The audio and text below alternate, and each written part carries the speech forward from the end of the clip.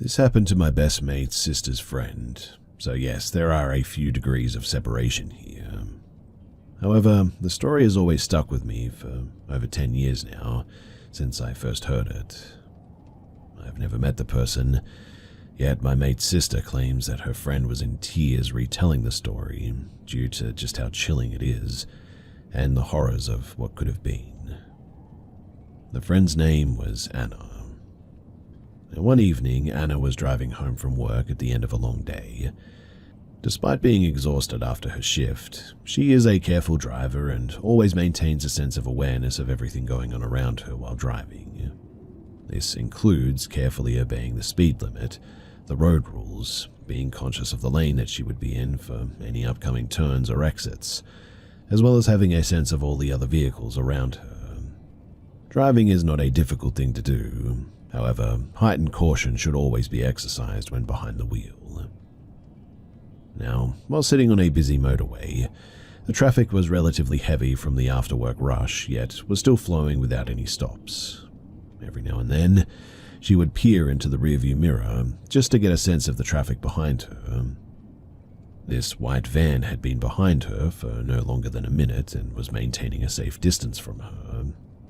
These glances behind were just a routine autopilot measure to have an awareness of her surroundings. She didn't even look at the person-shaped silhouette driving the van and more just momentarily gazed at everything in the mirror.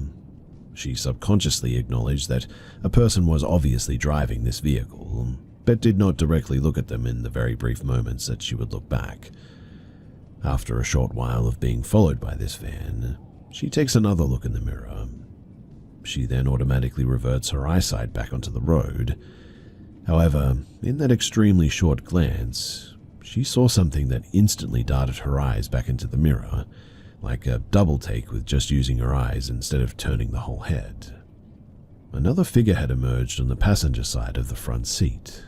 They had appeared to have been on the floor of the front seat and it now rose up to be in view. The instant Anna gave a more detailed look in the mirror and actually consciously viewed what she was seeing, her heart dropped. It was a little girl, and she was bawling her eyes out. She had placed both hands on the front windshield screen and was looking directly ahead. She had such a terrified look on her face, one of horror and desperation, that it was painfully obvious that she was in distress. In that instant, the driver of the van reached over and placed his hand directly on her head, shoved the girl back down onto the floor, and out of view from anyone outside the vehicle. Anna couldn't believe what she had just seen. She had a look at the person driving the van and saw a guy fitting the exact description of an unwelcoming character, a seedy, hair-thinning, hunched-over, creepy-looking man driving an unmarked van. After briefly processing what she had just witnessed, Anna goes into full panic mode. It all happened so quickly that she's still not sure what she even witnessed was real. She is really exhausted and also trying to concentrate on driving. However, she knows that she needs to act right now in case something malicious is actually happening here. She pulls out her phone and immediately calls 000, the Australian version of 911 for our American friends. And while I don't condone being on the phone while driving, emergencies are an absolute exception. She explains to the officer what she thinks she just saw. She is not even fully finished proving the full account of what had happened before the officer interrupted her. "Can you provide a description of the little girl?" Sure. She was probably no older than 5, had blonde hair. I didn't get a good look." The officer interrupts her again. "Where are you right now, and what's the description of the van?" Anna could immediately sense the urgency in the air. She gives a rough location of where on the motorway she is, the description of the van, the license plate number, and a description of the guy. The officer thanks Anna and tells her to stay on the phone. She is ordered to listen very carefully and to stay calm. She first requests that Anna try to follow the van. Being in front of the van on a busy motorway, the logistics of getting behind the vehicle may prove tricky. However, the traffic gods were on her side that day, and she was able to change lanes and revert back without any hassles. Anna follows the van while the officer is constantly requesting updates of their location and reassuring Anna that she is doing a good job. The van continues to drive as normal and eventually signals that it is taking an upcoming exit. Anna follows. They continue for maybe 10 minutes and Anna starts to feel nervous. She is tailgating the van and taking every turn that it does. At one stage, he runs a red light as the van only just made it through the orange. She starts to get the sense that the van driver may know that he's being followed. The whole time Anna is providing updates of where they are and what turns they make, when out of nowhere, in a scene much like an action movie, about 4 cop cars swarm on the van, lights flashing and sirens blaring.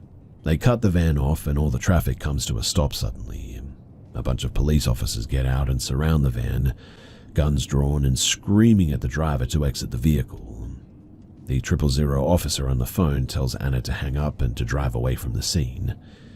She hangs up, however, is unable to move due to the cop cars and the van now blocking the road. She witnesses the man exit the van and lay face down on the ground, while a police officer rushes to the passenger side and retrieves the little girl. The man is cuffed and led away, after which officers check the van, guns still drawn and on high alert. This whole time, Anna is almost in a state of shock at what she has just witnessed. Traffic is built up around them now and can see other people in their cars, wide-eyed in disbelief at what is going on. After a few brief moments, a cop car finally moves, opening up a one lane for traffic to continue past the incident, with a police officer signaling traffic to go. Anna drives past the commotion and reroutes to her home. She drives all the way home in complete silence, just thinking about what had just happened. She is experiencing so many emotions all at once of fear, disgust, and confusion, but after logically piecing together all the events that just happened, she eventually calms to have an overwhelming sense of only one emotion: relief.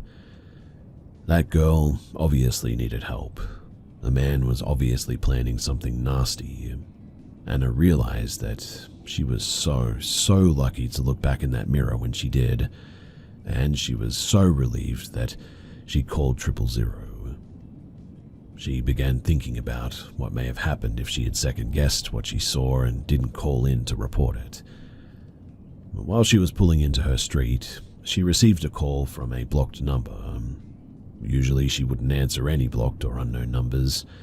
However, given what had just happened, she picked it up right away. It was the officer, and she opened by again thanking Anna for calling in and assisting by following the van. The officer then said something that Anna had pretty much already figured out herself. However, it was very validating to have it confirmed. I can't tell you anything about the matter as it's an ongoing investigation. However, I can tell you one thing. You saved that little girl's life.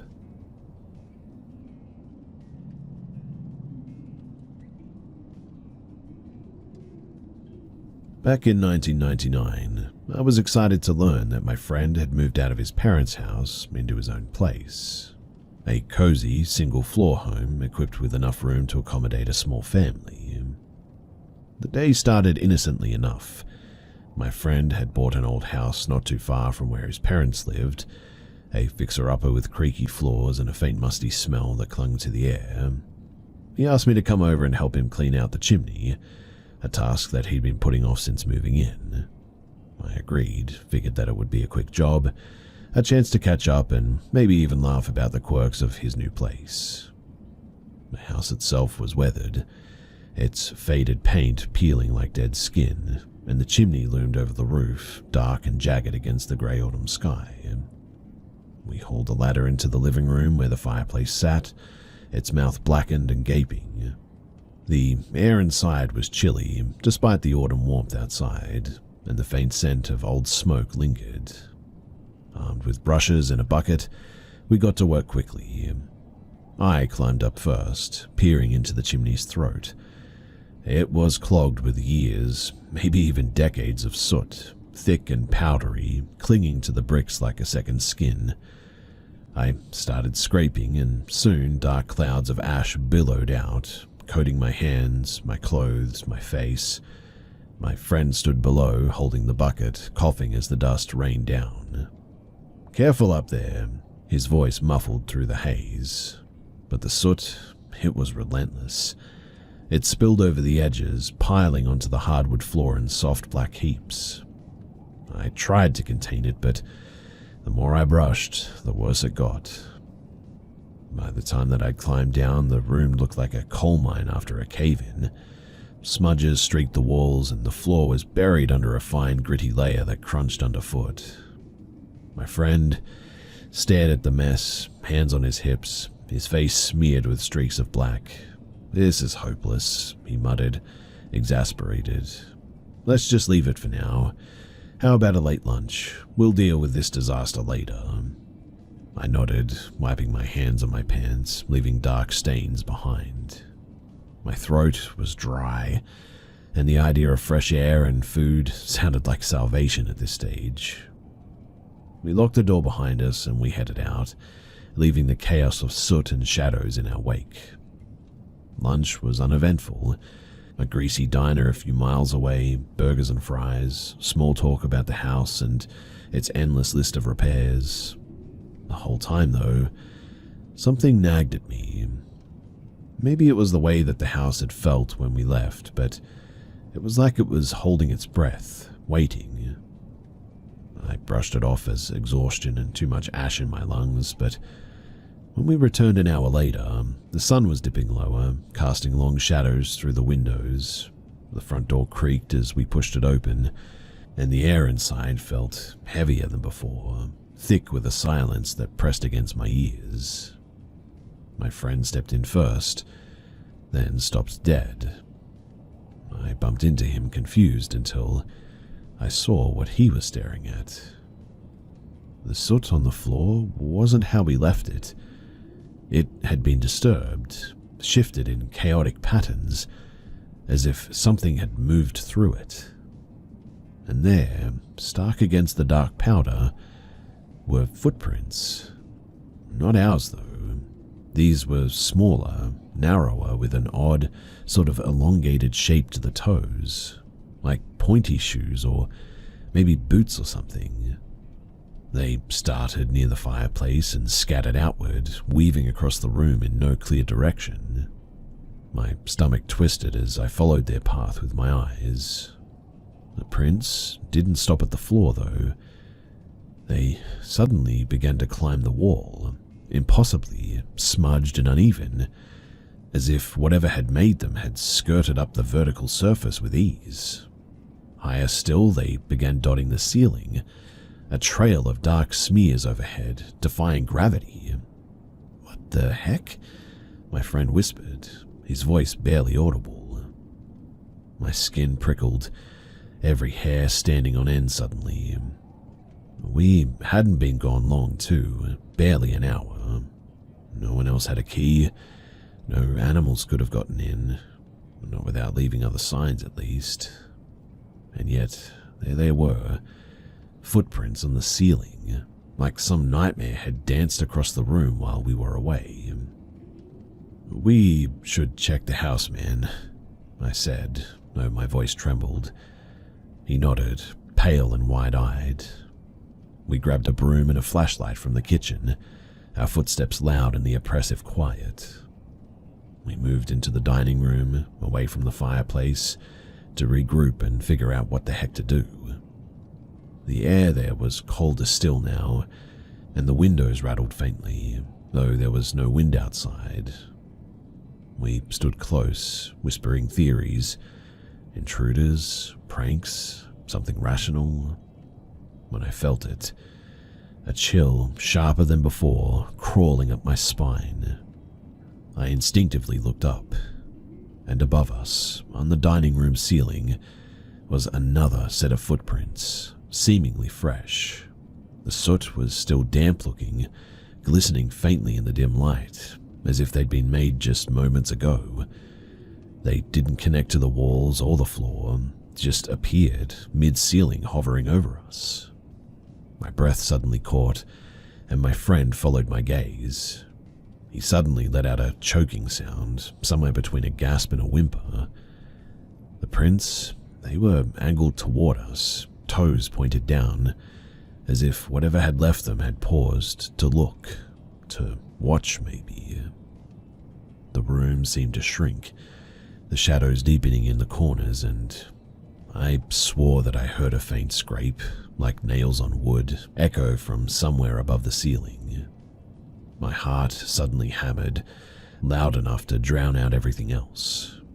We didn't move, didn't speak, just stared at those impossible marks, waiting for something to happen. But nothing did. Not then, at least.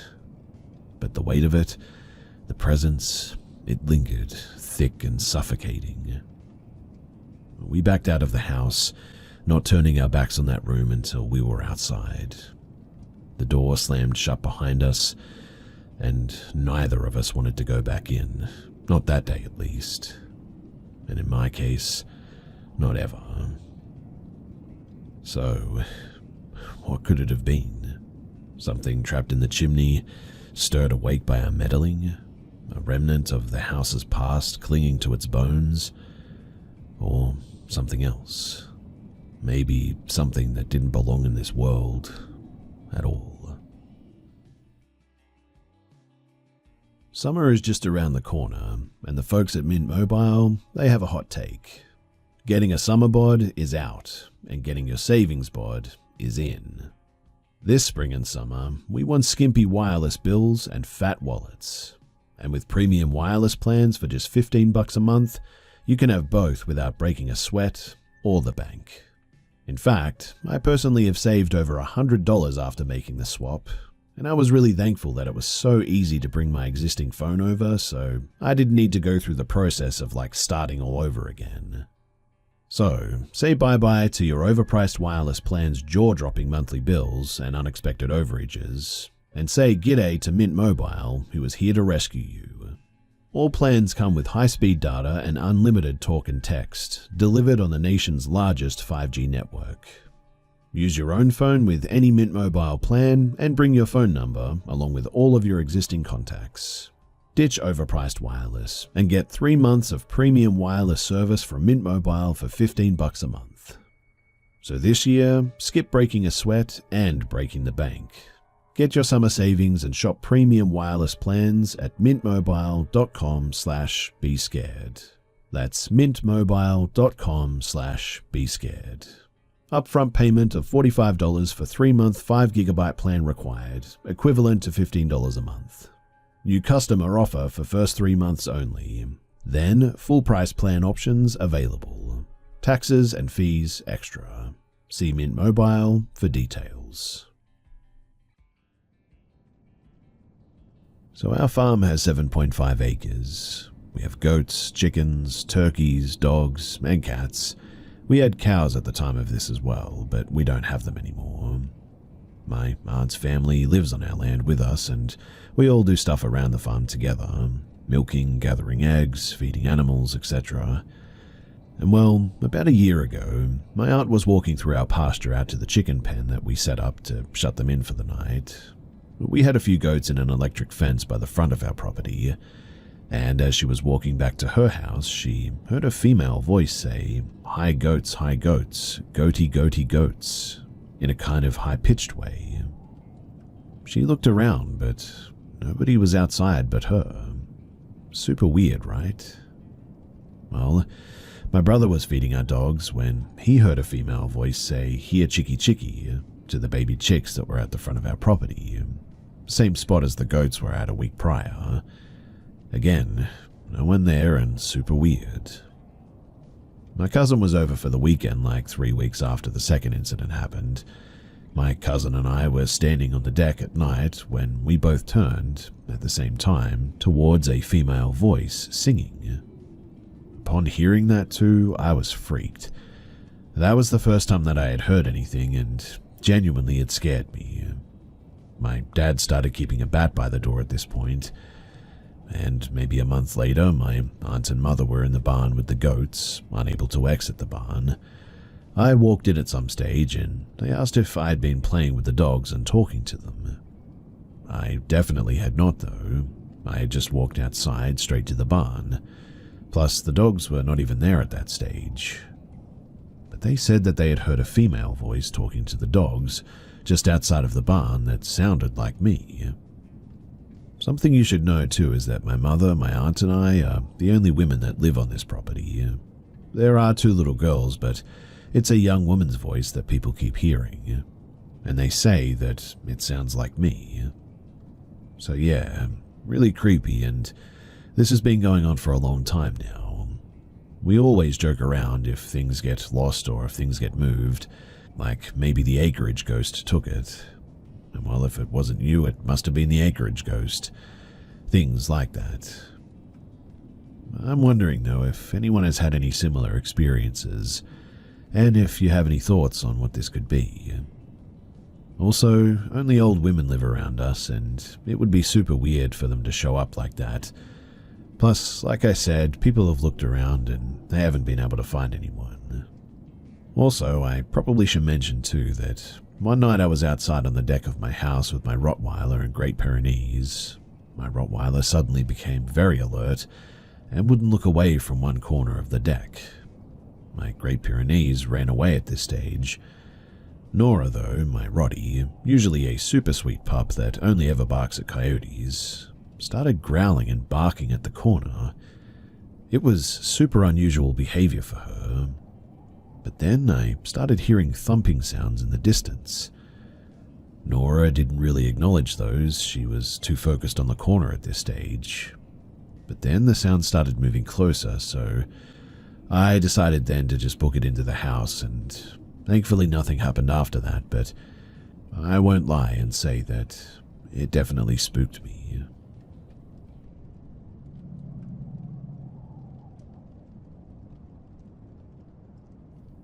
In my life, I've had a few paranormal encounters. I'm going to share a few that have always stood out to me. So my first encounter was when I was about 9 or 10. My family lived in an old farmhouse that I believe was built in the 40s. I shared the upstairs room with 2 of my siblings. It was the original attic, but a former owner had converted it into a bedroom of sorts. So my bed was wedged in between this area that led to the window. I always slept with my feet to the window, and this particular night I decided to sleep the other way around so that I was facing out into the room. Well, I woke up in the middle of the night to the room glowing a green cyan color. I looked up and it was an old woman, likely in her 80s, floating above me. The source of the glow was her and her entire body in clothes. She was wearing a nightgown, and I remember seeing the fabric and her hair sort of sway through the air like it was underwater or something. I could see right through her, and she was staring directly into my eyes. I felt no fear when I looked at her. I don't think it was a dream, and I know that this wasn't sleep paralysis because I could move. After that, I never saw her again. I do think about her often, though, and I have a visual and auditory thought process, so I can remember images and videos in my mind pretty easily. Anyway, another is from around September of 2024. It was exactly 1 a.m. on a school night. I had all the lights on in my room, and I was about to get up and turn them off so that I could go to sleep, when out of nowhere I heard 3 loud knocks on my window, which is right by my bed where I was sitting. I pulled my blinds back to see who was out there, thinking that maybe one of my friends was trying to get me to sneak out with them or whatever. But when I did, no one was there. It was very odd too, because my window leads to the backyard and it's very loud to walk to the ground by the window like that, and surely I would have heard someone approaching. Anyways, I started walking towards my door and the power in my house went out for a split second. Lights turned off, my PC reset, and when I walked out to the living room, I saw that even the Wi-Fi router was resetting. This is another odd thing because there was no bad weather and the breaker panel is in my garage. And well, I walked by the front door, which has these tall windows on either side of it, and I nearly had a heart attack when I saw a white figure run by the windows. I quickly ran to the door and locked it, and while I was standing there, I heard the same 3 loud knocks on the other separate window to the left of the door. I booked it back up to my room and grabbed my Bowie knife, and I didn't sleep that night. I guess you could say that this was just someone playing a trick on me, but it all happened within about 30 seconds, and really there's just no way that they could run all the way around the house and out through the gate and in the yard within that time. Maybe they hopped the fence closer to where they could have gotten to the door faster, but the fence is rotten and collapsing, and it definitely would have fallen over if they had tried. Also, how do you explain the power turning off at the same time that this all happened? Weird, right? Anyway, the last story that I have time for is a little bit shorter. So I sneak out a lot and walk to my friends' houses at night. It's a 20-minute walk. I hear a lot of weird noises out there, and I swear on my life that I've been followed by some sort of a creature multiple times. Like one night, I was almost home and I started hearing coyotes howl off in the distance. This is normal here, so I didn't think too much of it at first. The howls started getting closer though, and then there were the whispers. The sounds started getting closer and closer until I heard them surrounding me from like all directions. To my right side was a tree line, front and back were a straight road, my left was my town's elementary and middle school, and I saw nothing. But the sounds were so close now that they must have been at max like 20 feet away. Well, as you can imagine, I was pretty freaked out by that, so I ran all the way home and I locked the door behind me, and yet had another sleepless night there. The first encounter was in Denton, Texas, and everything else that I've encountered has been the past year in a small town in north-central East Texas, on the border of Oklahoma. But what do you guys think about all of my experiences? Have you heard or had any similar encounters yourself? And if you have, then what do you think that I should do about all of this?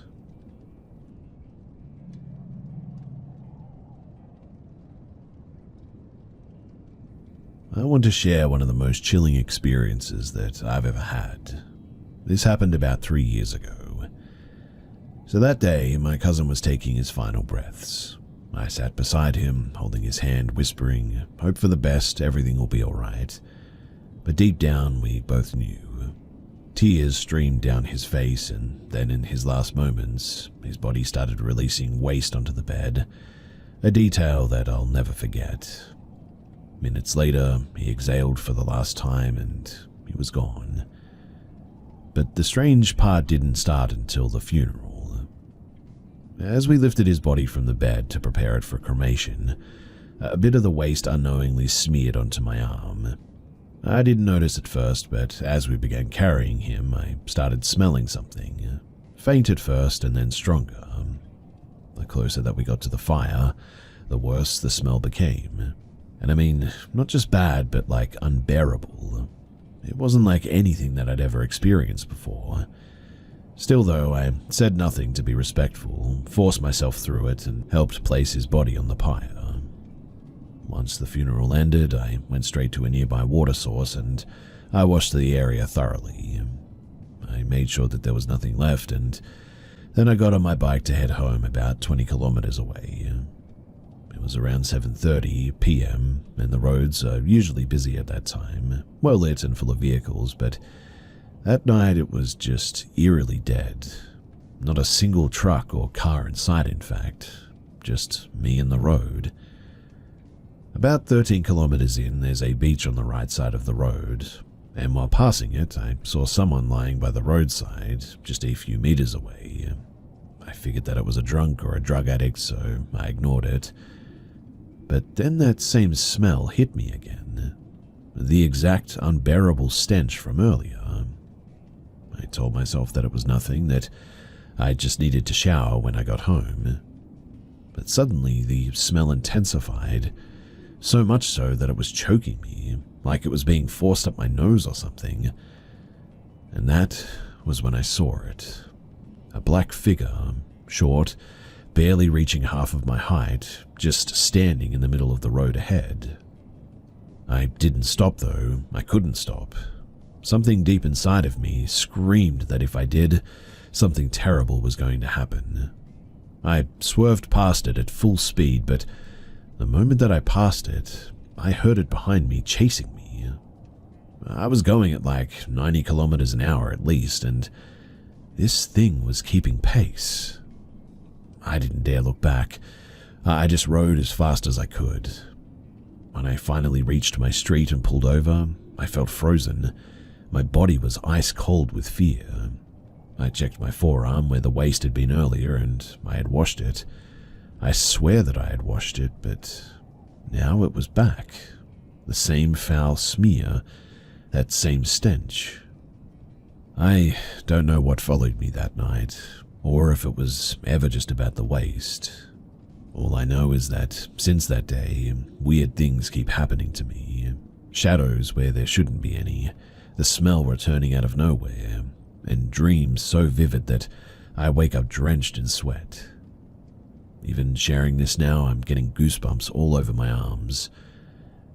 If you've ever experienced something like this, then I would really like to know that I'm not alone, and also I would like to know how to get rid of this.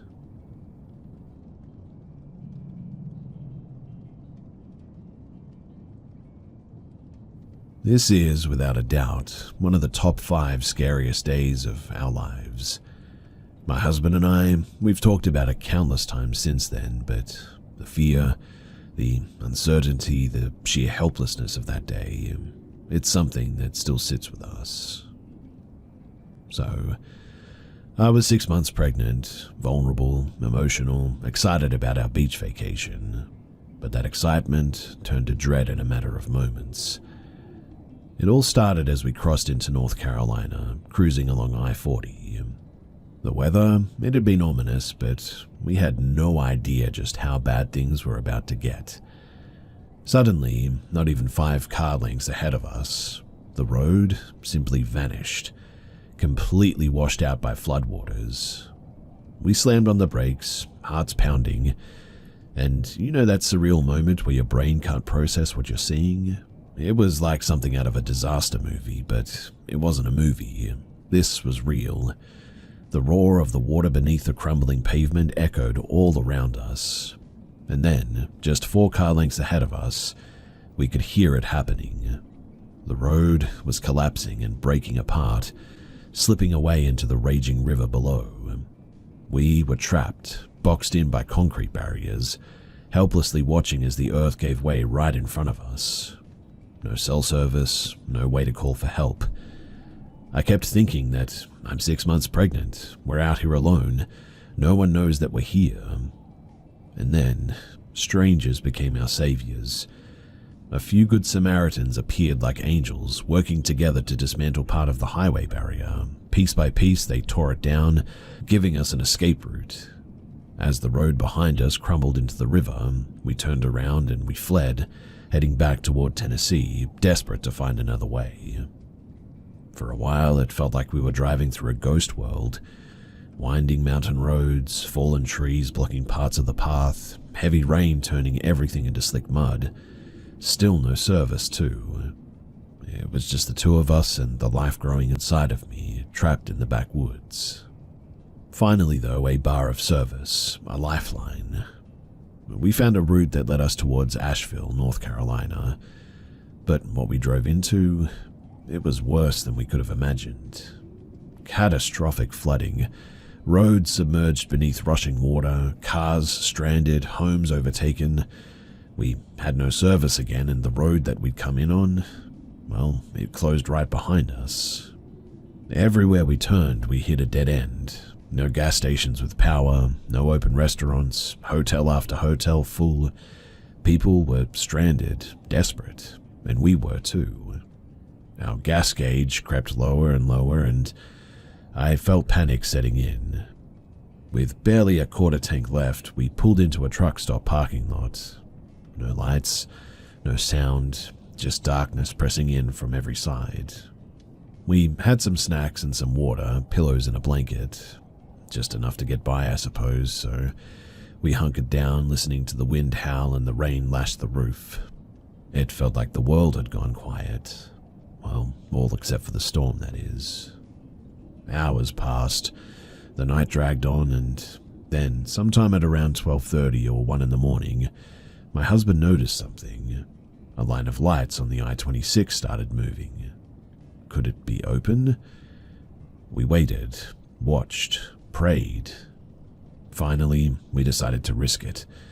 With what little gas that we had left, we merged onto the interstate, desperate for a way out. The landscape, though, was unrecognizable.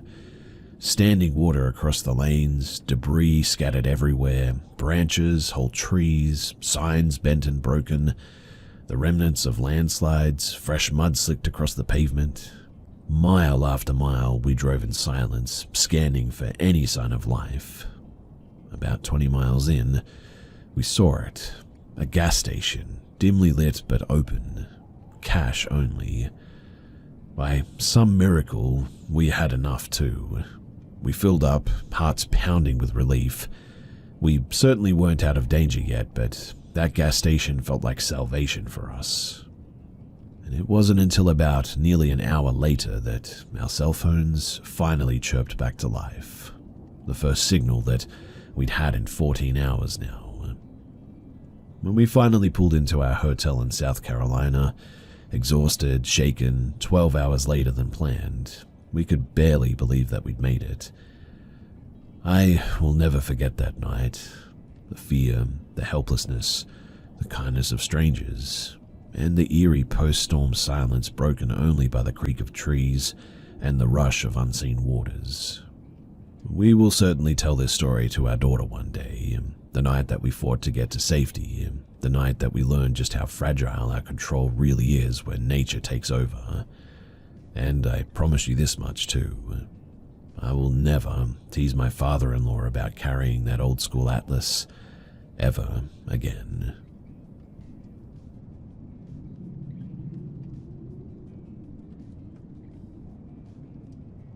I'll start this by saying that I'm actually quite skeptical about paranormal activity.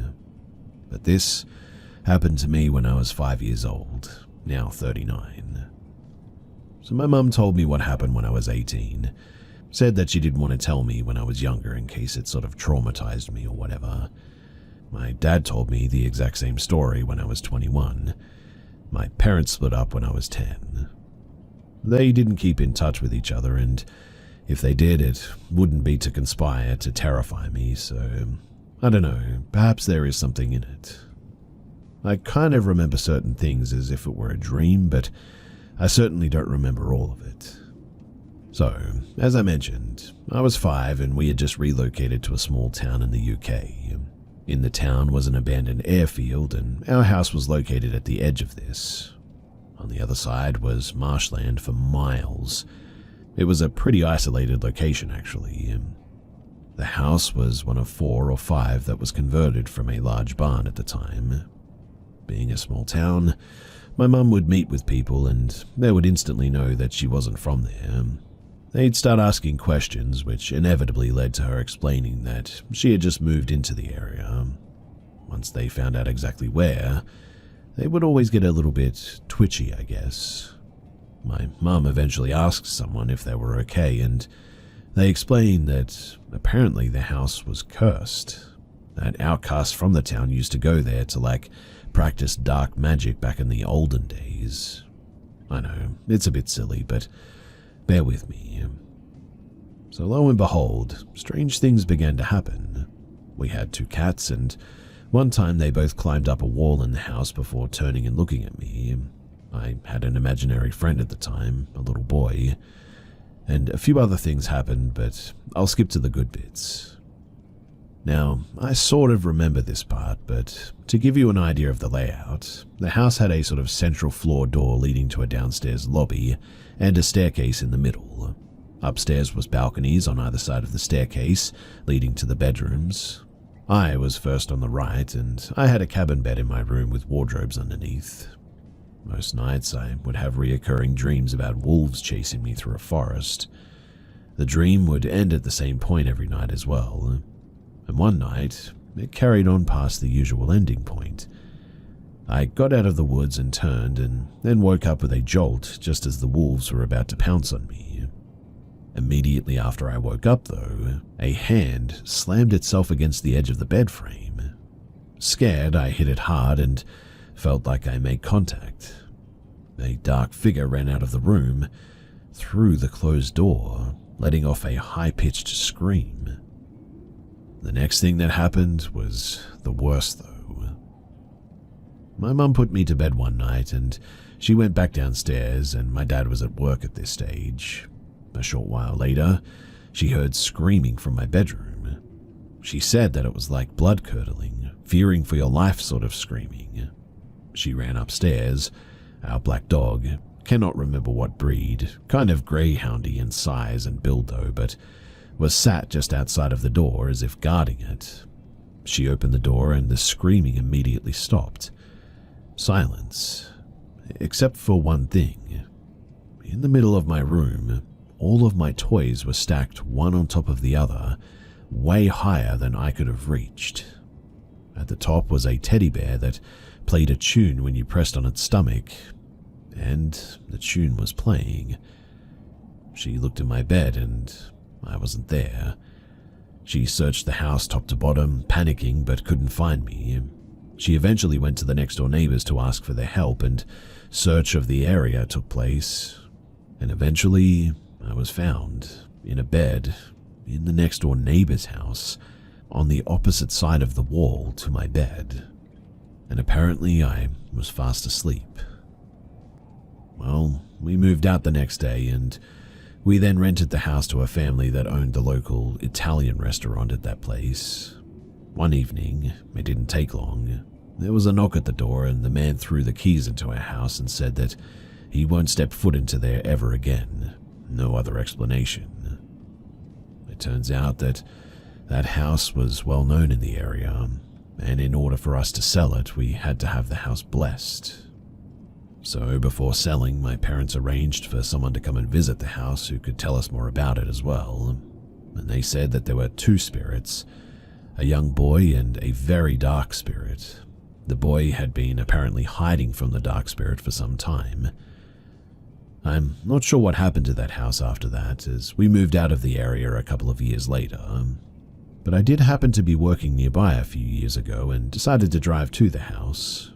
I parked up at the end of the lane, looked at the house, and I swear that I have never put my foot down so quickly in my life. The feeling that I got from that place, just looking at it, was awful.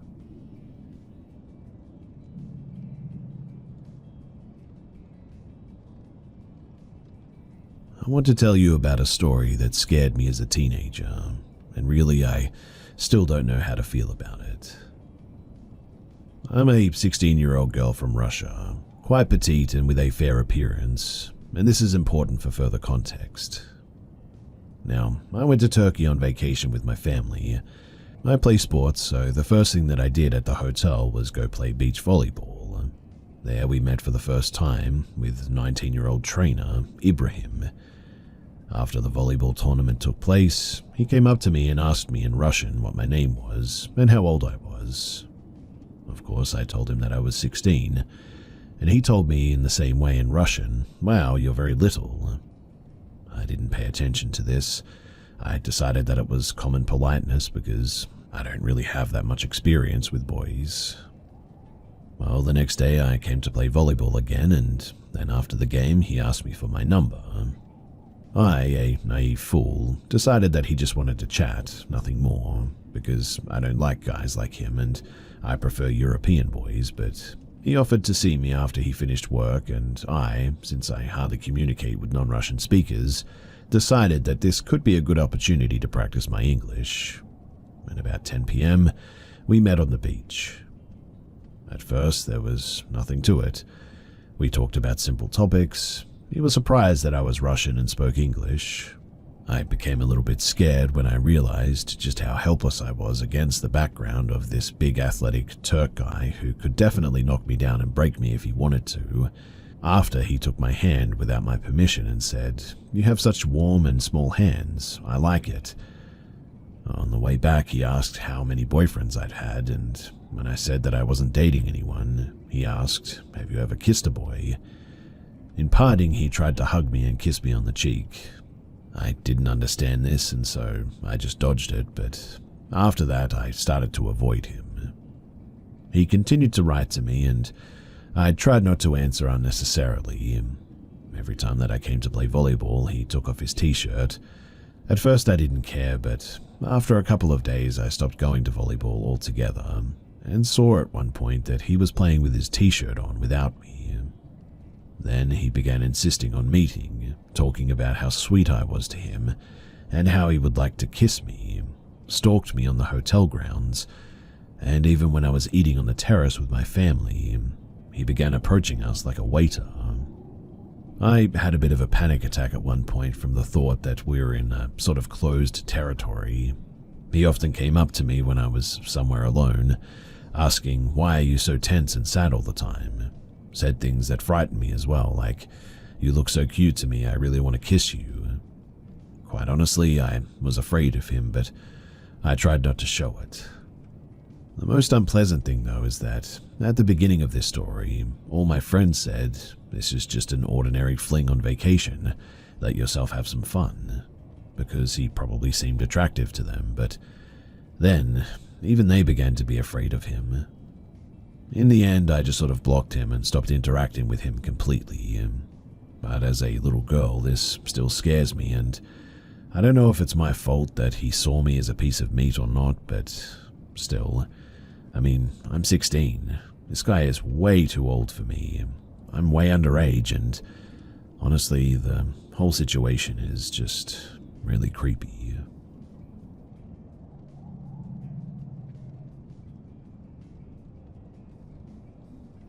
I was 15 when this happened, so this would have been around 2011. So my family and I were having dinner on a Sunday evening at my grandma's farmhouse. Most of my family lives in several separate houses on a piece of farmland, surrounded by 80 acres of woods in Appalachian, Ohio. They didn't have internet until maybe about 10 years ago, so you can imagine just how remote it is back there. After dinner that evening, my 6 or 7-year-old cousin left to go walk the 5-minute walk down a gravel trail next to the woods to go to his house, while the rest of the family was still eating. But just a minute after he left, he came rushing back into the house, out of breath and trying desperately to tell my grandparents that he saw something while on the walk home. They brushed it off, as at this time he was often pretty rambunctious, and they probably assumed that he was just being goofy or was simply mistaken or something. But I volunteered to go outside with him and to check, more so because I was sure that he was being dramatic and wanted to poke fun at him, really. But sure enough, we walked up to the trail directly behind my grandma's house, and he stopped in his tracks. He pointed his little finger out directly to the woods, and my eyes followed and landed upon yards in front of us, and I saw what I can only describe as a 7-foot-tall, pure black mass. I didn't know what to make of it, to be honest. I kept waiting for some realization that it was a weird angle of a tree or tarp or something, but that just never came. Instead, I saw that it had 2 small dark beady eyes and like a flat dog-like nose, like a pug, I guess. I don't think it had a snout, and it certainly wasn't cute. In fact, it was horrifyingly menacing. I didn't see hair or limbs or anything else distinguishable, except that it was like shivering, ever so slightly.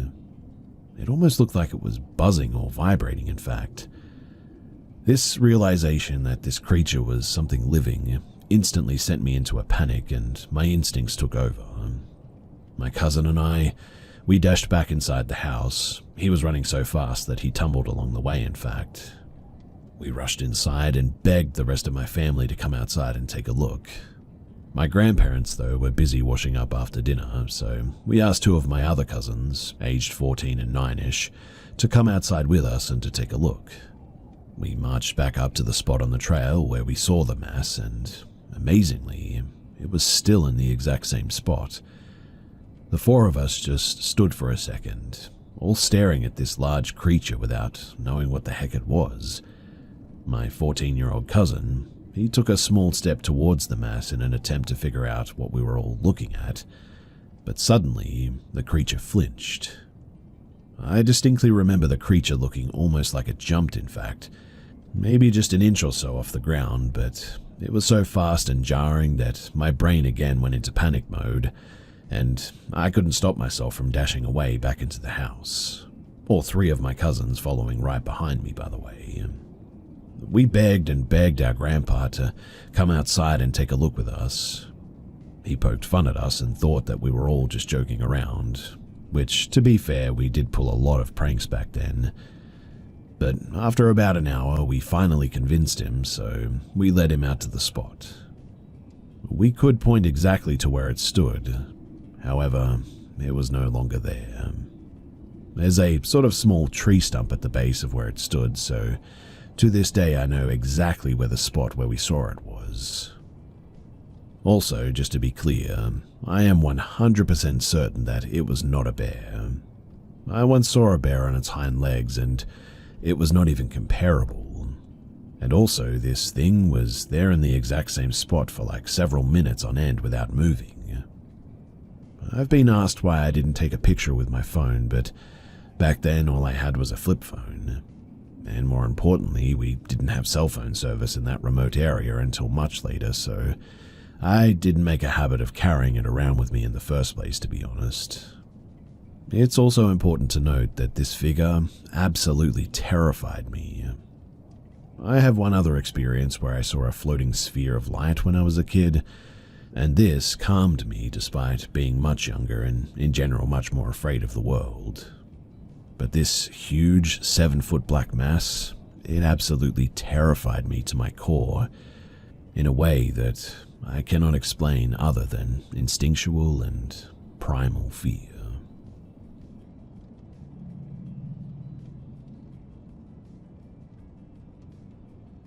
Way before I was born, my parents traveled into Mexico and bought one of those bronze tin masks of a woman with green glass pupils, long ring earrings, and a sort of tiara on her head, and for unknown reasons, my mother just loved it. The mask isn't particularly special or anything. I think it was just stuff made for tourists, to be honest, but an element everyone noticed right away was that the green eyes, they reflected amazingly well any source of light, making it sort of look like it glowed at night. By the time that I came around, that mask hung at the top of our living room wall where my mum had a bunch of other paraphernalia from her trips, and my parents used to travel a lot. I should probably also mention too that we lived in a place with high ceilings, like 3.2 meters. Now, kind of unrelated, but I was always afraid of the dark as a kid, common in children, right? But I used to hear voices coming from the dark when I knew that my family was somewhere else. It used to make me cry for hours, in fact, but my dad told me that I just had to toughen up a bit, and my mother preferred to leave me crying naked in the hallway between the bathroom and my bedroom than caving to my pleads to fetch my clothes because there were people in my room or whatever. Now, one night when I was 5, I got woken up by a voice of a young woman calling my name. It came from the living room, and because it was late and I had been sleeping, my eyes were sort of well adapted into the darkness for me to see. I stepped off my bed, opened the door, and said something along the lines of hello or sis, is that you? But they called me again, and that was when I saw it. It was the head of a young woman, green eyes glowing in the dark and a tiara gleaming from the light seeping through from the street. The floating head was actually flesh, not tin or anything else. Flesh, but there was no neck or anything. It wasn't a grotesque view, it was an actual head just sort of floating there. The head descended from its spot to where I stood in the middle of the living room, and it began telling me that I shouldn't be scared because they just want to talk to me, that I should open up to hear better. I was really confused by that.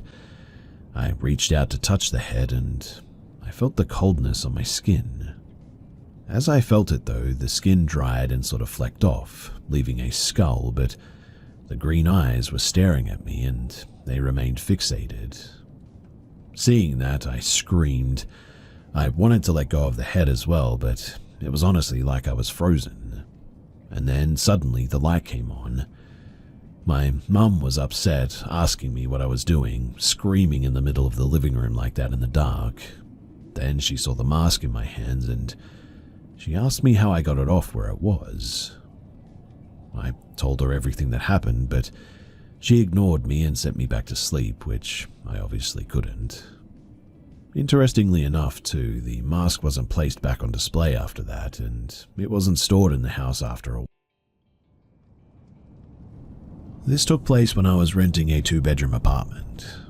So I shared the place with a roommate named Caleb, and we had lived together for roughly 8 months by this point without any prior issues.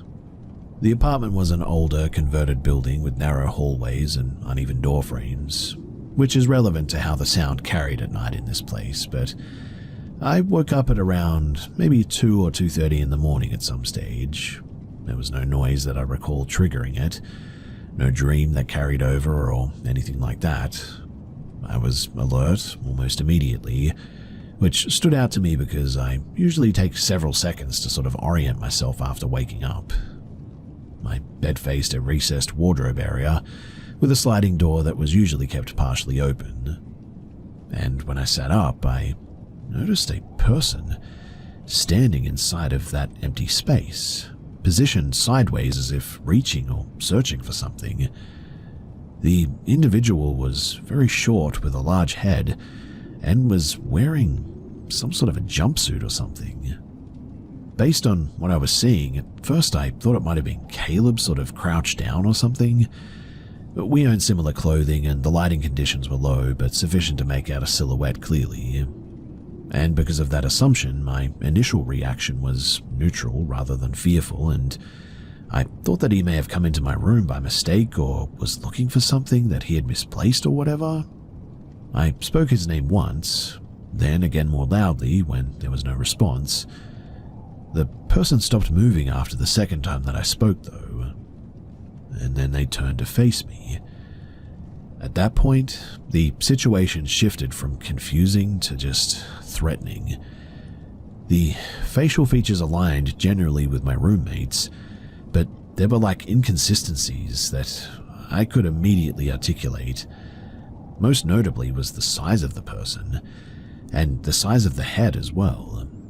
The gaze didn't track me in a normal way as well, and it felt sort of static as if the face was present without active attention behind it. What I mean is that the face was Caleb's, but the body was strange. It was as if he had shrunk by like 3 feet, and now had a really large head and a really skinny body.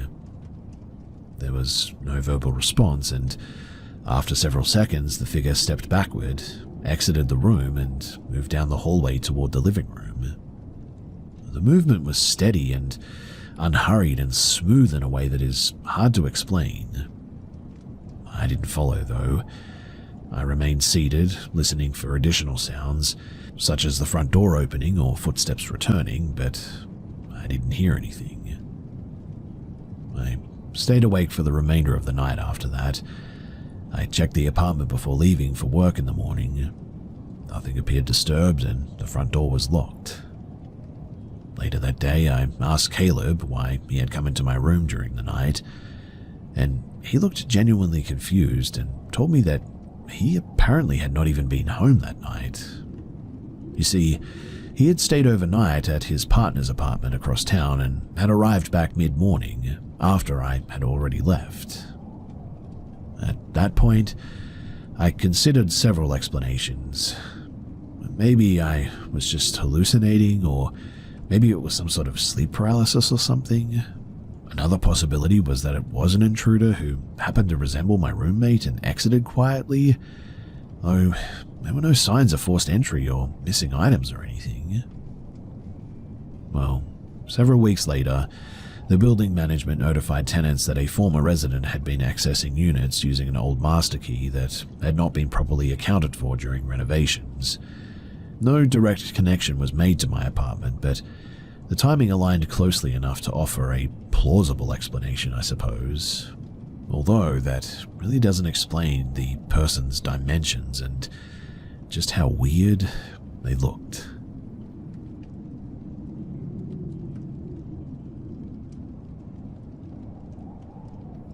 So my partner and I took a week away to a family-owned house in Spain. It's in a very small sort of agricultural village there, and we'd been dating only a few months at this stage. He was dealing with sustained pressure at work, and I was handling estate and legal matters following a recent death in my immediate family. The purpose of the trip was not leisure in the usual sense. Continuing our obligations remotely while changing environment really was what it was all about. The village is sparsely populated outside of festival season. During the summer, many residents are absent, and the house faces a central square used primarily for events and children's play. The square contains an old municipal building, basic playground equipment, and an open paved area. Behind it, separated by a shallow slope, is a utility enclosure housing electrical infrastructure for the square's lighting, bordered by unmanaged trees and low-growth agricultural land as well. This layout matters because of sightlines and lighting conditions at night. So on our second evening, shortly before midnight, we left the house to sit in the square and to get some fresh air. This was not unusual locally, and there was no activity or noise in the area. We initially used the swings near the center of the square, then moved toward a secondary play structure closer to the municipal building. One of the lights in that section was not functioning, leaving the area dim but not fully dark. I was seated facing toward the utility structure and trees.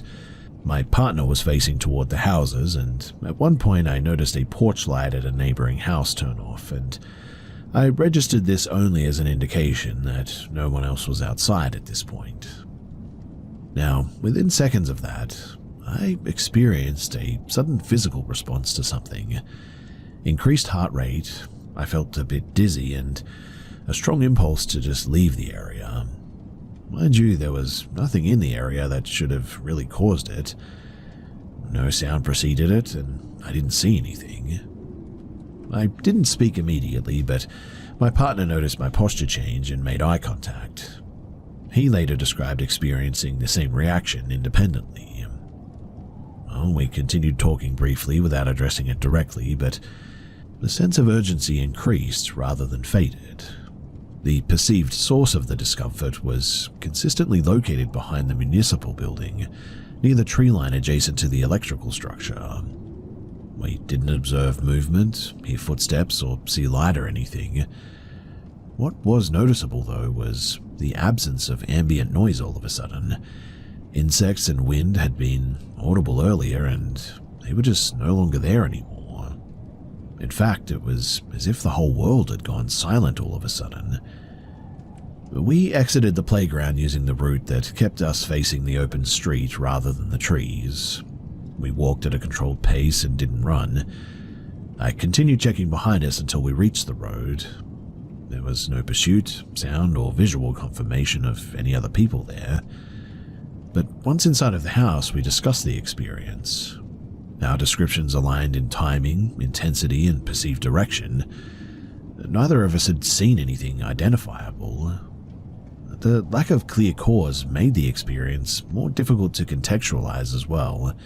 Not more dramatic or anything, but it was around then that we noticed the time. It was now 5 o'clock in the morning, and the sun was about to rise.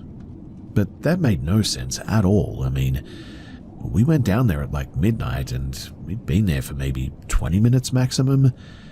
So where had all that time gone? Well, the following day, we attempted to resume normal activities. That evening, we drove to a nearby mountain town for dinner and returned after about 3 hours. When we arrived, I exited the car to open the garage gate, and at the base of the driveway incline, directly in front of the entrance, there was a dead cat positioned across a drainage channel. There was no visible injury consistent with a vehicle strike, and no blood, broken limbs, or skid marks or anything. My partner, who had prior experience in rural areas, noted that the body condition suggested that the animal had not died at that location, and that death had probably occurred earlier. I didn't touch it. We entered the house immediately and secured the doors.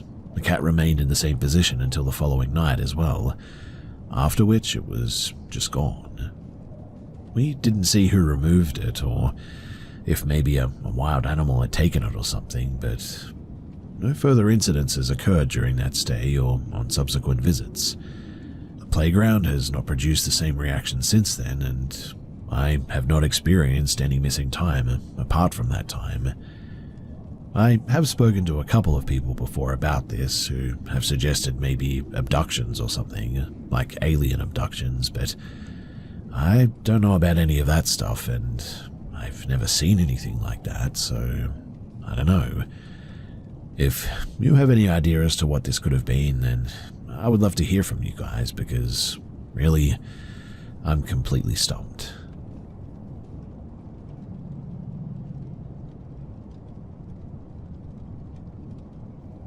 I'm not presenting this as a paranormal claim, but as a series of repeated perceptions that have continued long enough to be difficult to ignore anymore. I am aware that stress, lighting, and expectation can all influence perception, and I do factor that in when describing what happened. These experiences began around 2015, when I was living in a single-story rental house in regional Victoria, Australia. I was a teenager at the time. I had no diagnosed mental health conditions, no history of hallucinations, and no substance use either.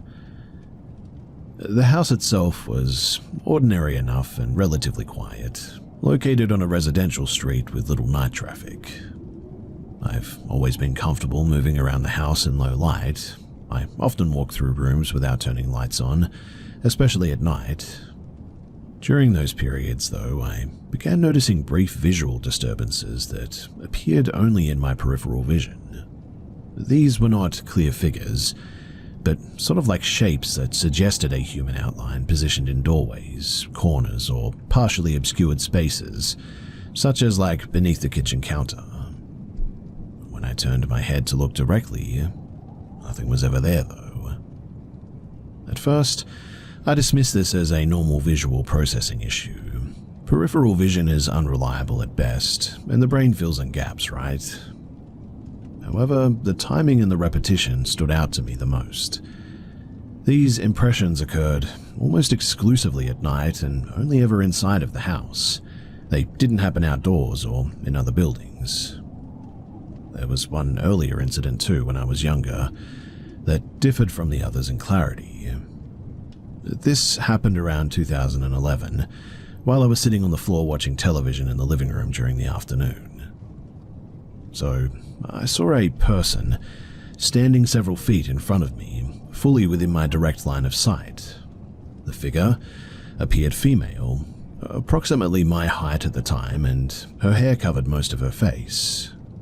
The lighting made it difficult to determine whether she was standing in shadow or whether her appearance was just uniformly dark, but her clothing looked minimal and casual, not costume-like or anything, but just minimal. She didn't move or speak, and I looked at her for several seconds, before looking away, that is, and when I looked back, she was gone. That was the only time that I did see anything with that level of clarity. It never did repeat, and I didn't tell anyone about it. In the years afterward, the experiences returned to being brief, unclear, and peripheral again. Another incident, though, occurred late one night when I walked into the kitchen to get some food. The room was dark, and when I switched on the overhead light, I saw a dark human-shaped outline standing in the doorway that connected the kitchen to a bedroom. The shape appeared oriented toward the television in the adjacent room and not toward me. As soon as the light came on, the shape turned its head in my direction and then was no longer visible. There was no gradual change or movement out of view. It was literally like it just blinked out of existence. Nobody else was present, and there were no objects positioned in a way that could have caused a shadow matching that shape.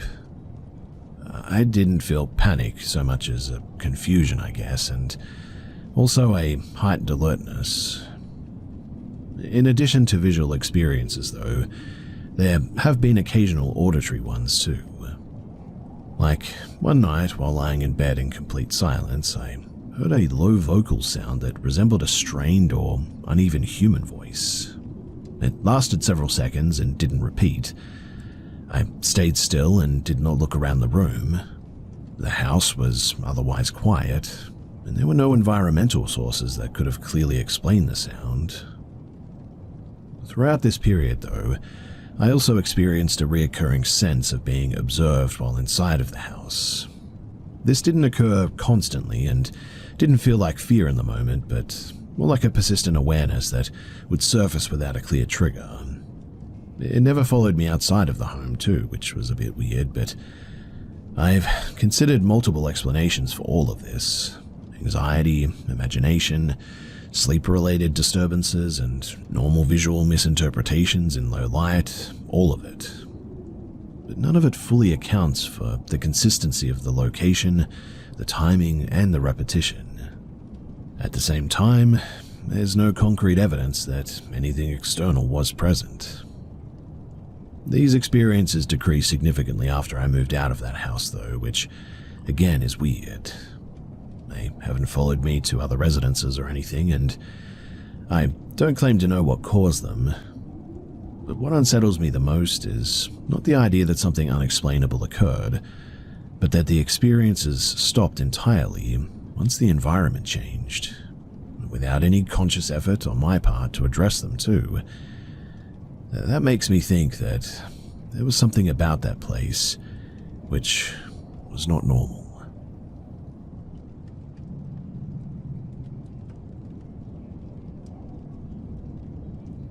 In late 2023, I moved to Chicago to begin a postgraduate program.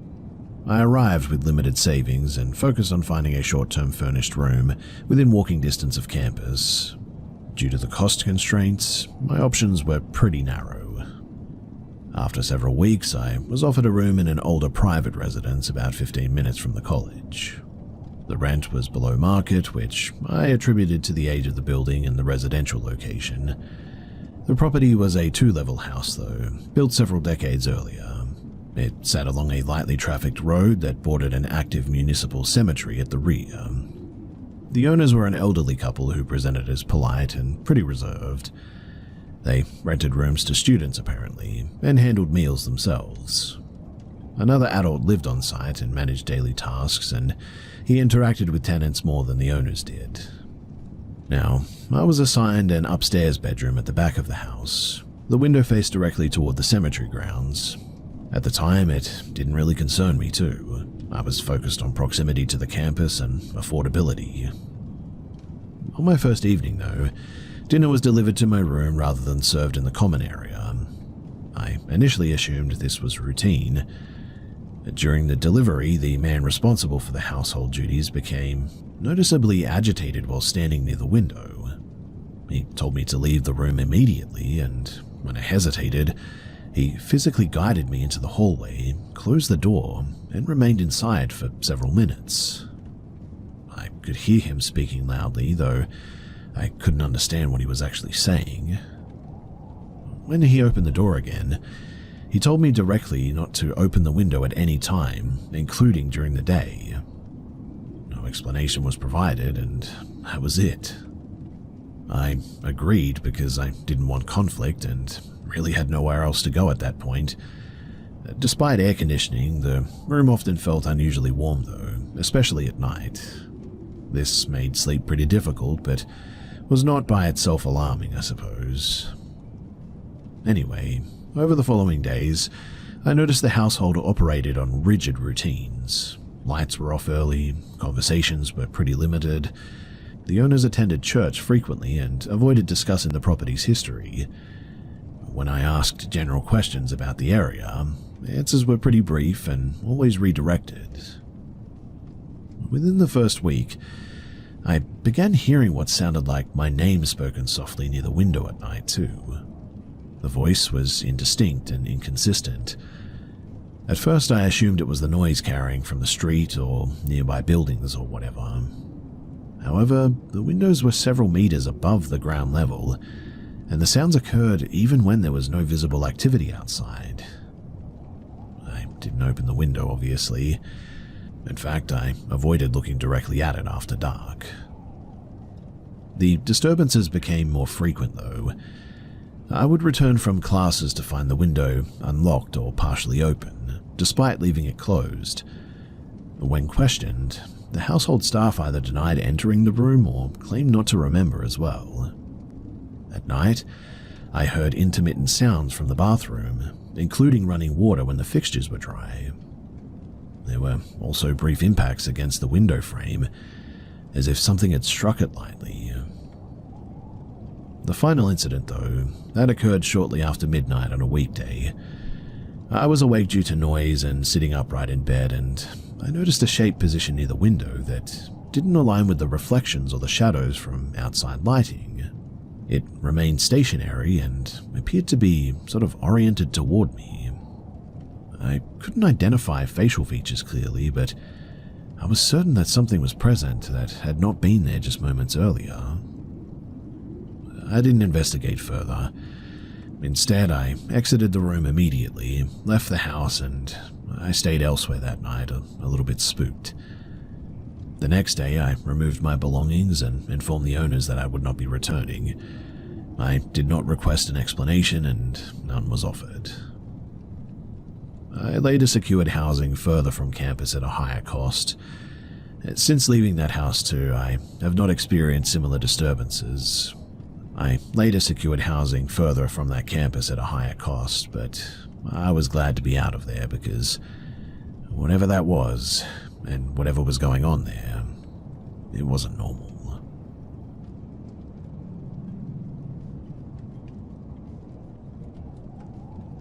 While my family was living in Ontario, Canada, my father was active duty and we lived in military housing just outside of the main residential area. I had spent the afternoon at a classmate's house and my father came to collect me shortly after sunset. He was back at this point. The route that he chose was not the primary access road as well. Instead, he used a service road that ran through a large section of managed woodland and connected to a secondary checkpoint at some point. It shortened the drive by several miles and was rarely used by civilian traffic. The road had no street lighting, limited shoulders, and long stretches with no visibility beyond the vehicle's headlights. I was seated in the front passenger seat. We talked casually at first about school, plans for the evening, whether we would be late for dinner and stuff like that. The car interior was warm and the radio was off. The traffic was pretty much non-existent. Several minutes into the drive, though, the conversation ended without either of us intentionally stopping it. I remember noticing the silence because it felt sort of abrupt, but shortly after I became aware of a physical sensation that didn't align with the environment. A drop in the temperature and a tightening at the base of my skull. These sensations were not dramatic, but they were persistent enough to draw my attention away from the road. I didn't turn around, I didn't look in the mirrors, and what stood out most was a strong reluctance to check the back seats, despite having no clear reason to suspect anything was even wrong. The feeling was not fear in a conventional sense, but more like a conviction that acknowledging whatever was causing the discomfort would make the situation worse. Out of the corner of my eye, I noticed my father's posture had changed as well. He was sitting rigidly, hands steady on the wheel, eyes fixed straight ahead. He didn't adjust the mirrors or glance sideways, which was unusual for him on dark roads. The vehicle that we were in was a large SUV with 2 full rows behind us. The sense that something was occupying the space behind the second row, it remained constant for several minutes. Mind you, there were no sounds, no movement, and no visual cues. The sensation didn't escalate, but it also didn't diminish until we reached the illuminated perimeter of the base checkpoint. But once we passed through the gate and continued toward our housing area, the discomfort faded gradually. Neither of us commented on it at the time, and we pulled into the driveway, and after the engine shut off, we remained seated longer than necessary, the silence continuing. I eventually turned to look at my father. He was already looking at me, and without prompting, he asked whether I had noticed anything unusual during the drive, specifically referencing the back of the vehicle. I confirmed that I had, and I described my reluctance to turn around or to speak, and he responded that he had experienced the same hesitation and that he had looked in the rearview mirror and apparently had seen something. We didn't attempt to define what the sensation was. We agreed only on the timing and the fact that it ended once we reached a populated, well-lit area. No further incidents occurred on that road before or after that, and years later, I asked him whether he remembered that drive, and he did. His interpretation was practical. He attributed it to fatigue, low sensory input, and the brain's tendency to misinterpret silence and darkness as threat indicators. I find that explanation plausible, but still, he did say that he did see something. A black shadow or a dark mass sitting in the back of the vehicle. The precise overlap in our reactions, and it was all without communication, mind you. It remains difficult to dismiss this entirely. Well, for me at least, not for my dad. Nothing ever followed from that experience. There were no reoccurring events, no changes in behavior, and no similar shared episodes ever again. It stands out only because it was simultaneous, unspoken, and resolved the moment that external conditions changed.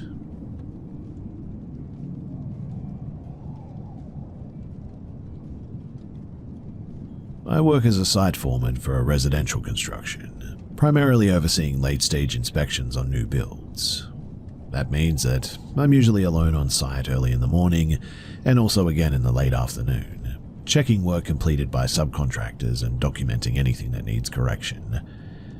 I am pretty accustomed to inconsistencies, mislabeled breakers, fixtures installed out of sequence, temporary power still live when it shouldn't be.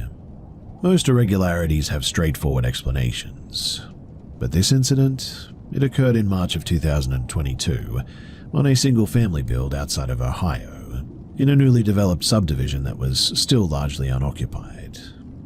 The house had passed through rough inspections and was nearing final electrical sign-off. According to the schedule, the electricians had completed their work the previous afternoon.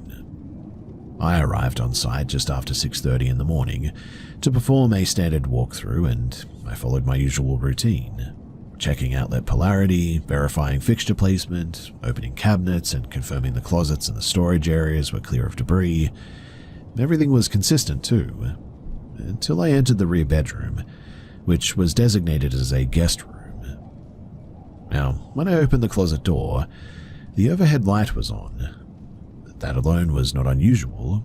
Trades frequently leave lights energized, and I reached for the switch mounted outside of the closet opening and toggled it off. Nothing happened though. I flipped it several more times with no change. At that point, I assumed the switch leg had been wired incorrectly or that the circuit was tied into temporary power or something. I stepped into the closet and I reached up to check the bulb temperature, expecting it to be warm. But it wasn't. The bulb was cool to the touch, despite being visibly illuminated. There were no audible hums, no vibrations, and no sign of heat buildup. I exited the closet and I called the electrical foreman assigned to the project. I described the issue and asked whether the circuit might still be tied into temporary feed. His response was immediate and specific though. That room was not designated to have a closet light at all. According to the plans, the closet was passive and had no electrical rough-in. He said that there should be no fixture, no wiring, and no switch controlling it. I returned to the closet to photograph what I was seeing for documentation, but at that point, the light was off. The fixture was still physically present, but it was now unlit. I tested the switch again. no response. I checked the bulb once more and it remained cool. There was no power to the fixture and no visible indication that it had recently even been on. I inspected the attic access above the closet later that morning and I confirmed that there was no branch wiring feeding that location. After lunch, I repeated the inspection with the same result. The light didn't come on again and the switch never functioned. I didn't escalate the issue beyond a brief note in my personal log, and from a practical standpoint, there really was no actionable defect to report. The fixture was not powered and the electrical scope matched the plans, although it was weird that the electrical foreman said that there shouldn't be anything there. Raising the issue formally would have invited unnecessary attention without evidence, I guess. Anyway, eventually I went back to that room at some point, and you will not believe it, but that light fixture, it was now gone. And when I stepped into that room, there was something off about it. The whole room felt cold and it was eerie. I began to exit the room, and that's when I swear that I heard whispers coming from the walls. I know that that sounds crazy, and look, maybe it was nothing, maybe it was mice or rats in the walls or something. I'm not sure, but it was creepy. I still have no plausible explanation for how that light switch was there and on during the morning, and how by evening it was like it had just disappeared out of existence. I mean, there was no hole in the roof where the fixture should have been. I even confirmed later that there was no wiring there. And yet, I remember seeing it. Heck, I even have a photo of it. I don't know what the heck was going on, and that whole situation was just so strange that I don't like thinking about it.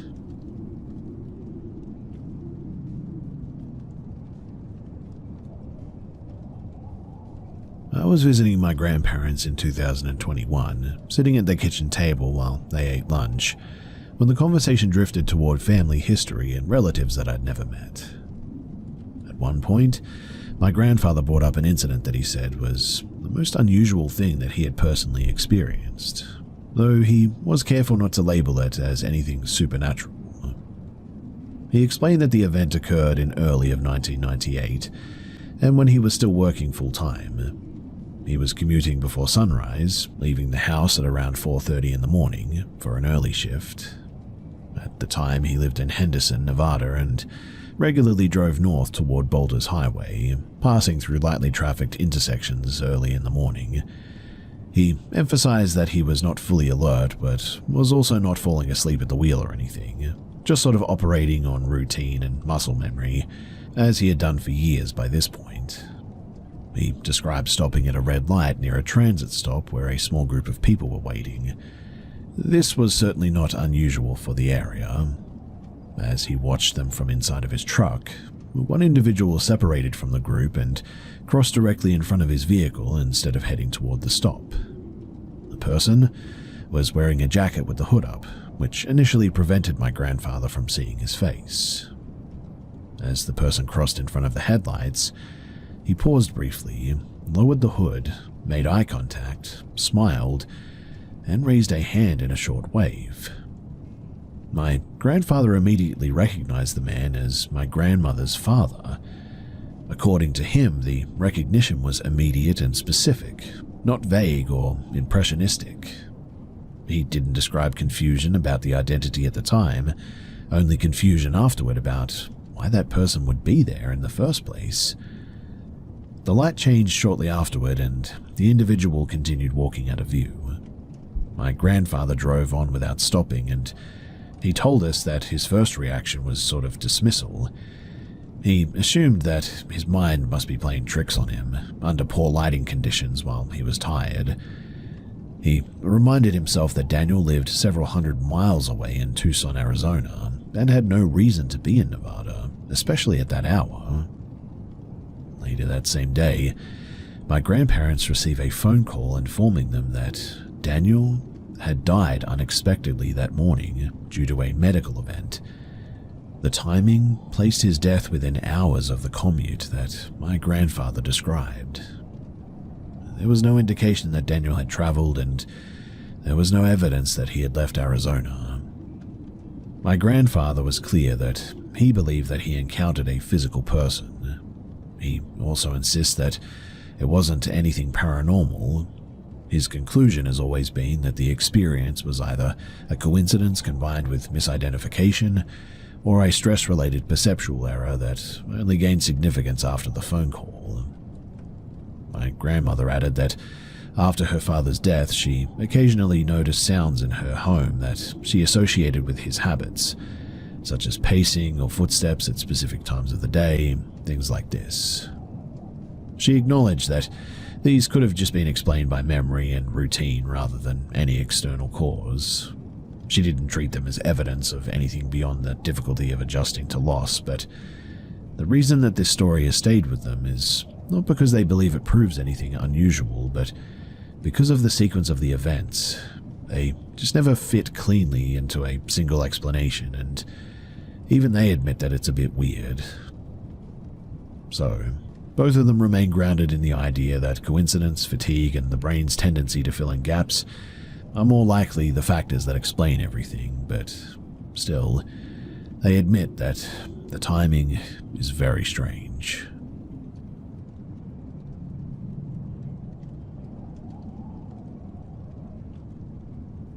I want to be clear about the context before describing what happened. So I'm an adult with no history of hallucinations, panic disorders, or dissociative episodes, or anything like that. I do not use recreational drugs, I had not consumed alcohol, and I was not sleep deprived at the time that this happened.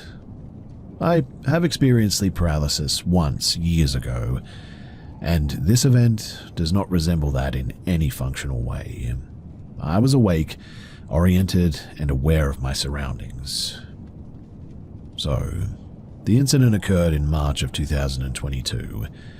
Our child was just over 1 year old at the time, and the layout of the bedroom is pretty relevant to the story. So our bed faces a built-in wardrobe with a full-heighted mirrored panel, and the crib, it's positioned several feet away, partially visible through the reflection depending on how you're sort of lying there on the bed. Now, I awoke abruptly sometime around 2 in the morning. The immediate trigger was a sort of sharp sound consistent with a floorboard shifting or compressing under weight, but really, really aggressive.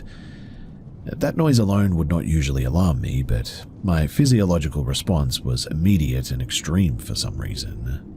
My heart rate spiked and I experienced a full adrenaline response that I would normally associate with a real external threat. Mind you, there was no gradual confusion or grogginess. My thoughts were clear and sequential, and it all just sort of happened in a moment. I didn't move at first. This was deliberate too, not involuntary. I was assessing what I was seeing before acting, because in the mirror, I could see a human-shaped figure positioned near the crib. It was upright and motionless. The outline loosely matched my wife's height and posture, but several details did not align, including position and timing. I knew that she was beside me, and I could hear her breathing. I watched for several seconds, attempting to determine whether this was a reflection artifact or a shadow or some other misinterpretation caused by low light. But the longer that I observed it, the more convinced I became that it was not my wife and not a simple reflection error. At the same time, I didn't perceive it as interacting with the environment in any way. But the moment that I decided to sit up and physically confront whatever I was seeing, whatever it was just disappeared. I immediately lifted up my head and looked directly toward the crib, but there was nothing there. My wife had not moved and was still asleep, and what stood out the most was how scared I was throughout all of this. Mind you, this was not anxiety or panic or anything. It was a reflexive threat response that activated before conscious interpretation was even possible. I have experienced stress and even some fear in other contexts, and this felt different in both intensity and immediacy. I didn't wake my wife at that point. I stayed awake for some time, checking the room and listening for further sounds, but nothing else occurred before morning. The following evening is pretty relevant too, because it introduced a second anomaly, though I'm careful not to treat it as a confirmation of anything unusual. So our daughter had followed a pretty consistent sleep routine since infancy. On this particular night, she was put down at around 9 o'clock as usual, and at around 11:15 she woke crying. This was pretty unusual, but not alarming on its own. So we resettled her and we returned to our routine. She woke up again though, and this time significantly distressed. She didn't respond to feeding or other usual calming measures, and only settled when removed from the room entirely. Eventually, I stayed in the room with her until she fell asleep shortly after 1 in the morning, and she slept uninterrupted after that. Now, from a practical standpoint, there are several plausible explanations for this. I get that. I mean, she's a baby, and infants can experience disrupted sleep cycles for reasons unrelated to their environment or anything spooky, right? What remains unresolved for me, though, is not the possibility of explanation, but the certainty that I experienced in the moment that something was definitely present, followed by what happened this night. I'm not asserting a paranormal cause. I really don't know what it was. I guess I'm just documenting the event because it just wasn't normal, and it's not like any other experience I can reference in my own life. Despite being fully awake and rational at the time, I'm sure of it. I haven't experienced anything since then, but I certainly won't forget what happened that night because it absolutely terrified me right to the core.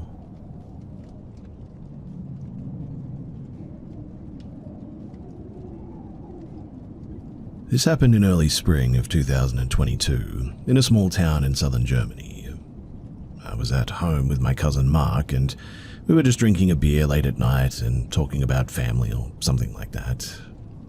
But the conversation turned to my younger brother, Jonas, who had unfortunately died in a motorcycle accident at around the age of 18, roughly 2 years prior. His death, it had been really sudden, and there were still many things left unresolved emotionally about that, especially for me. But at some point, Mark checked the time on his phone and mentioned that it was like 3:10. That caught our attention too, because Jonas had officially been pronounced dead at 3:12, according to the hospital report. We acknowledged the coincidence and we made a few dark jokes, mostly as a way to manage the mood, I think. I mentioned that I had always thought that it would have been normal to share drinks with my brother once we were both adults, something that never really happened. On impulse, we decided to walk to the cemetery and have a bit of a drink there in his memory. Alcohol was involved, but neither of us was impaired at any point. The cemetery, it's about 1.5 kilometers from my house, and the walk takes roughly 20 to 25 minutes, I would say. While walking, we talked casually about death, religion, and whether people leave anything behind beyond memories. At one point, partly joking and partly serious, I said that if anything like an afterlife existed, some kind of obvious coincidence would be convincing, something visible and immediate, like an animal passing close by or something like that. Nothing happened during the walk. At the cemetery too, we stood by Jonas's grave, talked for a few minutes and drank quietly. Mark noticed a small metal model car that had been placed there by another family member. He asked what it represented, and I explained that Jonas had always wanted to own a specific model of a pickup truck one day. After finishing our drinks, we left and we headed back toward town. Just before we exited the cemetery gate, though, an insect flew directly into my face, hitting my cheek. I didn't say anything at the time because, well, it seemed pretty irrelevant to the whole thing, but a few seconds later, once we were on the street outside of the cemetery, a bird flew out of the hedge at street level and continued straight down the road in front of us. It startled both of us simply because of just how close it passed, and we commented on it briefly, still not taking it too seriously.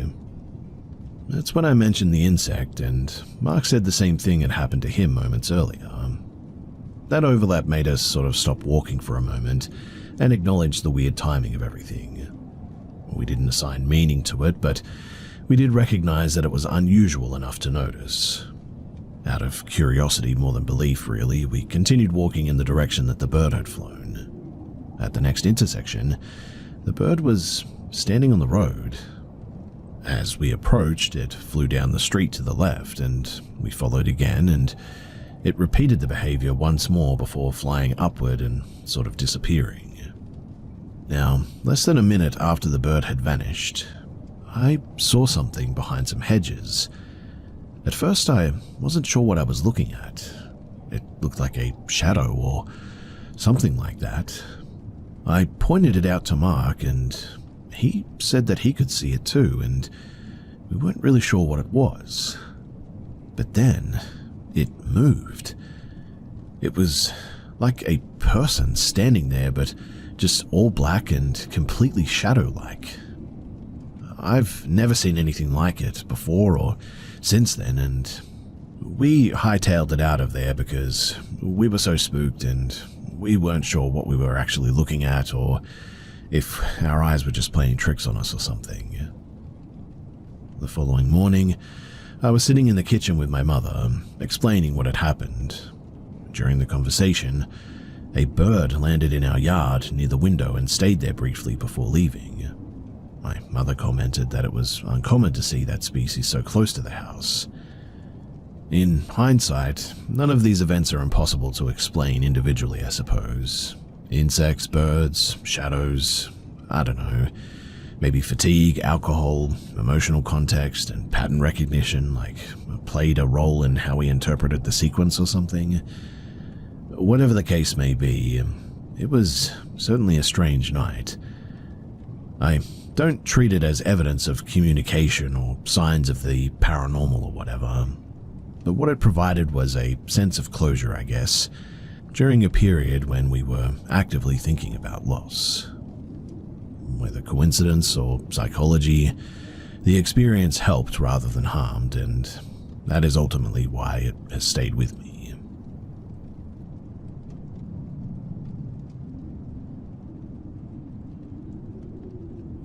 This happened when I was about 15, and about several hours from the nearest hospital or police station. My family lived in a detached house near a logging road, accessible by a single highway that was frequently closed in winter due to snow, ice, or even some rock slides. Because of that, my parents often stayed overnight in town when they had appointments or errands that ran late. I was the oldest child, and I was left in charge during those trips. At the time, I took that responsibility pretty seriously, sometimes to an unhealthy degree, I guess you could say. We relied on a wood-burning stove for heat. Power outages were pretty common here, and emergency response times were pretty long as well. There were also ongoing concerns about wildlife and occasional property crime in the region, and all of that contributed to a constant sense of vigilance. For several years before this incident, I had reoccurring nightmares centered on failing to protect my younger siblings. The scenarios varied all the time. Fires, break-ins, medical emergencies, but the common theme was that I was responsible and something went terribly wrong. By my mid-teens, these dreams were happening at least once a week and were vivid enough to cause panic on waking. On this particular night, my parents had driven into Prince George and were staying overnight. I had my younger siblings, Liam and Noah, 6 and 8 respectively, sleeping in my room to reduce my anxiety. I stayed awake much longer than usual, listening for sounds and checking the stove repeatedly. My anxiety was getting the better of me. But sometime after midnight, I fell asleep, and I remember waking abruptly and checking the clock. It read 3 in the morning. I had the immediate impression that something was wrong, though. Although nothing specific had happened yet. I looked to my left and right and noticed that the bed felt lighter or something. In the dream state that I was sort of still in, I concluded that my siblings were missing, and What followed was a continuous sequence that felt completely real. I searched every room in the house, calling their names, checking the doors, and moving from room to room without finding anyone. The house was silent, and I remember standing at the base of the stairs and realizing that no matter what I did next, I would not be able to fix what had just happened. At that point, I woke up fully. I was in my bed. Both boys were asleep next to me. The room was quiet. I checked the clock again, and it still read 3 o'clock in the morning. The relief was immediate, but definitely short-lived, because within seconds, I heard what sounded like a baby crying in the hallway outside of my room. The sound was sustained and close enough to seem just beyond the door. This caused a moment of just absolute confusion rather than immediate fear for me. I mean, there were no infants in our household. The youngest child was 6 years old, and so I stayed still, listening, trying to determine whether the sound was coming from inside of the house or from outside, possibly echoing. The crying continued for several minutes, and I didn't leave the room. Eventually, the sound stopped. I don't recall falling asleep again, but I woke up later that morning with daylight in the room. Everybody in the house was okay. There were no signs of anyone moving around during the night as well, and when I asked my next oldest sibling if he had heard anything unusual, he said no. At the time, I interpreted the experience as threatening and intentional, but as an adult, I'm not really sure.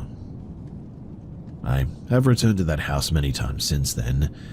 I no longer experience anything similar there. The difference is that I am no longer responsible for children, I suppose, no longer isolated in the same way, and no longer living in a constant state of alertness, I suppose, but what made the event memorable was not that something unexplainable happened, but just that I really don't have any answers for it.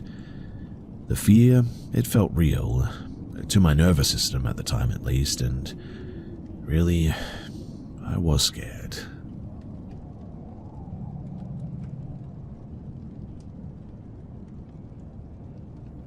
The property that we lived on was several kilometers off of the main highway, accessed by an unsealed road with limited lighting and long stretches without any houses too. My younger brother and I were returning home late in the evening one day after a supply run into town. I was 33 and he was 29 at the time. He died a few years later, unfortunately, which is one reason that this memory has always stayed so vivid. So he was driving and I was in the passenger seat. It was sometime after 10 o'clock, dry weather, clear visibility, and the road was straight for several hundred meters before ending at a T-intersection where you could either turn left toward a cattle station or you could go right toward a disused quarry road. We were traveling roughly at about 80 kilometers an hour, headlights on in high beam, radio playing quietly. There was really nothing unusual up to that point. But as we approached the intersection, I noticed a dark vertical shape standing in the middle of the road, roughly where the junction began. At first I assumed it was a signpost or maybe a person or maybe even some livestock.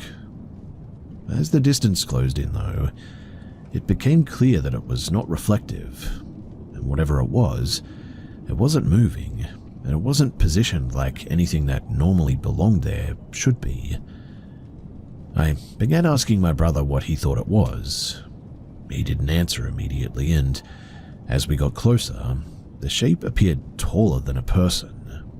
It was maybe 2.5 meters tall by rough estimation, but it didn't appear to be standing on the road surface in a normal way either. What I mean is that there was a visible gap beneath it that made depth perception really difficult, and I sort of noted this out loud, and my brother said only that he was not going to slow down. At no point did the object step forward, retreat, or react in any way consistent with an animal or a person attempting to avoid a vehicle. It remained stationary until we were nearly upon it. At that moment, it appeared to sort of rotate or shift orientation toward the car. And what happened next was the most disorienting thing that I have ever experienced. There was no impact in the traditional sense. Instead, there was a sudden loud sound across the exterior of the vehicle, similarly to a heavy sheet or flexible material or something like that, being dragged rapidly over metal. The windshield's visibility dropped for less than a second, as though something had passed over the lights in the bonnet. My brother reacted by swerving left off of the road and braking hard. The vehicle stopped partly in the cleared paddock area, adjacent to the intersection. The engine stalled. We sat in silence for several seconds. There was nothing outside of the vehicle now. No debris, no marks on the road, no damaged vegetation, and no visible source of where the sound had come from. The headlights illuminated empty ground and fence posts, and we exited the car briefly and checked around it, and we found no physical damage, thankfully. We drove home without further incident, and we arrived within about 10 minutes. When we described the experience to family members, my brother struggled to speak and was visibly shaken. In fact, he avoided discussing it afterward for the most part. Over time, I have revisited the event, and with a more critical lens, I guess you could say. The most likely explanation is that it was maybe dust or mist or something, or maybe some sort of an airborne animal intersecting with the headlight beams at the intersection or something. The covering sensation could possibly have been a large bird, or maybe a wind-borne debris or something. Maybe a tarp from a nearby fence that was lifted momentarily by air displacement or something. But really, when I think about it, none of that really explains things all that well. I don't know what it was that we saw that night. I miss my brother terribly, and I often think about him when I remember this.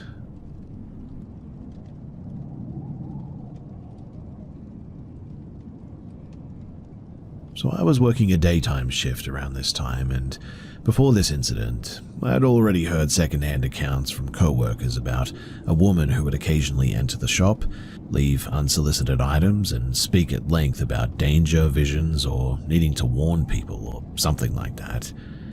I had never encountered her directly myself, and these stories were treated as odd but not threatening. According to staff who had seen her previously, she usually appeared calm, spoke coherently, paid for small items, and left behind objects like candles or handwritten notes or household charms. Management? They didn't ban her because she had never caused a disturbance before, and by the time that I started working there, she was spoken about more as a curiosity than a risk. The day that I saw her, though, the situation was different from those earlier descriptions. I was behind the counter when shouting started outside in the parking area. It sounded like an argument, but only one voice was raised. One of my co-workers went to look and came back visibly unsettled, saying the woman was yelling at someone who was just not responding. When I looked through the window, I saw her car pulling forward abruptly. The rear panel was marked with crude symbols, all painted in red, unevenly applied, as if done quickly and without planning. I didn't recognize the markings, and I didn't study them long enough to even try, really. She entered the cafe at speed, though, ignored staff, and went straight into the restroom. She slammed the door and began yelling phrases that sounded religious but disordered, I guess. It was not a full prayer, but sort of like fragments repeated inconsistently. The only clearly recognizable words were altered portions of a Christian prayer, spoken incorrectly and interrupted by long pauses. She was breathing heavily and sweating, and this was not a performative behavior aimed at an audience or anything. It appeared completely uncontrolled.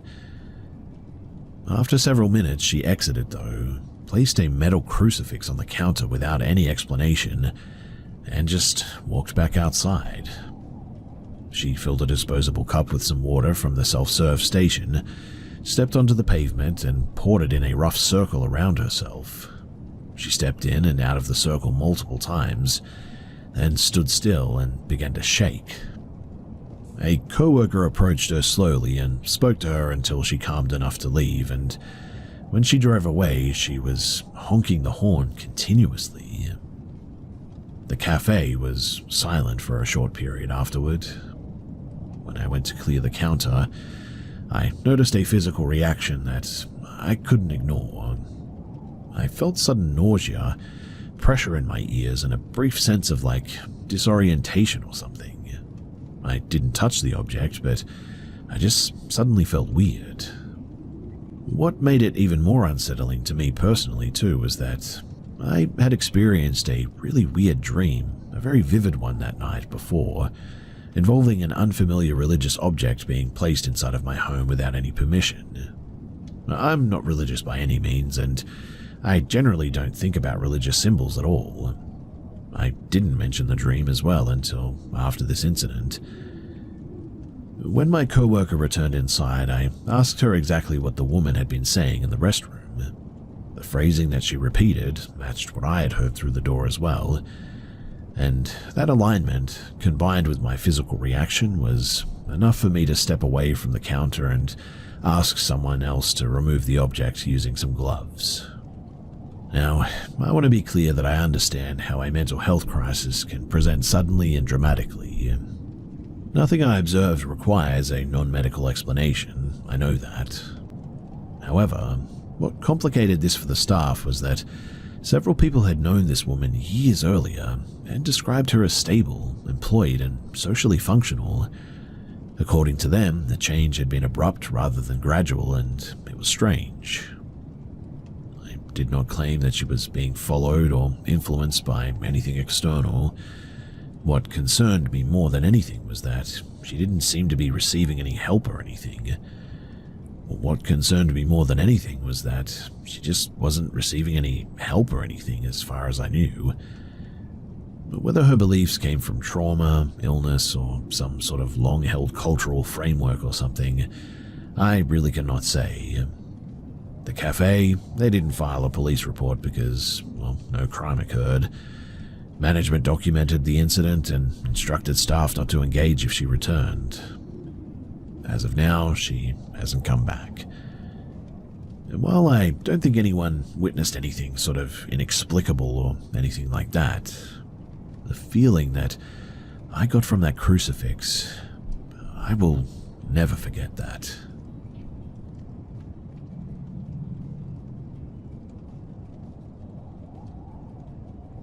In 2017, I accepted a short-term contract in Western Norway, near a small inland lake outside of Voss. The job was seasonal and required pretty long hours, so the employer provided shared accommodation on a private lakeside property used by staff during peak months. I was in my late 20s at the time, and this was a pretty big adventure for me. The property consisted of a main house at the top of a slope and several auxiliary structures near the waterline.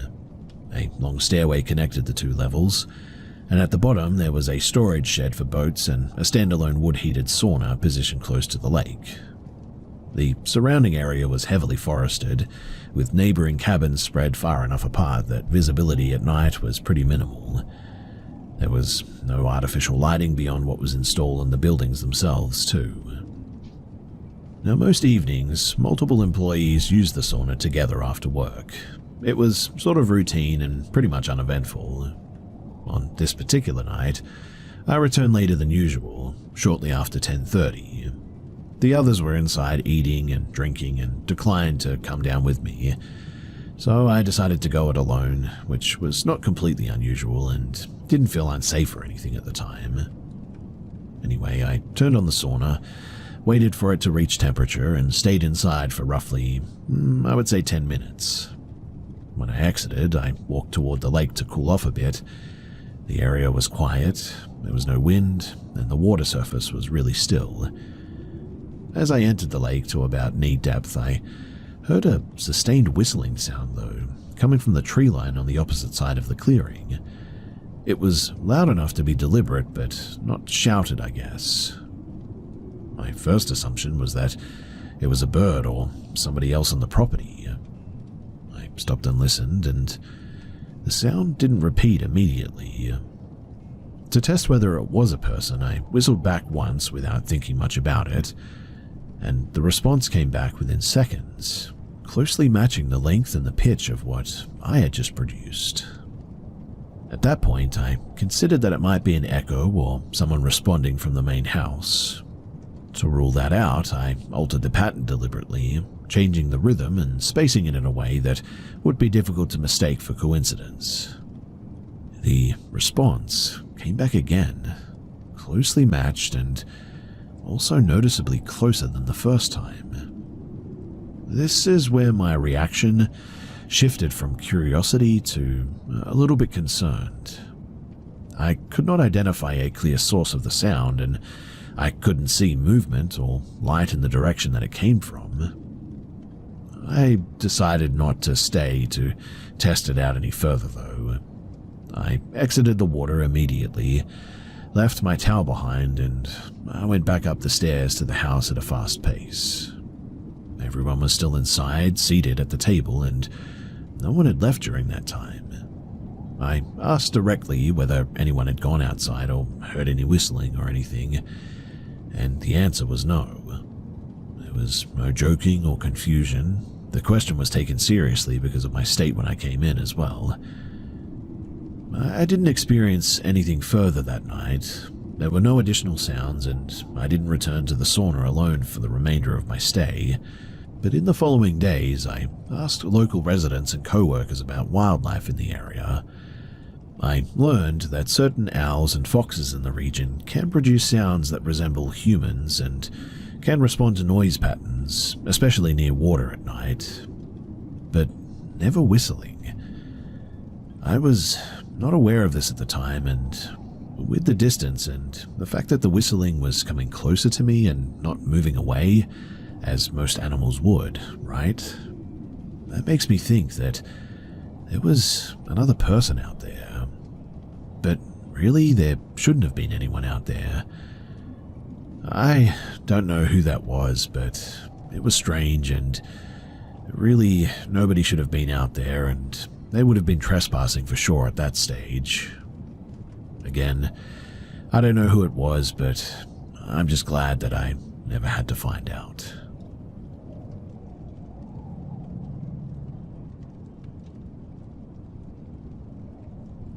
I live in a house which dates back to the late 1800s. Tons of history, and I looked into previous owners and know that they had children, most of whom sadly didn't survive very long. I've not had any experiences so far. I've lived here since October, but I do sometimes feel like I'm being watched. It's never felt malicious, I guess, but still a bit weird. However, today, I have a speaker plugged into my TV, which only ever activates usually when the TV is on. But when the TV was off, the speaker turned on alone. I really don't know how that's possible, because it can literally only turn on with power from the TV. It's a soundbar. Also, I was upstairs for hours organizing and tidying a room that I'd neglected, and I came back down to put something in the living room to find my salt lamp turned on. This is a lamp which only can be turned on by a remote, which is on the TV stand, and which definitely was not accidentally pressed or anything. It's also probably worth noting too that while I was sorting out stuff, my dog was sitting with his back to me facing open doors, almost as if he was watching out for something. I have no doubt that if there is something here that it's friendly. I have zero bad vibes, I guess you could say, but still, it is just a teeny bit unsettling.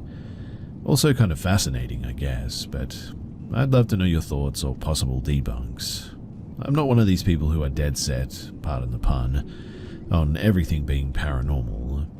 So if you have any explanation as to how lights and speakers can turn on their own like that, then genuinely I would love to hear it.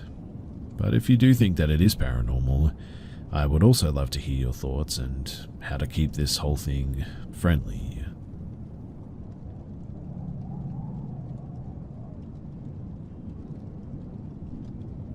My older brother recently moved into a house with his pregnant wife. This was last summer. My younger brother, he's not younger than me, just younger than my other brother, and Dad moved in October, and me and my mum, we moved in December. The house was made around the 1930s, and during these months, we encountered nothing out of the ordinary, except for when me and my mum moved in, I guess. The baby was safely born in November.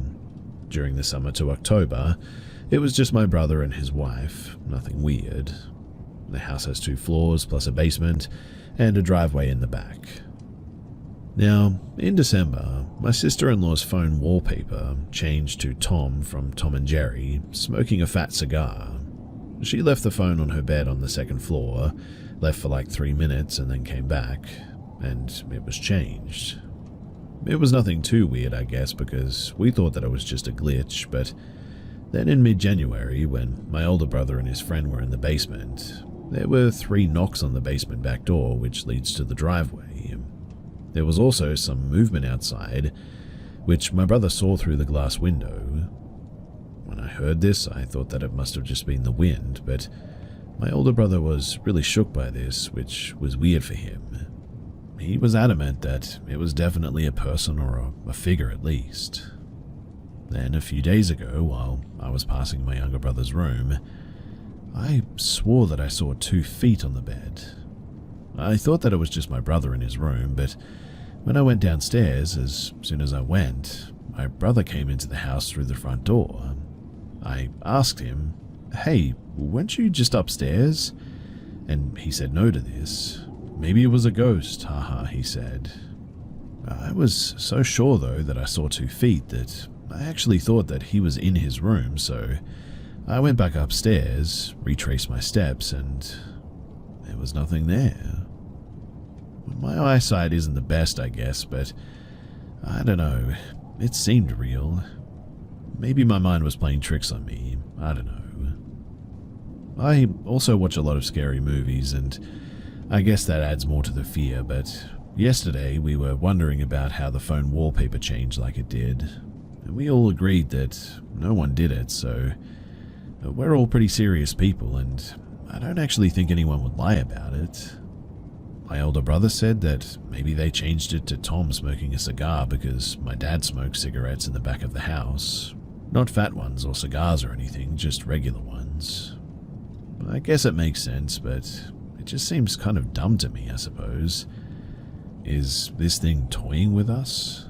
Is there even a thing that exists here? We still haven't told my younger brother about any of this because he's going to stay in the basement after the renovations are done. And all of this started when the basement renovations began. My younger brother doesn't want to even go to the 1st floor if there's no one in it, because he's actually pretty scared of it. But I don't know, what do you guys think? Is there something in my house, and if there is, can I do anything about it?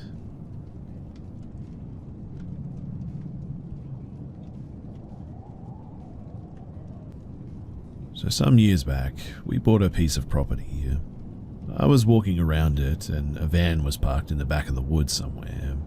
I called in the number on the van and the wife of the owner called the police, and after a day of, well, BS really, they found him hanging in a tree on the back corner of the property, unfortunately.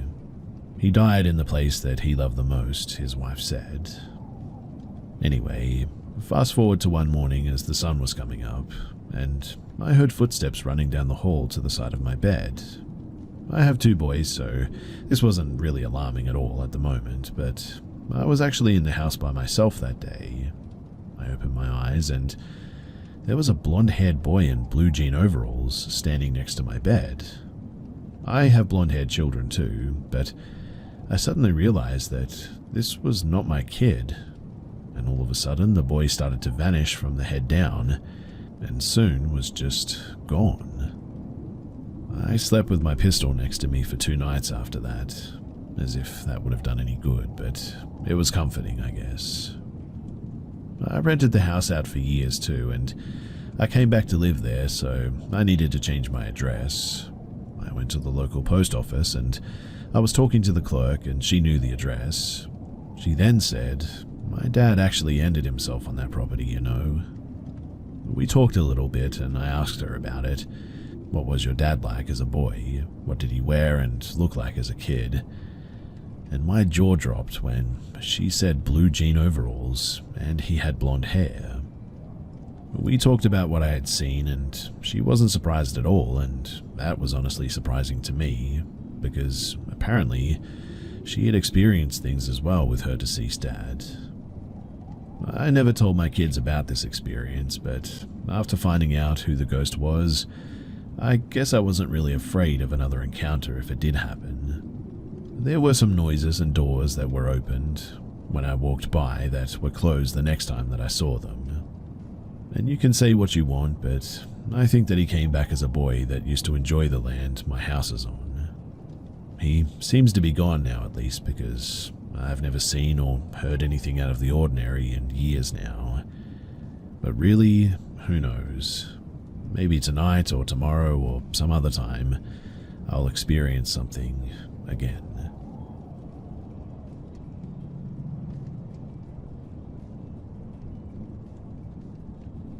My husband and I moved into this house that we currently live in a little over 4 years ago. We live on Long Island, New York, in a very old colonial house built in 1907. Ever since moving in, we've experienced some very strange things. The first experience still freaks me out to this day. I left work early as I was sick with a cold that day. I went straight upstairs to our bedroom to take a nap, and after lying in bed for a few short minutes, I heard the sound of someone coming up the stairs. Clear as day footsteps on each step. Now, our staircase has 2 sets of stairs with a landing in between, so whoever it was made their way slowly up the first set, paused for a moment, then the second set. Our bedroom door sits at the step of the stairs, and whatever it was, it just stopped right at our door. I rationalized at first as my husband coming home from work, but that didn't make sense as he wouldn't be due to come home for like another hour and a half. And in my heart, I knew that it wasn't him. I genuinely got such a scared feeling that my entire body stiffened up and all of my senses heightened. Later, when my husband did come home, I asked him if he came home early and then maybe went downstairs again, and told him what I heard, but he said no, he just got home. But he didn't quite believe me, I guess. Well, about a month later, he experienced the same thing. He was home from work alone and laid down to take a nap when he heard footsteps coming up the stairs. He then started believing, and it was then that he started believing that we weren't alone in the house. We had our baby, a boy, in 2021, and one night I was up breastfeeding him. I used to go downstairs to our living room so my husband could sleep as he went back to work after paternity leave. I'm sitting on my big comfy armchair snuggling our newborn who fell asleep in my arms, when I suddenly hear footsteps upstairs. Clear as day again, footsteps in our upstairs hallway. I freeze and listen carefully, knowing that I didn't hear our bedroom door open, so it couldn't have been my husband. Oddly enough, about 10 minutes later, my husband does get up to use the bathroom, and I call up to him and ask him if he was up before, to which he said that no, he just got up then to go to the bathroom. I was really creeped out. I refused to breastfeed downstairs anymore, and I only did it in our bedroom from then on. The last big thing that happened was my mum, who lives out of state, was coming to visit and babysat for us to give us our first official date night out since having our son. We got home after dinner and my mum looked absolutely horrified. She said that she was sitting on the rocking chair while my son was asleep in her arms when suddenly she heard footsteps outside the bedroom door, and then 3 loud bangs against it, like someone was banging their fists against it angrily. She said that she jumped right up and opened the door to check, but when she did, nobody was there. She then anxiously awaited our arrival back and has been afraid to stay with us ever since then. Since then too, we've experienced little things here and there, but it seems like the activity has died down. My son is older now and has told us that the walls in his room talk to him, which creeped us out a lot, but we chalked it up to an overactive toddler imagination. I'm honestly glad that nothing has really happened since then, as it sincerely freaks me out, and I really, really don't want my son getting scared either. I also want to add one more thing too that may or may not be related to what we have also experienced. One day a few months ago, we were eating dinner with my son, and out of nowhere he tells us, "I played with Grandpa yesterday." So we assumed that he meant my dad, as my husband's father unfortunately passed away several years ago. And when I asked him what he meant, because we haven't seen my dad in a while, he said, "No, not that Grandpa, my other grandpa." My husband and I looked at each other and asked him what his grandpa looked like, and he said, "He looks like a girl with long hair and he had wings and flew up in the sky." My husband's dad, he was a musician and had long hair all of his life. And I kid you not, we were so freaked out, but also sort of relieved, I guess. Like maybe this ghost or whatever was his grandpa looking out for us. I'm really not sure, but it is one of the craziest things to happen to me ever, and really, I just want it to stop.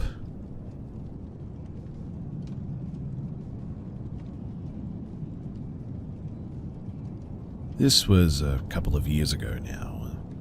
I was still in college. I worked at my local high school in South Jersey on the night shift for some extra money. But unfortunately, the hours meant that I didn't really get to have a life during the week. I get a call from a friend group on a Friday before I headed into work saying that they were going to explore Clinton Road, which was known to be the scariest road in New Jersey. Obviously, I couldn't go, so I told them to let me know how they made out. Later in the night, I get a call from them, though, in a panic, saying that all these crazy things happened to them. They described what happened to them, how they threw coins over Ghost Boy Bridge, and they came back, a ghost truck following them, and the feeling of just being watched. Honestly, I thought that they were just hyping it up because of the fact that I missed out. So it was decided that we'd all go the next night, but this time I got to see it for myself. Something that I'd regret for the rest of my life. Us being from South Jersey, Clinton Road is a bit of a drive for us, about 2 hours, so there was plenty of time for us to get all hyped up and spooked out. Now, I can only describe myself as the manly man of the group, I guess, being 6'5" and 260 pounds, especially back then. I had the persona of, it's all made up, nothing will scare us, but boy, was I completely wrong. Right when we get there, the entire vibe changed from, oh, we're all going to be spooked to, oh wait, this is actually pretty creepy. The road, it's in the middle of the woods, houses few and far between. The first thing that we see when we get there is a small mini-castle looking building. It's the best that I can describe it. And because of the far ride, we all had to pee at this point, so I went to the left, friend 2, Joe, went straight, and friend 3, Ha, went to the right. Friend 4 was female who stayed behind us in the road. After I was done, I immediately walked back along with Ha, but we noticed that Joe was walking towards the creepy building. I start shouting, asking what he was doing, and he turns back around with the look of shock. Me being completely confused, I ask, "What are you doing walking there?" And Joe swore up and down that I was actually behind the building waving at him to follow me to the building. So naturally, we're all getting pretty freaked out about that.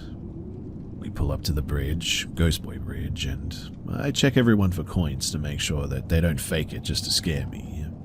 We all throw the coins and, well, nothing happens. See guys, it's just all in your head. Let's go. So we all start walking back to the car, and then I hear clinking. I hear the coins hit the road. We sprint back to check, and we find the coins laying in the road. I was 100% convinced though that they were just messing with us, so I had the idea to mark a coin so they couldn't fake it. I threw the coin in the water, waited 5 minutes in silence, and nothing. See guys, let's go. But then, I hear the coins in the road again. I walk back and, well, it was a coin with the same exact markings that I had put on it. I'm extremely freaked out at this point, so we decided to go. Driving down the windy road in a newer sports car, we're all pretty freaked out and just want to leave at this stage. And that's when we see headlights appearing behind us, seemingly out of nowhere. Also, we didn't see them attached to a vehicle per se. I'm no car expert by any means, but I would almost bet my life on it that they were lights on an old truck, getting closer the faster that we went, taking bends at fast speeds that even a new truck wouldn't handle. Suddenly, though, the lights just disappear.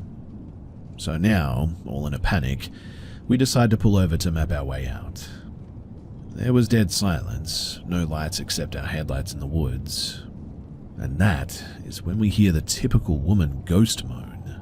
And of course, what came with it was the typical woman in a white dress standing in the woods right next to our car, and suddenly she let out the loudest scream that I think I've ever heard.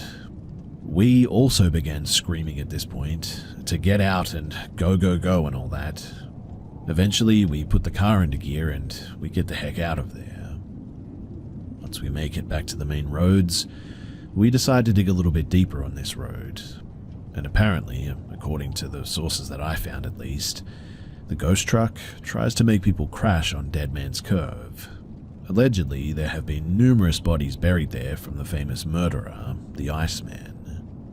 On our way home, we wanted to go back again the next night, on the Sunday, but we suddenly pass an old rundown church that looks like it hasn't been used in like 50 years. And of course, the sign left out front says, "You need Jesus on Sunday."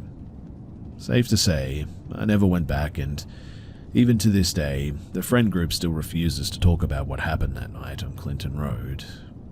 I do hope that one day we can talk about it again because, I don't know, the whole thing just seems like a memory now, and I just really don't want to forget it.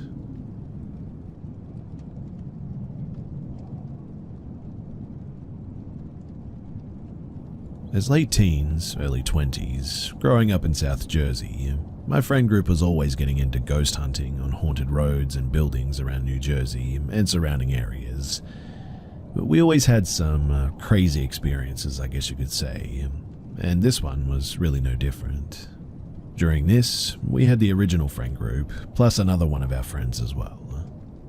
Now one night, brainstorming what to do, we decided to go on a little ghost hunt trip in our area. Everyone knew of our friend group as the ones that would always be getting into these kinds of things, so we would always be getting tipped off by other friends outside of the group as to what places to check out. We were tipped off to do a little haunted road not far from us, and we decided, heck, why not? It's better than nothing and just sitting here. So we all hop in the car and start the little trip towards the road. On the way, we happened to see a Wawa, which, of course, we had to stop at. Per usual, we were always hyping each other up to see if we could spook the others. While waiting in line, I'm messing with one of the friends that's not in the ghost friend group, saying, "You're scared to go, aren't you?" When out of nowhere we hear, "What's the little one scared of?" I say little because the guys in the friend group were all abnormal-sized humans, the smallest being roughly 6'3" and 240, where the little one was just a normal-sized typical guy. These guys straight up look like they just didn't belong there, to be honest. Some sort of backroads Texas Chainsaw looking fellas. But we explained to the guy and his friend that we were going ghost hunting on a road. And simply put, they said, "That's not that scary. If you really want to be scared, go here instead." So we leave, and hesitantly we all agree to actually go to the new hunt instead of the first trip. We get there, middle of the woods. We notice that there are some trees cut down and laying on the sides parallel to the road. Deeper and deeper into the woods, pitch black, and that's when the nervousness is really starting to build. We pull up to this sort of monument to commemorate a plane crash that had apparently happened there years ago. There's dead silence, pitch black. Only the light shining from the moon was our light other than the car. The light shining from the moon was our only light source, other than the car lights, that is. To put a little bit of fear into us as well, we dared the driver to shut the lights off, which was a big mistake. He completely shuts the car off. A few minutes go by and we see this absolutely massive, and I mean massive, shadow crawl from behind the statue and start narrowing in towards us. When I say massive too, I'm 6'5 plus and 260, and this thing had me looking like a third grader. We all started panicking and zoom away into the car.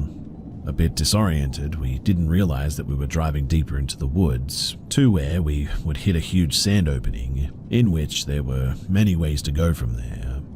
In the end, we decided that it was best to turn around and try to map our way out. While doing so, our radio cuts out to almost like an old-time fashion music sort of thing. I happened to look up in confusion, and seconds after that, I see what I can only describe as a white face.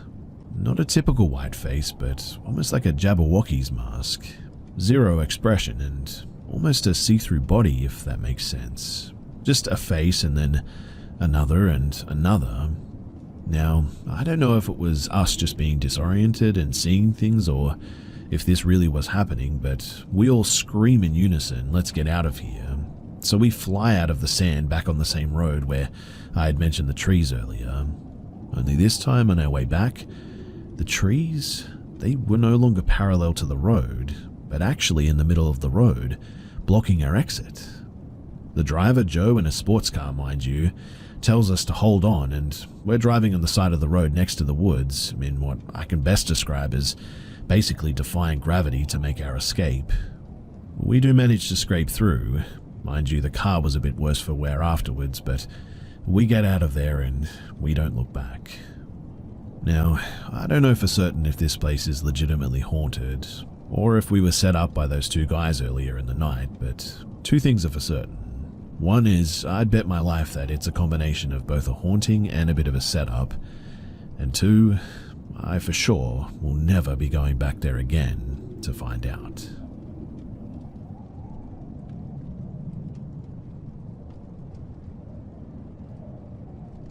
This is the story of my worst hitchhiking experience. This incident was really sketchy, but I still wouldn't give up my love for hitchhiking. I'm a 21-year-old, 20 at the time, man from Finland. So this happened on the 2nd of December last year in Kalamata, Greece. I had been hitchhiking for quite a while at that point. I had started from Budapest and had hitchhiked through 7 different countries with only ever positive outcomes. The story begins around 11 AM on Saturday. So some hours before I had awoken in my hammock, which was hung up behind the castle ruins, in the only place that had trees that weren't someone else's olive trees. I was tired from the lack of sleep caused by the cold night and early wake-up by noises of the busy market across the street. And after a quick tour of the town and some breakfast, it was time for hitchhiking. I made a sign with the words Athens and Sparta in Greek. I was standing by a road leading to a roundabout where the first exit goes around Arapoli, with the second towards Sparta and the third towards Athens. A lot of cars drove by, but nearly all of them took the first exit. It took at least an hour for the first car to stop. It was this small, quite old, worn-out white car, and driving it was an older guy, around 60, who looked a little dirty, I guess. Greasy hair, some teeth missing, and big nose filled with visible blackheads. He didn't really speak English, but I could understand that he was going to Sparta. I was a bit frustrated by the fact that pretty much all of the cars were going towards Arapoli, so I thought this might be the only chance, and so I jumped in. We are trying to have a conversation, but without a shared language, it's pretty much impossible. We introduce ourselves, and I try to explain where I'm from. He smokes and offers me a cigarette, but I refuse it.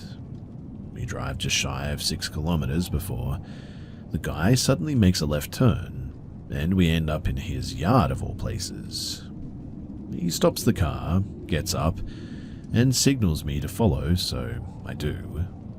I take my bags and feel a bit confused. It's a small house on the mountains surrounded by sheep and olive trees. There's a dog sleeping in the sun, but it doesn't seem to be bothered by us at all. We walk to this balcony or terrace that surrounds his house. I put my bags inside of his house and join him sitting on the balcony. He lights up another cigarette and asks if I want to eat something or maybe take a shower. I refuse, and with the help of Google Translate, I ask why we aren't going to Sparta. He answers that I can sleep at his house and he'll drive me there tomorrow.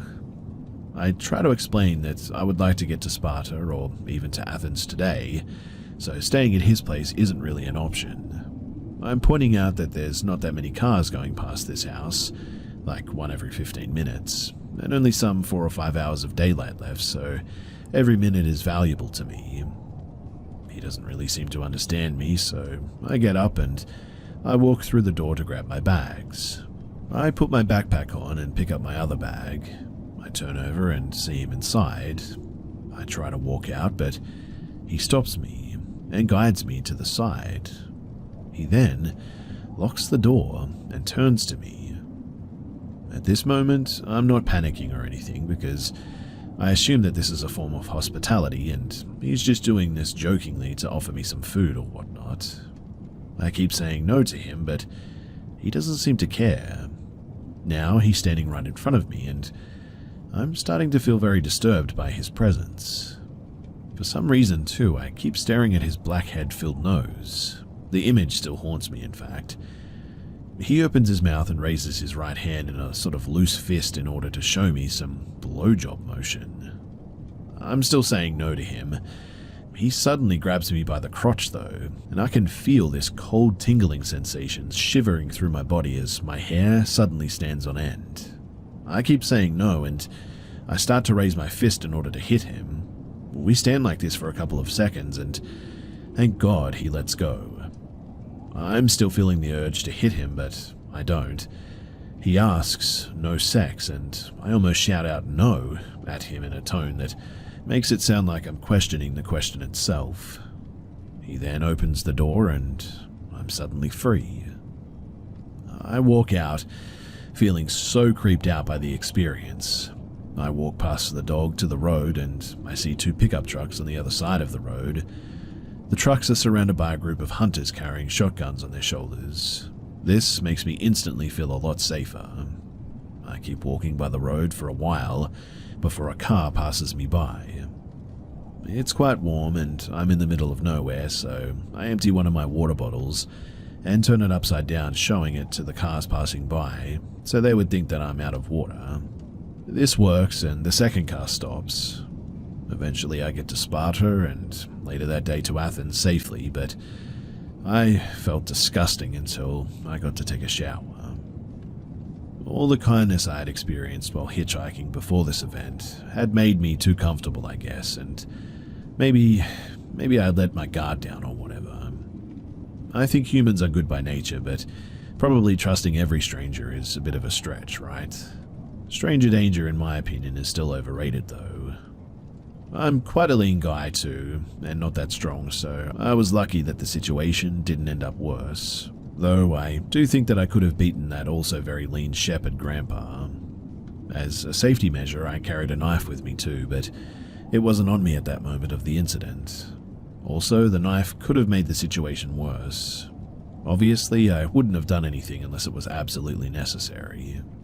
My mind was running like 1,000,000 miles an hour during and after this experience, and I thought about everything, how it could have turned out in the worst case.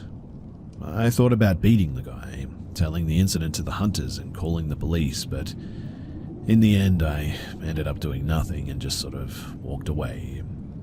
I hope karma gets to him eventually, but who knows. After this experience, I still think hitchhiking is the best way to travel, and I definitely am not giving it up, but I certainly am a lot more careful about how I do it.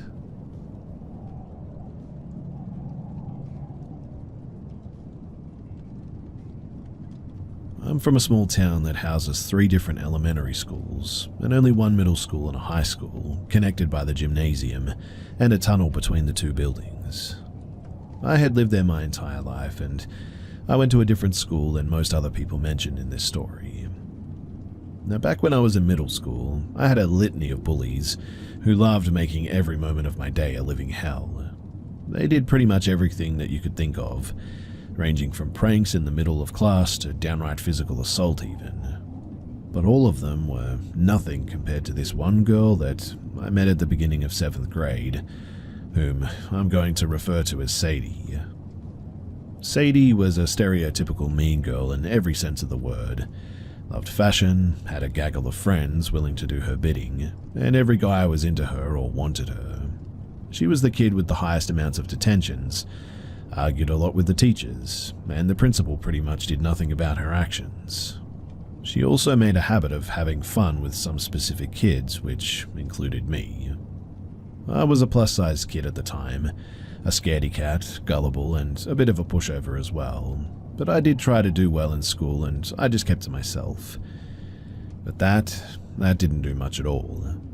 As soon as Sadie took notice of me, she took it upon herself to make sure every time that we even saw each other, she'd make me miserable. At the beginning, it wasn't anything much. She started rumors about me, talking about me online. I didn't have social media yet, so I didn't find that out until much later. And in school as well, she said things, and threw things at me that ranged from her garbage to one of her textbooks. It wasn't terrible at first. Sadie was annoying, sure, but I had workarounds, so I just ignored her. But when other kids saw that I wasn't going to fight back, they joined in and took things way too far. Almost daily, I had been chased in the halls, ganged up on in the bathrooms, had my food stolen, gotten blamed by the teachers for their dumb actions in class, and many other things. These kids, they had me on edge and feeling practically worthless for the entire school year, to the point of me considering just running away to avoid the heck out of going to school. Why didn't I tell the school, you may ask? Well, I tried, dozens of times. Teachers, guidance counselors, even the principal. But they didn't care. The school was honestly not the best, and they were pretty negligent to everything that didn't involve funds, sports events, and GPA for the year. So they gave no heed to me when I tried to tell them what was going on with Sadie and her lackeys. These are some of their real responses from the incidents that happened, though. When I had gotten my backpack thrown down the stairs and a calculator inside that I brought from home got broken, "It's your property, your problem," is what they said. When Sadie had written a fat joke alongside of a slur on my locker door in permanent marker, you have no evidence that it was her.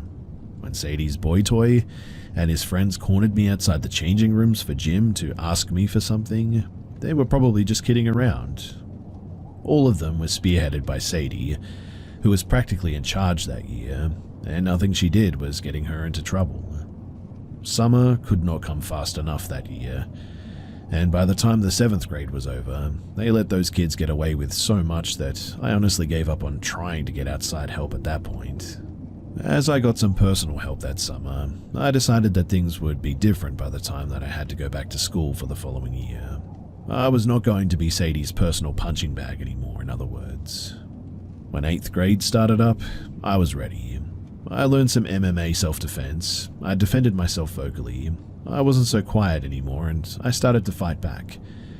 And, wouldn't you know, it worked. None of the old bullies from last year even looked my way again.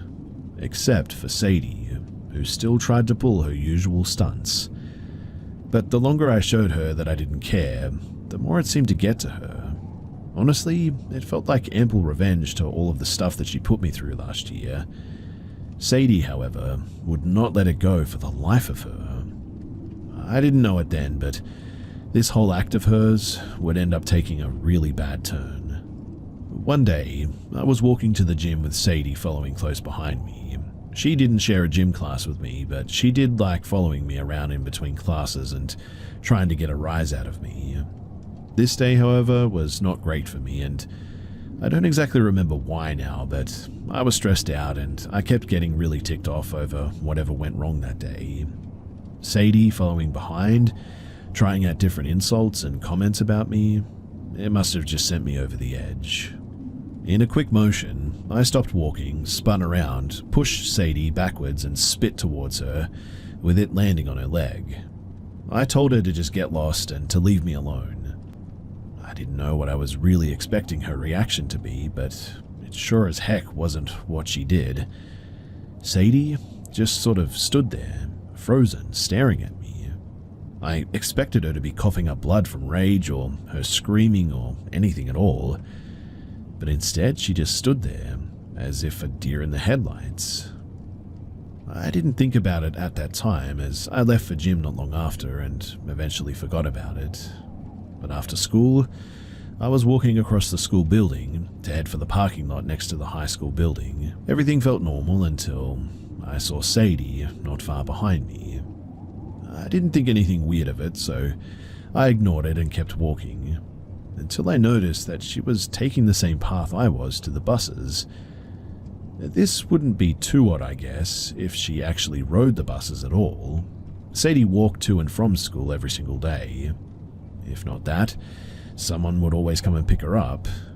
But the carpool lot was in the opposite direction of the buses. I took a different path than my normal route, around the back of the school. I looked back to check and, yep, Sadie was taking the exact same path I was, and she stopped walking every time that I looked back at her. I began picking up the pace a bit, and from behind I could hear her running to catch up to me. By the time that I was nearing the bus lot, she was somewhere around maybe 10 feet right behind me, still jogging to follow me. I definitely did not want her to learn which bus was mine, nor did I want her to follow me home, so I decided to try and fake her out. I jumped onto a different bus, much to the dismay of the driver, and Sadie ran in after me. After she got in the front, the bus driver yelled at her about something, and I ran off and raced to my actual bus, which was all the way on the other end, where this particular bus was. I got in, and the bus drove away just as Sadie got off to see where I went. Now, the next day I didn't see Sadie anywhere at school. Not in any of the classes, not at lunch, not even after school either. I asked, but nobody knew where she went. This went on for the rest of the week. The bus incident took place on a Monday, and the disappearing act happened on the Tuesday. By Thursday, I began to relax about the whole thing. I still didn't understand what Sadie was doing with the whole bus incident, but as long as she was gone, things felt, well, pretty okay. That is, until Friday afternoon came along. Like the last few days, Sadie wasn't there, so I was pretty relaxed for the most of it. When the end of the school day came, I was about to walk out of the front doors to the building when something stopped me. I just had a sudden horrible feeling in my stomach, telling me not to go outside. I had no idea where that came from, but I thought it was just my leftover anxiety playing tricks on me, so I headed out anyway, not still twisting. The middle school and the high school were all part of one connecting path system, which means that we all had hallways and walkways connecting both the main middle school and the main high school buildings, with one long sidewalk path out front. The parking lot where I had to walk to my bus was on the opposite end of this long sidewalk, which ran in front of both the middle school and in front of the high school too. This can make for a pretty long walk, and the doors leading into the high school, often flooded with students, make for some interesting obstacles.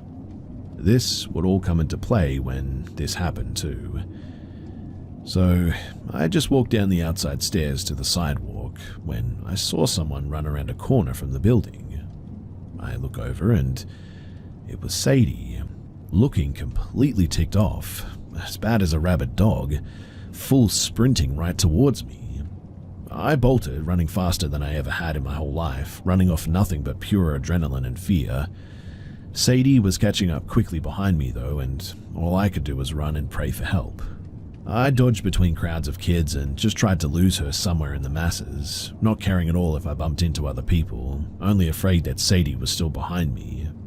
By the time that I reached the buses, I didn't see her anywhere, so I stopped and nearly collapsed to catch my breath.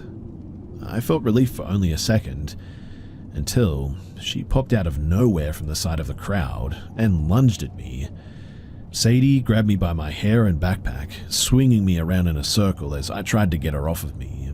She kept pulling and jerking so much that I felt my hair being ripped out at some point, but she kept going. I screamed for help, kicking and punching blindly in Sadie's direction, but either nobody wanted to get involved or were too scared to break us up because there was nobody who came forward. Sadie let go of my hair to reach for something behind her, and what happened next was only a miracle. My older brother was walking out of high school drinking a soda when he saw the scene and ran to help. He was the only one who knew about Sadie and recognized her when he had gotten to school in the mornings. He threw his soda at Sadie's head, which startled her enough to let me go and drop whatever she was holding. I grabbed my brother and we took off for the bus, making it just before it drove off. After we found a seat, I looked back outside, and what I saw still gives me chills. Sadie was on the ground, arms pinned by a teacher, and right on the ground next to her was an open hunting knife. And I knew without a doubt that it was definitely hers because of the sound that I had heard when she dropped it earlier. Next Monday, I got a call down to the office where my brother was also waiting. We got pulled into the counselor's office where there were 2 police officers waiting. Apparently, after we ran, a high school teacher saw Sadie picking up the weapon and apprehended her while another person called the police. They got Sadie into interrogation and now they needed to hear what happened from me. I practically broke down right there and then and told them everything. What Sadie did to me last year, what I almost did because of her torment, the bus incident the week prior, and what happened on the sidewalk too. My brother, he put his arm around me while I just sat there nearly sobbing my words out. The police and the counselor just sat there writing down what I said, but they looked on sympathetically. One of the officers asked me if I would like to tell my parents so they could press charges. At this point, I just wanted everything to end about this horrible situation and to just be done with it, so I just told them to do whatever they wanted. I just wanted this to stop. The counselor could tell that I was already upset enough, so he sent me back to class and me and my brother made a promise to never speak about this again. Sadie ended up getting into juvie for the rest of the school year, all the way until halfway through the second semester of freshman year of high school.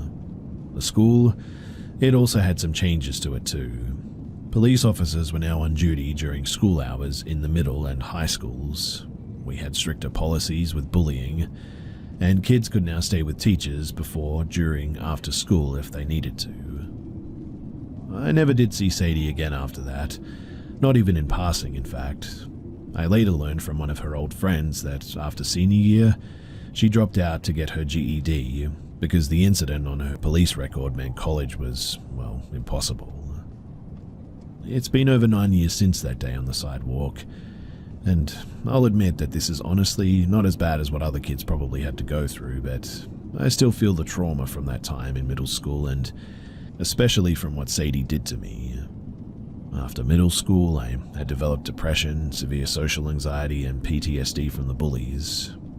I can't fully blame the situation for everything, as maybe if I just pushed a little bit harder with the teachers and the principal, maybe this wouldn't have happened in the first place, but eventually things did end up getting better. I just wish that I could go back to my 13-year-old self that had to endure all of that, to say that everything was going to be okay. I'm doing better now. I'm looking into therapy. I'm in university right now too, and I cannot be prouder of how far I've come. Thankfully, I'm doing better now, and I'm looking into therapy too. Also, I'm in university right now, and to be quite honest, I couldn't be prouder of how far I've come.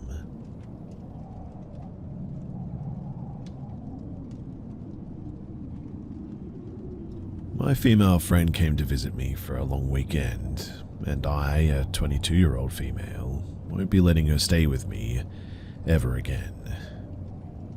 We were friends for less than 3 months before we both moved to separate states, and continued our friendship virtually until now.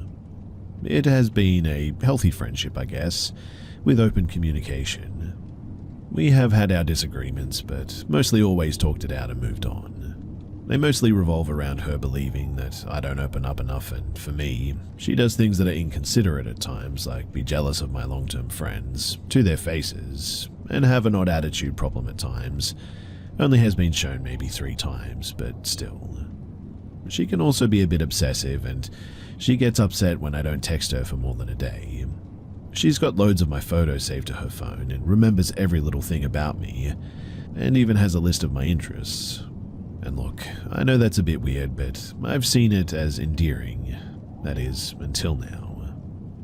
So, the first day of the trip was great. She was bubbly and brought me a gift with a sweet note of appreciation.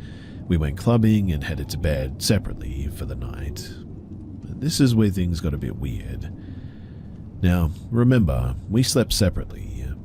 Well, I woke up and she was in my bed. But not in my bed. She was sitting upright on the top of the blankets next to me with her feet straight out and her back against my headboard while looking forward. I was startled and said, "Oh," instinctively. She just looked at me. She never said that she was waiting for me to wake up, or maybe she was uncomfortable on the couch. Nothing. Then she left my room. I have no clue how long she was actually sitting there for. Day 2. In the morning, we walked the city where she was engaged and wanting to hold my hand while we were out and about. By midday, still day 2, her attitude had shifted completely, and she is near mute now. She isn't conversing with me, enjoying any activities, or even smiling anymore. At the bar, arcade, or even at home watching movies. You know how those driving games take a sort of silly little photo for your profile pic on the leaderboard? I was blowing a kissy face in mine. I glanced at hers and even snapped a pic without her noticing. Her head was tilted forward looking up at the camera, and she was blank-faced, and you could mostly see the whites of her eyes. It was like the film poster of a horror film. See The Orphan 2009 for what it may have looked like. Anyways, for the rest of the trip, she continued to not smile. She was cold to every service worker. She responded with one-word answers, otherwise complained about any and everything. I asked, "Are you okay?" a couple of times, and she replied, "I'm fine," avoiding eye contact every time. Car rides were silent, dinners were silent. The final day, I drove her to the airport at 3 a.m. I asked if she enjoyed her visit, and she said it was okay, it was fine. I told her that I enjoyed having her. She boarded her flight and she left. Now, I cannot figure out what caused this 180-degree shift. I mean, I paid for everything, took her to all sorts of events that she wanted to go to, and even took a day off, my first sick day ever, to take her to more. I felt myself overcompensating because I felt insecure of being a terrible host or something. I've had several friends stay with me and express to me that they enjoyed themselves so much that they never wanted to leave.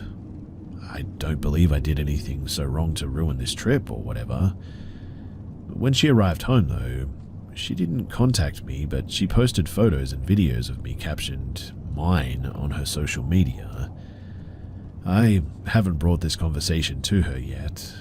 All of my family and friends believe that I narrowly avoided a Selena Yolanda, a Lifetime film situation, and that I was potentially with someone very unstable.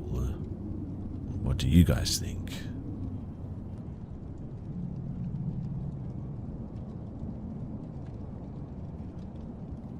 So I've never shared this with anyone except my wife and my mother.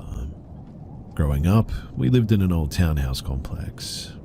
I always used to wake up terrified, unable to move anything except for my eyes, and there would be a man standing at the foot of my bed wearing a cowboy hat, arms crossed. He would just stand there and then he would be gone, and then I could move again. This happened to me from the ages of about 6 to 12 until we moved. Not every night, but probably maybe about once a month or so, I would say. I never told anyone about it for years, I just kept it to myself. In my early 20s, I was visiting my parents and finally told my mother about what used to happen. She was absolutely floored, and then went on to tell me when we lived in that house, it used to happen to her as well, for about the same amount of years until we moved and they bought the house that they now live in.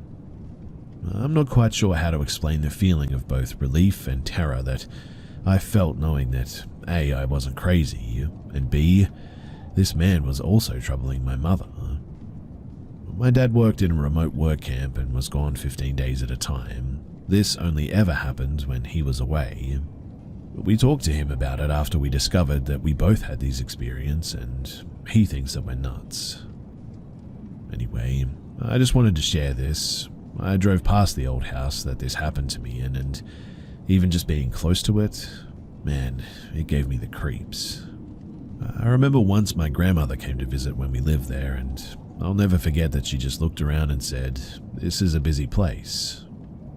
Another strange thing that used to occur in the same house is that we had 2 cats, and they used to just sort of sit at the bottom of the stairs and look up at the landing, like they were watching someone.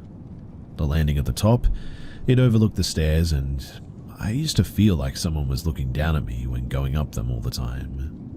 The one cat that we had, he would just sit there sometimes for like an hour or more just staring. The bedrooms were on the top floor. Anyways, thanks for listening, and it feels good to have this finally off my chest. I'll also add that I had no other experiences since then. When we first moved, I was terrified that whatever used to haunt my nights would find me again. After all, the house that my parents bought, it was only about 2 blocks away.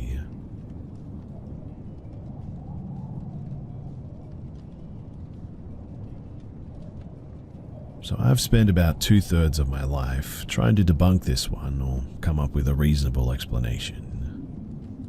When I was in 5th grade, I rode the bus with a girl who was a grade or 2 below me. We lived on opposite sides of a rather large apartment complex, but could still walk to each other's homes if we wanted to. Her name was Micah. Micah was born in Romania and had moved here a few years prior to me meeting her. She had heterochromia. Micah had brown eyes, but half of one of her irises was blue. This is relevant later. Now, her family was off, for a better word. I went over to her apartment a few times to hang out with her and remembered seeing a lot of unusual decor in her home. Lots of candles, a few altars, and a lot of taxidermy as well. Her mother would get very upset any time that she brought friends over. So typically, she would sneak myself and a few of our other friends in anytime her mum was out shopping. But my mother was pregnant at the time and often felt sick, so I never brought my friends over unless she was out shopping or at the doctor's or whatever. And so she had never met Micah. A lot of the other kids were scared of her or felt sort of uneasy around her, I guess. None of our mutual friends could explain why. I did too at times, I'll admit, for some unknown reason, but as a fellow outcast, we stuck by each other's sides in the end. After a few months of knowing each other, she started telling me that her family followed a belief system similar to paganism. I forgot exactly what she called their religion, but it wasn't Wicca or pagan or any other common one, for lack of a better word again, spiritual belief system. And Micah started claiming that she had special powers. I immediately called bull on this and told her to prove it, and she responded by saying that she would shapeshift into a cat and visit me later that evening. My family and I lived on the 3rd floor of our apartment building. There were no fire escapes, balconies, or anything like that. We barely even had window ledges. As a side note too, I do love cute stuff. Hello Kitty, Care Bears, My Little Pony, all that good stuff.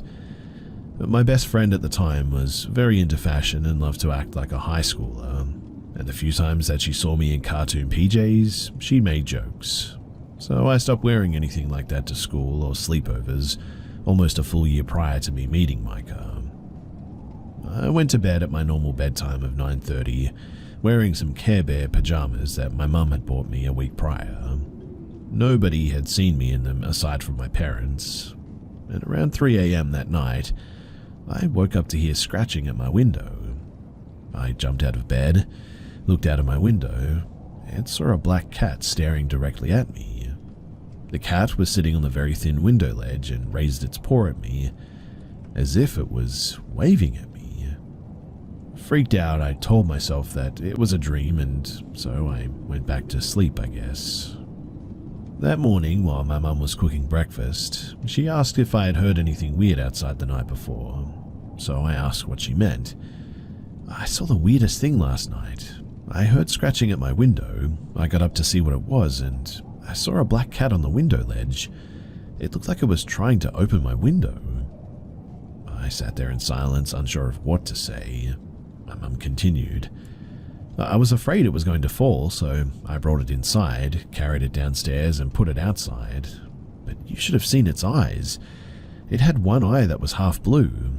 I've never seen a cat like that before. I instantly felt so sick that I couldn't speak or finish my breakfast. Not wanting to approach Micah after all of this, I stood off to the side away from all the other kids until she walked up to me. "Hey, Gloomy Bear, why didn't you let me in last night?" I was completely stunned. I could have died. At least your mum was nice enough to take me downstairs. I stopped hanging around her as much after that. Our building caught on fire a few weeks after all this happened, and we ended up moving a few towns away. I haven't seen or heard from her since then, and to this day, my mum still remembers that cat. She'll mention it in passing every few years and make comments about how weird it was that a cat could have gotten up on that ledge and was trying to seemingly get in like that. For the last 20 years, I've been racking my brain looking for any explanation as to how this could have all happened, but I just haven't been able to come up with one. So, if anyone has one, then genuinely, I would love to hear it.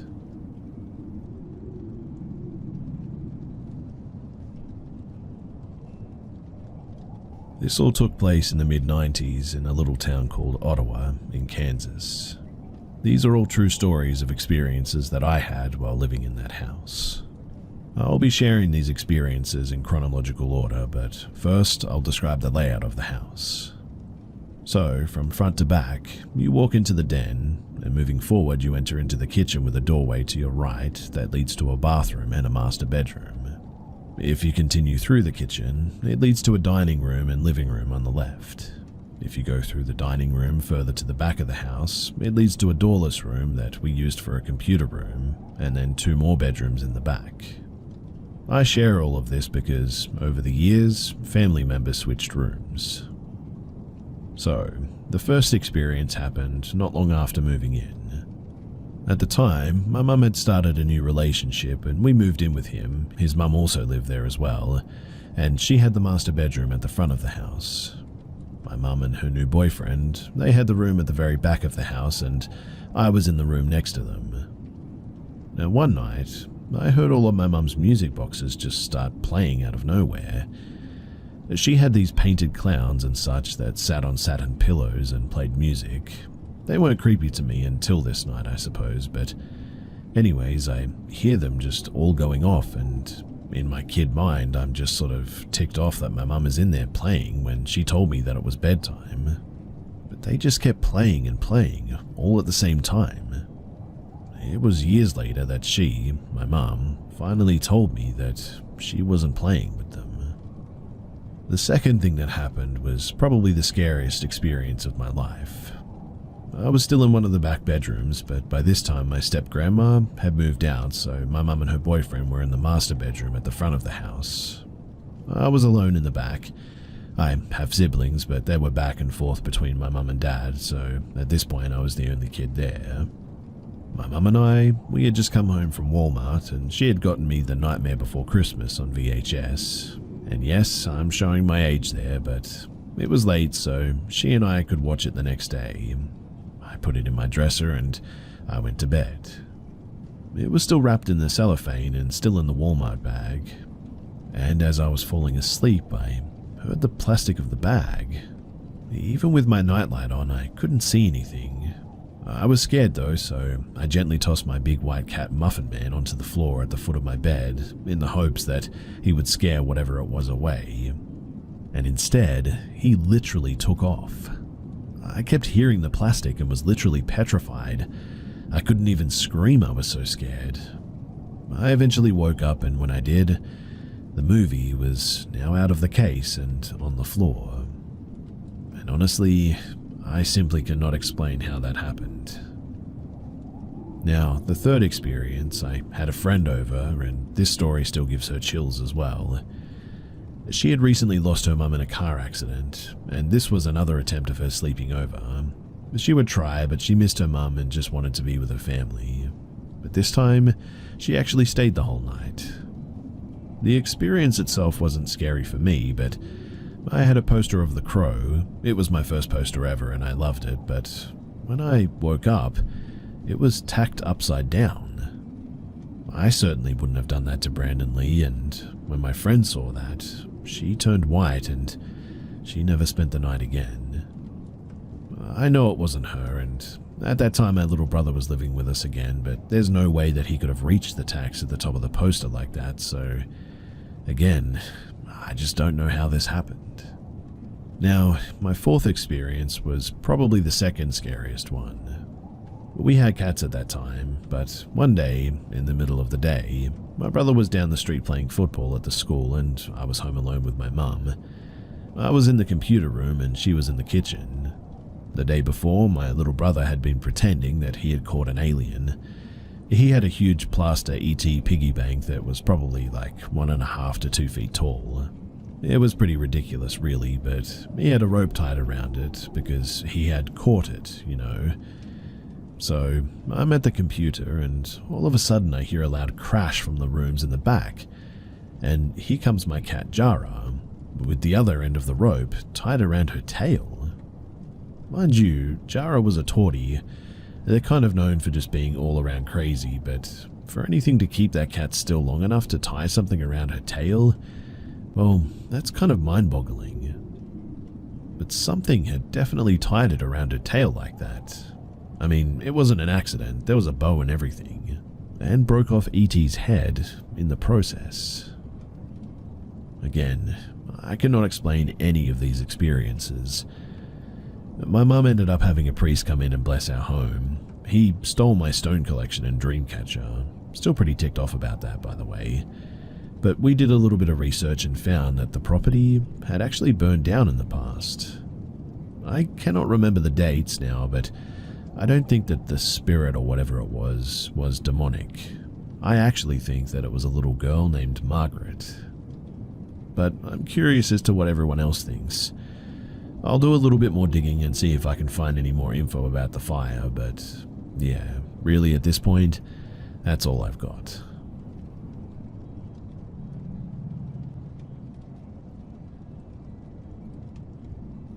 I was 11 years old when this happened. I'm female and currently 24. I was visiting my dad and stepmom over the summer in Saskatchewan, Canada. My dad worked long days during the week, so on her day off, he planned for my stepmom to take my sister, 8 at the time, and I out for a day to get some bonding time in with us, as we didn't know her super well yet. She took us to get our nails done, to the mall, and on the way home we stopped at a McDonald's. We planned on eating inside the restaurant, but it was very busy, so my stepmom asked my sister and I to find a table and wait there while she went to the counter to order our food. It was around then that I noticed this rough, older-looking woman, possibly 60s or 70s, looking towards the direction of the table my sister and I were seated at. All I could remember is thinking, she looked like a drugged-out Susan Boyle. She looked possibly homeless and addicted, so I didn't give her much of a thought, letting her do her own thing, and I just tried to talk to my sister about random stuff. Once my stepmom came back to the table, this woman was also seemingly already approaching us, and then stopped beside us. She just said hello, so we all kind of said hi back and tried to ignore her.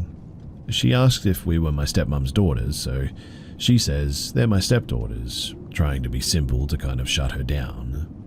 The lady says that we were beautiful girls, and begins to walk towards the door. She stops one last time and asks, how old are they? We had the impression that she was on her way out, so my stepmom just says to her like 11 and 8. Her eyes, though, they lit up and she looked at me with a sort of strange look.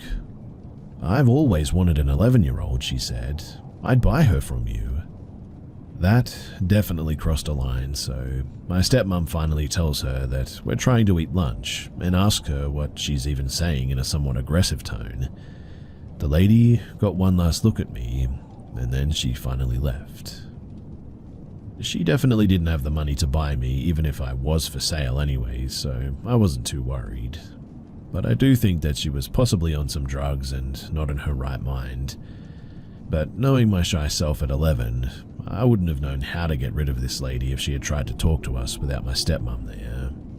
We weren't super close then, but I respected her a lot after that day for being ready to protect us, even in a minor situation like this.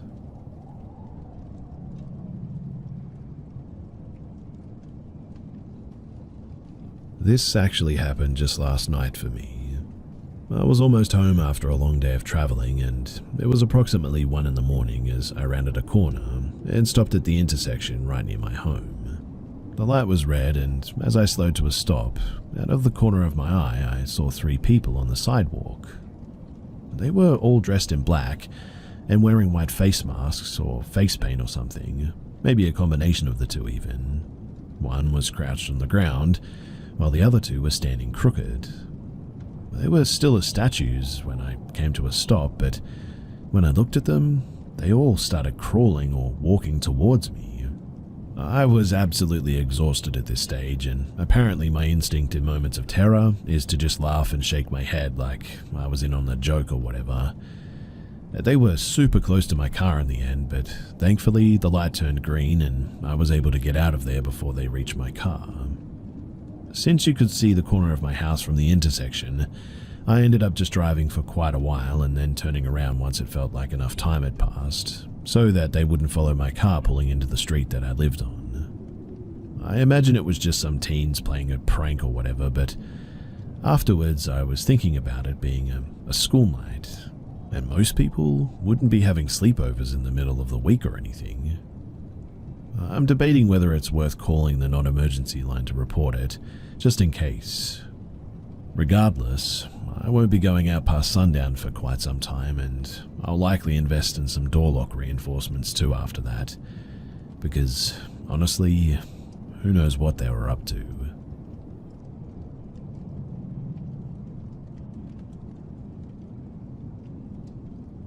I've always been aware growing up in a house of old-time Romani people gives you that. I say aware in respect of that, to quote Shakespeare, that there are more things in heaven and earth. There's places I've been where I'll never go again, and here's one of the last of them. I'm going back 30 years or more to a day in the summer holidays where I found myself alone. I'd walked my girlfriend home, and it was the time where the light starts to fade and the night starts to close in. It would have been around 8 or 9, I suppose. It was still quite light, and looking back, there was no need to be worried about, well, anything really. But as is the case with many things, the worry, it started anyway. I took a shortcut through a park which led me onto a path that cuts through some woods. The light was good enough for me to walk the path and stay on through to the other side. I've spoken about the feeling of something watching you before with others, and if you take anything from hearing this, then it's that this feeling that you get is rarely wrong. Mine, in fact, has never been wrong. So, as I walked down the path, it opened up into a small field full of long grass, yellow-colored as the sun had been quite merciless with it. When that feeling, it just struck me hard. Now, I was at an age where I thought that I could have handled pretty much anything, so I stopped and surveyed around to see what or who was there with me. That's when I heard a sharp whistle, the kind where a dog may come running. I looked around to see where it had come from, but there was no one there. I just started to walk again, thinking that the whistle must have carried from the park or whatever. Then, I caught something from the corner of my eye in the grass, a streak of white, just slow enough for me to catch it. I whirled on the spot, but there was nothing there. I shout, "Hello?" No answer. So I carry on walking. I'm getting nearer to the far edge of the field now, and that's when I heard, clear as day, literally to my back, "You're not leaving so soon?" I quickly turned again, thinking that somebody was there, but there was nothing there, and no one.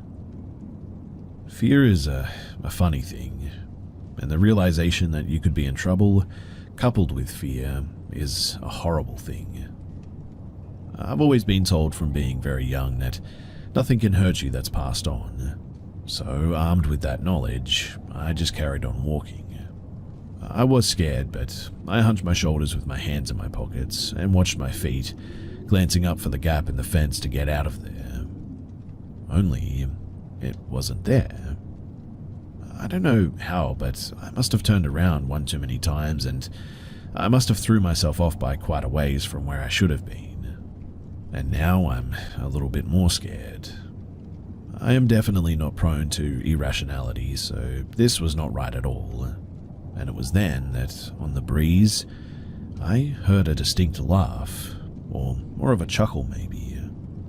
I started to jog, this time keeping my eye line on the gap in the fence, and I fell down.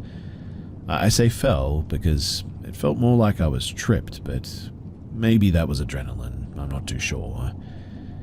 Whatever the case may be, my memory gets a bit hazy there because in the dying light, I swear that I saw a man, just an outline silhouetted by the setting sun. But he was there, dog at his feet with a long walking stick like a shepherd's crook. I sat up, and for the first time in my life I realized that my family wasn't as crazy as I thought they were. It's a humbling experience, really. And I bounced onto my feet like Jackie Chan, and that jog quickly turned into a dead sprint. I knew in my head and heart that I'd seen something that wasn't right, and I needed to get out of the way as fast as my legs would carry me. The very last thing that I heard, or thought I heard, was, "Don't be a stranger, lad." Like I said, there's places that should really be left alone, as the things there want you to come and visit. After that, even with my mates, hanging around on that park, I always felt watched. I'd look down that path and I swear that I'd hear laughter. They built some warehouses on that land eventually, so I suppose it's not somewhere to worry about these days. I still tell my boy about things like this that happened to me when I was younger, and he always rolls his eyes and sometimes laughs. And who knows, I might take him there one day and see what happens, just to see.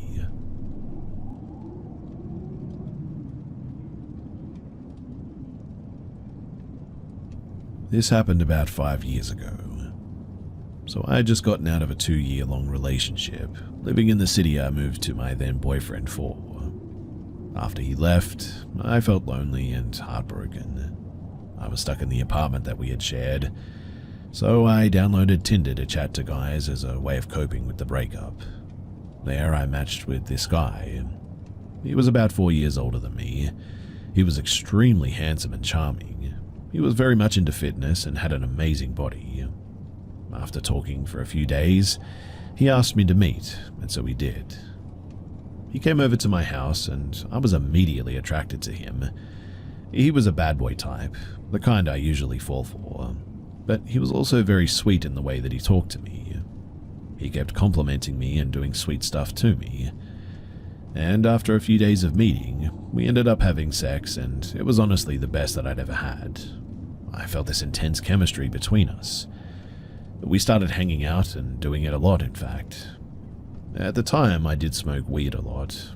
I knew that he smoked too and did some other things as well. I didn't really care much at the time, but eventually, he would keep asking me to hang out pretty much every day, begging me to come over because he missed me. When I told him that I was too tired, he would bribe me with stuff like saying that he would give me massages, weed, dinner, romantic things, give me the best night, etc. He didn't like it when I told him no. He would sometimes get angry even, send me a bunch of messages just pleading for me to come over. After every time that I'd been to his house, he would shower me with love via messages. He was so romantic, saying that I made him feel so amazing, that there was something special about me and that he loved being with me. He would often shower me with compliments, but then get angry when I said that I didn't have time to hang out with him. Now, at some point I was at his house. He got a phone call from someone. After he hung up, he told me that I had to go upstairs and hide because his baby mama was coming over. He didn't want her to see me because she was crazy. He told me some stories of crazy stuff that she had apparently done, and I believed him. He was very convincing, and I believe that this happened twice. Now, I know that I should have seen the red flags. I probably did to some extent, but I didn't care much. I kept hanging out with him a lot, even though I figured out that he was heavy on drugs. And one day, I was at his house and we had done the deed. I had smoked a lot and he was on some stuff. He wanted to go again, but he got frustrated that he couldn't get it up. He got mad and kind of blamed it on me not being firm enough on the grip. He kind of yelled at me to squeeze it harder, and he just kept getting more frustrated. Obviously, I felt uncomfortable and wanted to leave, but he wanted me to stay. He tried to continue, but it just didn't work. I was extremely uncomfortable and felt very embarrassed. After a while, I told him that I wanted to leave. He then told me to give back the weed that he gave me, as is his mind. It was his payment to me being with him. And at that, I was absolutely furious, and so I just grabbed my stuff and I walked out the door. He followed me, and at first he walked calmly about 30 meters behind me, begging me to stay with him, asking where I was going, and I just kept walking and saying no. But he then ran towards me. I picked up my phone to call a friend of mine because I could tell that he was getting aggressive. And then I turned around and saw him literally tear his shirt open and began stomping towards me. He grabbed my phone out of my hands, then kicked me in the stomach so hard that I fell into a ditch. He then smashed my phone to the ground and told me, "You're done." I thought that he was going to beat me up at this stage, but then it looked like he was actually trying to contain himself for a second, and just turned around and left. Obviously, I was mortified by what he had done. I ran away shaking. I can't even remember how I got home, but somehow I did. I was able to borrow a phone from someone and called my friend, I think, and he came over and I had bruises all over my stomach and legs, and I had no phone, obviously. It was then that I called the police using a friend's phone and told them that I wanted to press charges. A few days later, he messaged me saying that I tried to steal from him, that I took advantage of him just to get some weed. A few hours after that, he texted me saying sorry. A few more hours, he texted asking what had happened to me yesterday. Then a week later, he found out that I had reported him to the police, and he was mad. He said that he couldn't believe that I'd reported him. Then he told me that he would give me 2 new phones or whatever I wanted if I withdrew the report, that he wouldn't contact me anymore if I just did it. He just didn't want any trouble and didn't want to lose his daughter. I didn't answer. Then he sent me another message fabricating the whole story of what happened that night. He kept harassing me for weeks with messages. Some days he was begging us to get back together or to be friends, bribing me. Other days he was accusing me of random stuff, calling me names, etc. And that he had a great lawyer and that he would report me to the police for stuff that I had never actually done. He kept acting like a smart aleck, saying that he would beat me in court. It all became very chaotic in the end. After a few months, there was a trial as well. I couldn't attend physically, so I testified via a phone call. I was questioned about our relationship and the incident that night. He lied and made up stories about me, but no one believed him.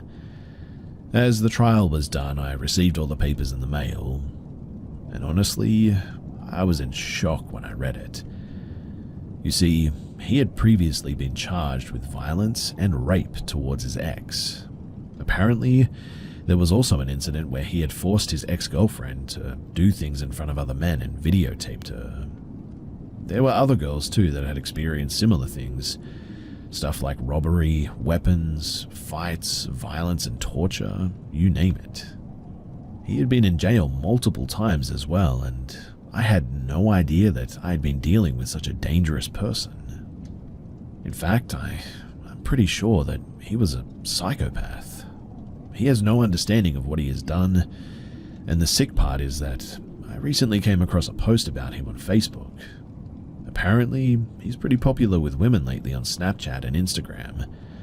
He posts stuff about his life, whining about being beaten up by random men, being tortured and robbed and all that people follow him with guns allegedly. I've learned that the reason that he keeps being beaten up by people is that they know what he has done. He posted pictures of himself at the hospital to make people feel bad for him, and weirdly enough, they do.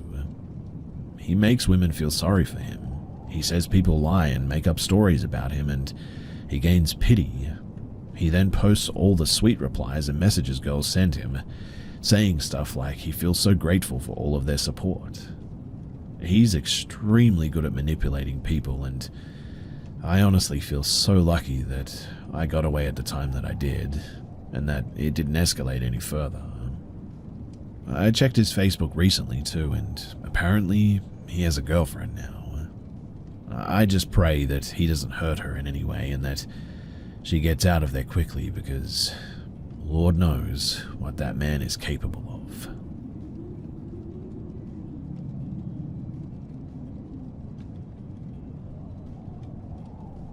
From the age of 7 to 12, I had a best friend called Aaron. He was playful, always cheerful, witty, and intelligent. His family, they rented a place from a relative of my brother-in-law. His family consisted of his parents, his sister, and him. We always hung out in the afternoons and on weekends. My cousin Aaron and I would get together, and it's worth noting that neither he nor his sister attended school. But we were like the Three Musketeers, I guess you could say. Although Aaron was much more mature than us. Not in a bad way, but because he was very intelligent, knew about everything, and had answers for pretty much everything. Everything was normal too, and I have very fond memories of our mischief and games together. I remember that he taught me songs and words in a language that I don't know. He also drew strange pictures, and at his house, there were figures and something like an altar with similar drawings. But here comes the strange part. So, in the 7 years we knew each other, neither he nor his sister nor his parents seemed to age a single day. They remained unchanged. I also remember that once they invited me to dinner, and when he started talking about the moon and its power, his mother and father looked at him with a face as if telling him to be quiet and change the subject. His house was surrounded by a yard and had two entrances, the main one and one from the patio leading to the kitchen. At the age of 13, one afternoon, we waited for him to go out and play, but he just never showed up. So, not willing to give up, we went and looked for him. My cousin and I went through the patio entrance and heard him telling his mum that he didn't want to leave, and she said, "You know how it is. We could be discovered, you know that." And they continued talking in a mix of his language and ours. At that point, my cousin whistled and he yelled, "I'm coming." We went to play ball, and I was left wondering what they had been talking about. I waited for the right moment to ask him, which was in the late afternoon after the game, and he told my cousin and me something that we will never forget, because his voice changed and he became very serious. He told us that his family came from a lineage that didn't age normally like us, and that he wasn't really 13. Apparently too, they traveled everywhere. My cousin jokingly asked, "Well, how old are you? 80? And he replied, 64. I got goosebumps from that. And from there, we each went home. The next day, we went around to see him, but his house was now empty, and there was no trace of him or his family anywhere. In fact, we never saw him in the town again. They just disappeared completely. The question of what really happened, I guess that will always gnaw at me. We all remain with this doubt, and to this day, everyone in the town remembers this kid, so it wasn't just a figment of my imagination or anything. Also, my brother-in-law told my mum that his relative rented out the place privately, but the father's name was Samuel Bassett or Bastide or something like that. I've searched on Facebook, Data's, Family Search, everywhere where I could find a record, and there is no record at all, anywhere, of this family.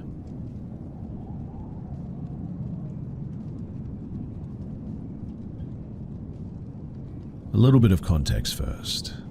So I'm 27 and male. My parents are out of town for the weekend at a church conference of some kind. They're very religious, but I personally am not.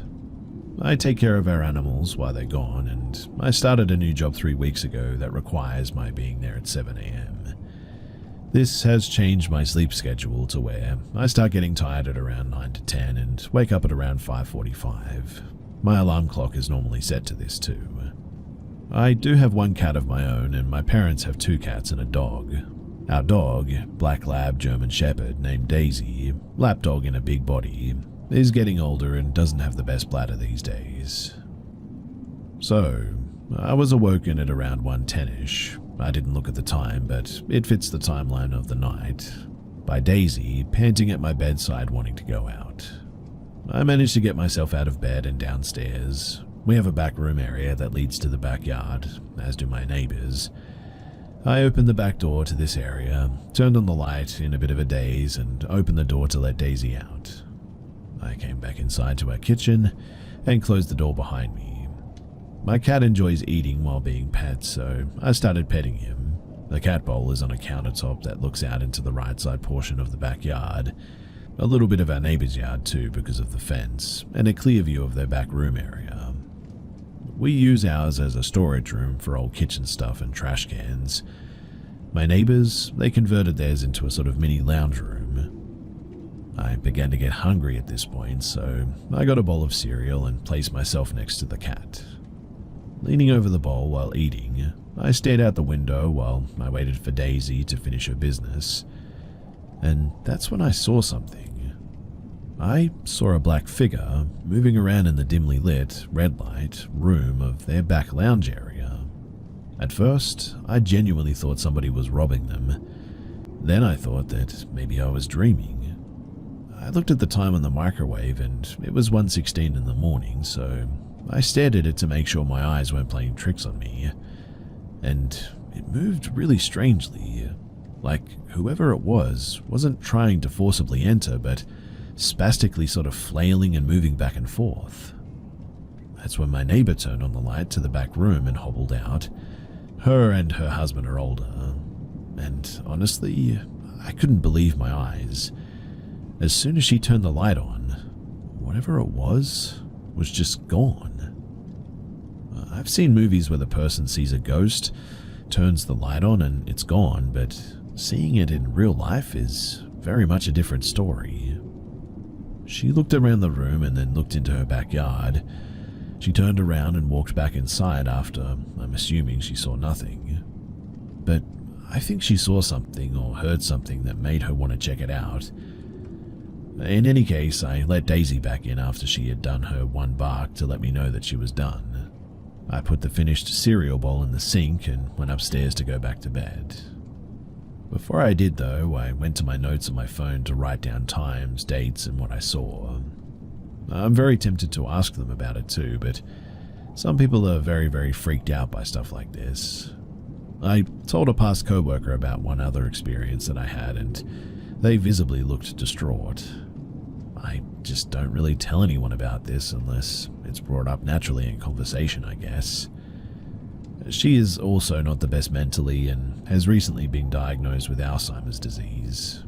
And I don't know, this might just be a little bit too much for them.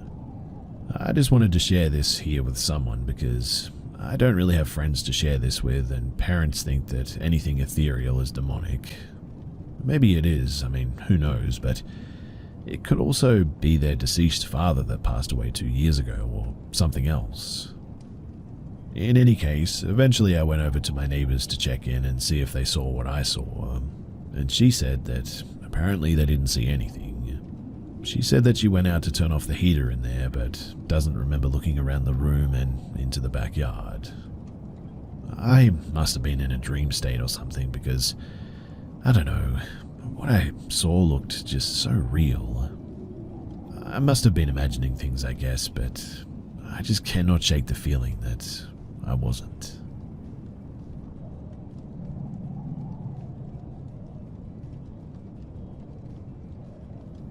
I live with my wife in a home that we recently purchased around 6 months ago. I have never had an experience like this before, and I'm really not sure what I should do, if anything. So last night at around 3:45 a.m., I woke up suddenly, rolled over, and saw a 7-foot-tall dark silhouette standing over my wife's side of the bed. I flinched and jumped out of the bed, took my eyes off the being for probably half a second, and in the time that I had, it had disappeared. And I can assure you that there was nothing there that could have mistaken for what I saw, i.e. a coat rack or anything of the sort. It was dark, no lights were on, and I had just woken up from sleeping. However, my eyes were adjusted to the darkness, and whatever it was seemed far darker than anything else in the room, like a solid black, as if you drew a solid Sharpie figure on a dark grey piece of paper. The silhouette was very tall, had no details on its body or face, no hair, no ears, no impressions for eyes or anything. It looked three-dimensional, as I could make out a radius around the dome of the head and the neck. It had broad shoulders, as opposed to a lot of similar reports I've seen online. It looked slightly hunched over and was staring directly at me. I say this because it looked like it had a small forward tilt to its head. I saw its full body from where I imagine its knees were. Its midsection tapered slightly inward from the broadness of the shoulders, and from the waist down, it looked like the same. No gaps of shadow between where its legs would have been, as if it was wearing a cloak that sort of draped down to its feet. All a deep, solid black color. Like I said too, I looked at it for about 2 seconds before I jumped up. I noticed it immediately when I rolled over, but didn't understand what I was seeing until after a moment or two. I suspect my delayed reaction was due to the fact that I was asleep shortly before and had to get my bearings on what was happening. I have no idea what it was or what to do, and I remained awake for about an hour afterward before eventually I just fell back asleep from exhaustion. I wake up for work at 6 a.m. and go about my business. If anyone has seen this, or if you have any advice for how I should handle this, then really please do message me. I mentioned it to my wife only that I saw something strange last night and that she should tell me if she sees anything odd in the future. I don't want to scare her, but it sure scared the heck out of me.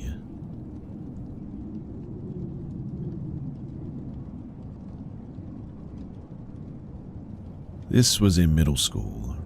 My teacher was absent one day, and this gym coach was substituting for him that day. I've seen him around the school before, and he has substituted for us a few times. I was sitting at my desk talking to my friend behind me and pretending to do my work, and for some reason, he decided to walk around the room to check if we were doing the assignment. So I turned to my desk and started writing. He goes one by one to everyone's desk, but slows down once he reaches mine. He hovers over me, just staring down at my work. I got a bit nervous because I didn't want him calling me out or anything, but for some reason, I felt his breath on me heavily, which was really grossing me out. He was a frail, old-looking guy, so honestly, I didn't think too much of it. He walked really slow and seemed harmless, but was sort of very passive-aggressive when he spoke to us.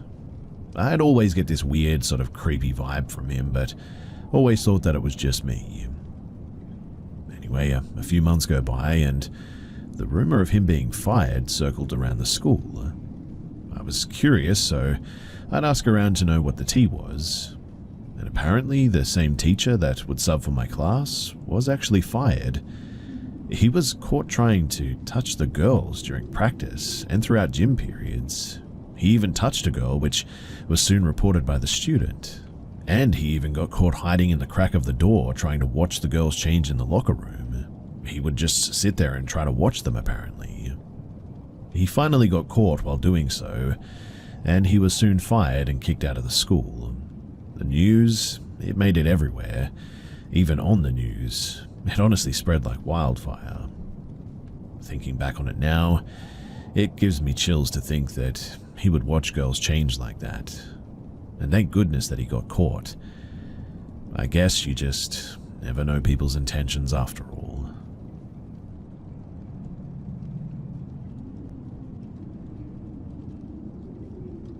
I'll preface this with a question. Do you ever get a sinking feeling of impending danger? Because I did, in the backwoods around Solomon Hill, Berkshire, UK. Just a feeling that the vibe of a place is completely rotten, when moments ago it was almost idyllic. So I got the weekend to myself, as my partner is away for a few days. Something that I like to do is go for night drives, and stop by somewhere in the sticks and go for a peaceful walk when not too many people are around. So I got in the car and put in the directions to a little car park in some woods about 10 miles away. As I drive down the motorway, the sun's very nearly set. It looked great, in fact, everything bathed in orange. I leave at the junction and the motorway becomes dual carriageway, which in turn becomes single B road. I turn off into the lane and pass through the last village before a nice bit of hilly conifer woodland looms large in the twilight. I was going here particularly because I heard that there was a nice viewpoint of Reading Town, but in the end, I don't make it that far. Now, I'm going up country tracks, single lane only, so I'll have to pull over to let someone past if they're going the other way. That doesn't happen. No one else is on the road, in fact. The hedgerows give way to the woodland. It's very pretty and I can still hear birdsong in the dying light. Eventually I reach the car park, although really it's just a patch of gravel for turning around, and a forestry commission gate blocks off the dirt track deeper into the woods. In the car park there's a motorhome, although it looks like no one's in it. There's also a dark blue Ford Fiesta EcoBoost with a fella in it on his phone. I park in the corner behind the motorhome and 2 spaces over from the Ford and get out. There's a meadow across the road from the car park, so I walk to that to see if there's a path that may lead to the viewpoint. I've not been here before. No viewpoint, but there is a single deer, which was nice. After that, I cross over again and decide to use the track behind the forestry gate. Even if I don't find the viewpoint, it will be a really nice walk, I think, and begin walking. The man in the little car isn't on his phone anymore, and he gets out. I take a few more steps, but I'm already feeling a little bit creeped out, like a creeping dread is starting to shift in. I look over at the man. There's now a second man, and the pair of them are dressed in dark, practical clothes with boots. They're very tall. They don't say anything to each other. Their faces are made of stone, in fact. I've sort of stopped now. I pretend to be on my phone. I try not to look directly, but out of my peripheral I catch them taking turns to sneak looks at me. So I look at them directly, and one is just watching me as they walk towards the same path that I was about to head down. I just sort of stand there as they walk by, and they keep looking at me in alternation, even turning their heads as they're in front of me, now to look at what I'm doing. They disappear behind some hedges, looking at me one more time before they go. That dread feeling, the rotten feeling, is very strong. I've had this danger feeling only twice before. One time the danger was perceived, the other time very immediate. At this point, I decide absolutely not, and I go straight back to my car and I get in. I can see the men again, and from the car I can see around the bushes, and it just sort of stood there, watching me. The entire time I got ready and drove out of the car park, turning onto the road, they just stood there, watching. Now, I hope that I was just being paranoid, but I think I know the difference deep down. Paranoia makes you jump at your own shadow and feel anxious. This feeling was cold and a solid feeling in my gut. You become hyper-aware of your surroundings, but also the object of your dread, and in this case, it was definitely these men. I just had a terrible feeling about them, unlike any other stranger that I'd come across. But what do you guys think? Was I overreacting, or does anyone else get the feeling that I'm talking about? Have you had it before, and if you have, where and when? Something about those men just wasn't right, and I'm really glad that I listened to my gut.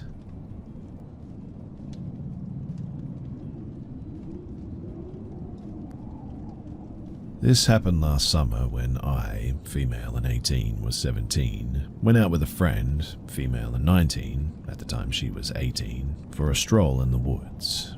We live near a big forest. So when leaving the forest, I kind of noticed that something was just off. So I turned back and there was a really tall guy, almost 2 meters, standing right behind me, only leaving a little bit of a gap between me and him. He looked very pale, had blue shorts and white stripes on and a dirty white top. He had pretty big and dark eye bags, blondish white hair, and looked like he was in his mid-20s if I had to guess. I instinctively took a step back, and my friend, out of panic, did the same. The guy stood still and asked us if we were interested in doing, well, you can probably guess, and if we were lesbians, and that he would have some nice friends at his place. My friend, thank God, told him friendly enough that we weren't interested, and the creep turned back without saying anything, and left the way that we took to get out of the woods and walked back in. We took separate ways to get home instantly because of both of us being creeped out. I told my older sister when I got home, and her face turned pale while I was telling her. She asked some questions about the guy, and she told me that this guy sounds like her stalker from school time. Apparently, this guy lived in a little village that was near the woods, and to this day, I've been way too scared to go into the woods there again, even if it is with my friends. I just hope that I never see this guy again in my life, and I also hope that he stays away from my sister.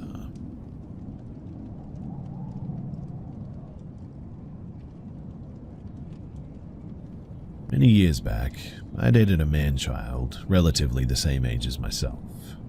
We got along pretty well. He presented gentlemanly, hospitable, kind, and loving. In hindsight, things escalated quite quickly. We went from being friends to being exclusive within a month. Not enough time to truly know someone, I know that.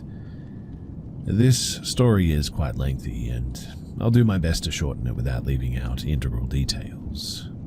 So please, do bear with me. We saw each other daily. We mostly hung out at his home. That was fine with me in the beginning, as I'm rather introverted anyway. A couple of months into our relationship, I started to question why we weren't leaving the house, why we weren't going out and experiencing new things and trying out new hobbies. His responses were always cloudy. He always tried to redirect the conversation, thinking that I was truly stupid and couldn't tell that this was an obvious avoidance tactic. That was the point where I started to become curious though, and from there it all went downhill. Now, I'm not an intrusive person by any means, but considering that he was my partner, I had a right to inquire as to why we were isolating ourselves like this. After some mild questioning for a few weeks, I noticed that he began to create distance. This noticeable change was hard to ignore, in fact, and pretty much confirmed my suspicions. However, I'm not going to make a decision based on assumptions. I'm ashamed to admit this too, but one night while he was sleeping, I actually went through his phone. I still feel pretty disgusted, even though I found like 100% proof that I was the side chick. I couldn't believe it. I still can't. I was with this person daily, and it obviously confirmed why we were so confined to his home. But it was perplexing because she had no idea about me. It was about 2 a.m. when I looked through his phone. There was nowhere that I could sleep beside him for the remainder of the morning, so I quietly got out of bed, collected my things, and I went home. The next day, I believe that he realized what had happened. However, he never contacted me to see why I left. Things remained silent for the entire day, and then I received a phone call later that evening. I confronted him. Again, I'm ashamed to say that I did take photos of the evidence, as I knew that he would try to gaslight me. The fury in his voice, though, was palpable. He did what a usual abuser would do, and blamed me for going through his phone while totally ignoring his infidelity. It was utterly pathetic, really. He had created this delusion that I was going to contact the other girlfriend and tell her all of the wrongdoings, all of his infidelity, lying and cheating, etc. I would have done this. However, while I was looking through the phone, I realized that this girl was very sheltered. She was completely oblivious to what was going on, and I was afraid that he would retaliate against myself and her, and I thought to myself that eventually she would find out anyway. I do regret not informing her. However, my decision was my decision, and I can't change that. But this is where my nightmare begins. He was so paranoid and confident that I was going to contact his girlfriend that he would constantly call me daily and make vague threats against me. I persistently advised him that I would not contact her, that it was none of my business, that she would eventually find out that he was a deceitful, inept brainworm sooner or later anyway. All I wanted was for him to leave me alone and to never speak with me again. That was really my only request. He obviously didn't take my words well, and he continued to harass me. Only a few days later, things completely erupted. His paranoia exceeded levels that I'd never seen before. He sent me a threatening message with the context being, "I have compromising photos of you and I'll release them," as he believed that I would ruin his relationship. I couldn't believe the delusion. No matter what I said, no matter how I phrased it, I even had my mother speak with him at one point, but it was useless. I sent him a message stating that if this was true and if he messaged me again that I was going to call the cops. 5 minutes later, I received 11 messages in succession. A few were videos, photos, and personalized animations of myself. I had never seen these images or videos and animations before. These were taken without my consent. These were extremely intimate and compromising too. Unbeknownst to me, he had cameras set up all around his room. These weren't just threats.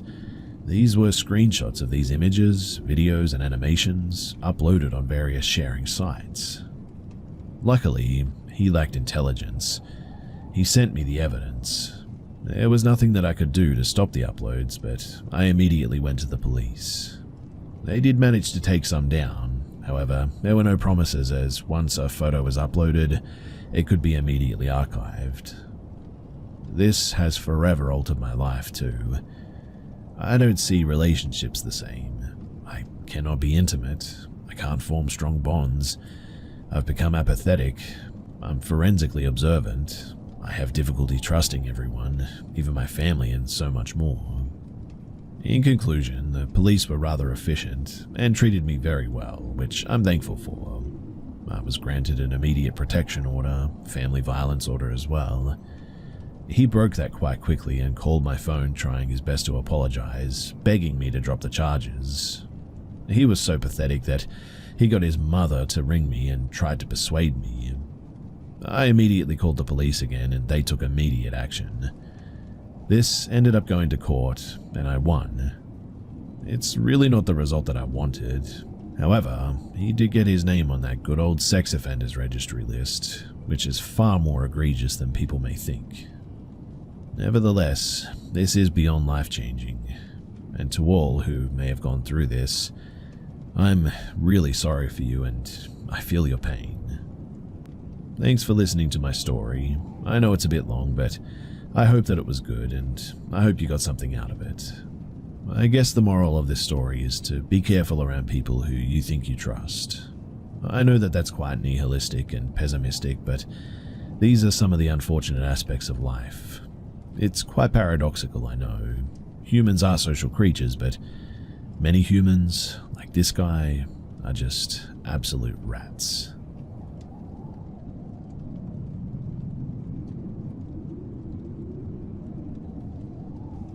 So, to start this off, I was deployed to Kadena, AFB, late 2023. I was put into on-base lodging along with another body. After working my shift, I went straight to bed. I was asleep for a solid 4 hours until my roommate woke up to shower. I sleep kind of light, so it did wake me up. At this time, it was probably about 4 in the morning, after checking my phone. He apologized for waking me up, but I told him not to worry about it and to have a good day as he left. At this point, I shift my position and brought the covers over my shoulder. Then, shortly after, my blanket that had been over my shoulders was suddenly pulled back down. I was just about to fall asleep when that happened, so I was still fairly awake, but I ended up texting my buddy, who is an E6 tech sergeant, about what had happened, and he was freaked out for me too. He couldn't believe it, but he knew that I wasn't lying. I then called my wife, since she was awake in the States, to tell her my experience, and she didn't like it at all. She was sort of in disbelief, but also knew that I wouldn't lie about anything like this. I've heard stories about being here and it being haunted, but I never thought that I would ever experience anything like this. And it just had to be one of the freaky things that no one wants to experience, right? To those who have listened to the story, thanks for listening, and for those who have been stationed there, do you have any stories that you want to share? Because I would like to know your experience also, and know that I'm not alone.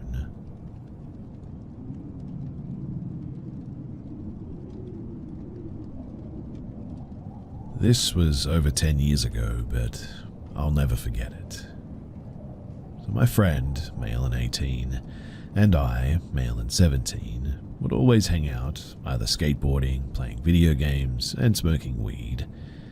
We were still young enough that we were hiding it from our parents, and would go out on walks or to nearby forests to smoke. One evening, it was about 6 p.m, and we decided that we would go to the nearby forest to have a smoke.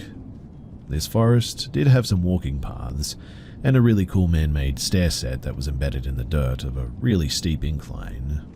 There was even a long railing made accompanying the stairs. When we arrived at this stair set, it was about 7 p.m. and there was still lots of light left outside. We decided that we would sit at the top of the stairs for our smoking spot. We were chatting, smoking, having a good time just sort of hanging out. After we had smoked a bit, we remained sitting at the stair set and we both got pretty quiet. Not for any particular reason, but suddenly I felt or heard this indescribable boom. It caught me off guard.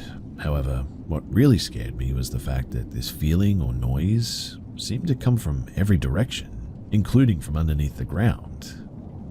I remained silent for a moment afterwards, absorbing what I had just experienced.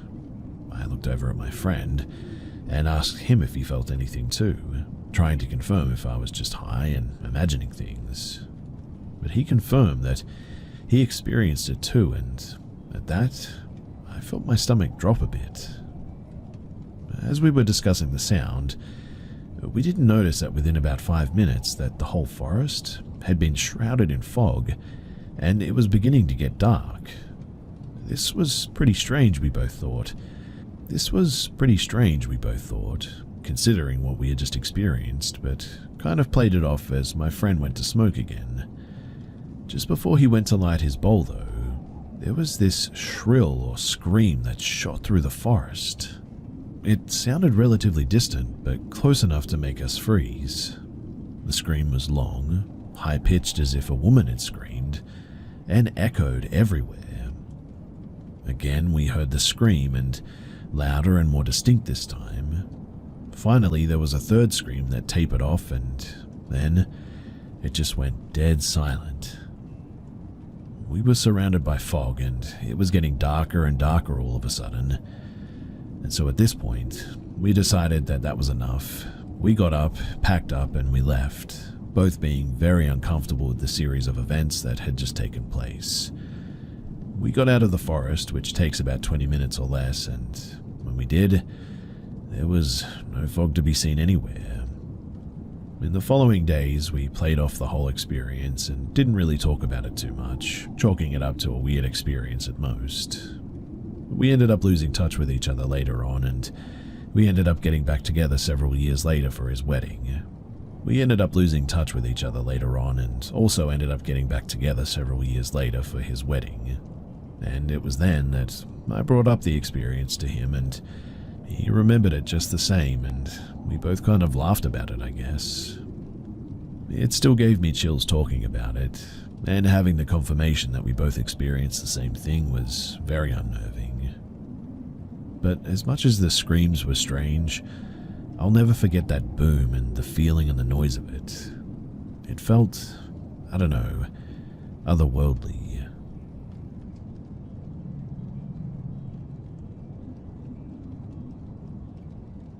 My entire life I've lived in haunted houses. When I was 6, we moved into this nice 6-bedroom house built in the 1900s in the suburbs. When we first moved in, we didn't make a lot of effort to clean out the 2 crawl spaces. We basically just moved more stuff in with it, really. My mum remembers lots of old dolls being in there, though. I wonder if there's an attachment to something left behind, because I never found much information about anyone who lived there. Anyway, it was me, my aunt, my mum, my dad, my grandpa, and my cousins living there. Through the kitchen was my grandfather's room. Through his room was the stairs to the attic, which was enclosed in an L shape. The attic had been converted into 3 bedrooms by this stage. The room at the top of the stairs, that was my room with the tiny door to the first crawl space. To the left was my aunt's room, which had another crawl space. To the right was my parents' room. And sleeping in that middle room was honestly hell on earth. It was really scary, and most of my friends wouldn't stay over because of the things that happened in my room. I thought that I was just having nightmares or something because I'd always see a shadow figure beside my bed, but that turned out to not be the case. So once I was playing school with my cat in my room, and it was getting hot, so the attic was very warm. I went into my aunt's closet with the cat because I was pretending that he was in detention. The door had no lock, but for some reason it just got jammed, and I couldn't get it open no matter how hard I tried. Me and my cat, we would have died in there for sure after a while because of the heat, but my grandpa came to the rescue and he let me out with no struggle. The rest of the house was bad too. I've been in plenty of haunted houses, but this house gave you a sense of, I don't know, like dread. It felt very menacing and evil. A lot of bad things were happening in my family at that house too. I always felt like the house fed off the negativity as well. My cousins would party and have 20 people in their room every night. My parents and my aunt fought about it a lot, and once I had to hide in my parents' room while my half-brother's mum tried to distract me because the party guests were threatening each other with guns outside. The basement, it was creepy too. My dad finished one side of it and turned it into a sort of home bar. My grandfather had antique statues of clowns down there, and we had a projector down there as well, and the PS2. I would sit down there sometimes and play games. Once the lights turned off on me, I would always run upstairs with this feeling of being chased. Eventually, my grandfather got sick and passed away when I was about 8. My dad needed my grandpa's safe code to take out important documents, and for some reason, all of the adults thought that it would be a good idea to basically do a seance in the attic to try to get the safe code, like ghosts can just spit out numbers like that. So my aunt, my mum and my dad and me took our voice recorder up there. My mum was a member of a local paranormal society at the time. So we ask all of our questions, hear nothing with our ears, and then we walk downstairs. We plug the recorder into our computer and listen through the recording. But we didn't hear anything besides ourselves until the part where we were going down the stairs. Then, through our terrible computer speaker, we all hear what sounded to my mum like a laugh and to me like wum wum in this deep demonic voice, almost like a pig or something. My mum then said, no more recording upstairs, okay? The only not terrifying experience I had there was feeling someone petting me really gently while laying on my grandfather's recliner. A year or two later, though, we got a dog. I was still sleeping with my mum, but at this point my dad was always at the bar and slept in the living room. Me and my mum were in her bed and my dog was chewing on a bone at one stage, when the cast iron 400-pound bed frame started shaking violently. My dog's bone flew onto the ground after the shaking started. We called the dog up to the headboard and she came up and laid between us. The bed was shaking for at least a good minute. My mum said that the bone must have caused it, but even then it just made no sense. Later she admitted that she just didn't want me to be scared, and we checked online the day after and saw that there were no earthquakes in the area, and nothing else shook anyway, so that didn't make any sense. Just the bed. One night the door was opened between my parents' room and my room, and my mum said that she saw a shadow figure go from the stairs to the crawlspace door. Years later, my parents split and me and my mum moved out and my aunt stayed. Her boyfriend, who was basically my uncle, passed away sadly. My aunt adopted his kids and they live there still, but my blood cousins and my dad have moved out. I eventually went back to visit them after he passed, and he had renovated a lot of the attic, and it felt very different. A lot less heavy, I guess. The entire time that I lived there, I'd race up and down those stairs to my room, because I always felt chased. And my aunt asked me if I ever told them anything to scare them, and I said no and asked what she meant. I'm a good cousin after all. And then she said that both of the kids, they race up and down the stairs like I used to. A few months later, and my dad was thinking about this Komodo dragon print that he bought from some local photographer or whatever. He remembered that he left it in the crawl space, and he texted my aunt asking if she could find it. And when my aunt got to the top of the stairs, it was neatly placed next to the crawl space door. Mind you, no one had read her text or know where to find it. Heck, she didn't even know where it was exactly. I think about that house still, and I have nightmares about it, and the entity that I am absolutely certain lived in it. I don't think anything as scary as what we went through has happened since at that house. And while I'm not a Christian by any means, if demons are real, then I am certain that that's what this is. It was in that house, for sure.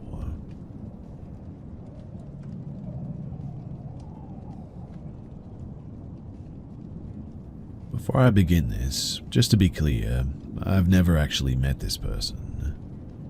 So this all started about 5 months ago, and it was quite a pleasant interaction, I guess. But it has slowly gotten worse and, well, just really creepy, I guess. Around November or October, I noticed that my wing mirror on my car had been put inwards. I park about a street away from my house, so I have a short walk to my house. My house is on a main road with one drive and my parents park in the drive. I asked my mother if this was her, as it was a thoughtful thing to do. She maintains that it wasn't her, and my father also said that it wasn't him. So I thought it was a kind soul or just a thoughtful person. After all, where I park, it has a lot of older people, and they always say good morning to me when I set off to work. This continues for months onwards. It's only recently stopped since parking away from that side of the street. But I asked a couple of older people on that street, and they said that it wasn't them either. At this point, I only wanted to say thank you, but I continued going to work and didn't really notice anything else until, well, the winter weather got worse. And in December of 2023 was when the weirdness continued. The frost kicked in and the snow started on occasion. Since I set off from work at about 7 a.m, it can be pretty frosty at that time, and I would need to sort of de-ice my car a lot. And about mid-December, I guess, I remember running late for work. It was around 7:15 in the morning, and I still had not de-iced my car, so I was doing a careful rush to my car as it was pretty cold and icy, only to get there and see that it had been de-iced for me. I was confused, a little bit happy, but also a bit shaken, I guess. It was a strange feeling, I suppose. Again, I asked my parents and anyone that I saw on the street if they had done it, but it wasn't any of them. My mum laughed and said, you might have a secret admirer. And honestly, it was like she was a fortune teller. The de-icing of my car happened a few times more on very icy days, and from January onwards is when it got strange to the point that I started parking elsewhere. About the end of January, start of February 2024, I saw what I can only describe as homemade food left on the top of my car. And no, don't worry, I didn't eat anything.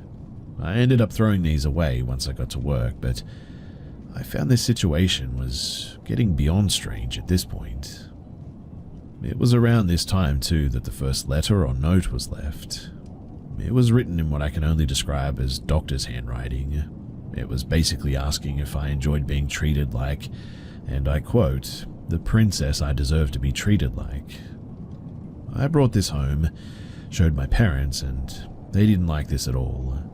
My dad said that he was going to start parking on the street and I can park on the drive for a while. I said that would be a good idea. However, if this person was looking for my car, he would know which house was mine. My dad agreed, but also pointed out that he or she may have already been watching me and may actually already know where I live. He stated that the main thing was that me walking home from my car to the house at 8:15 p.m. I work 12-hour shifts. He said that this could be risky. He also stated that he would sort the situation out if anything happened. I questioned possibly going to the police, but my dad stated that they would just laugh at us without any proof. I knew that he was right too, so in the end we didn't really have anything. I didn't like the idea of parking back on the street, so I didn't.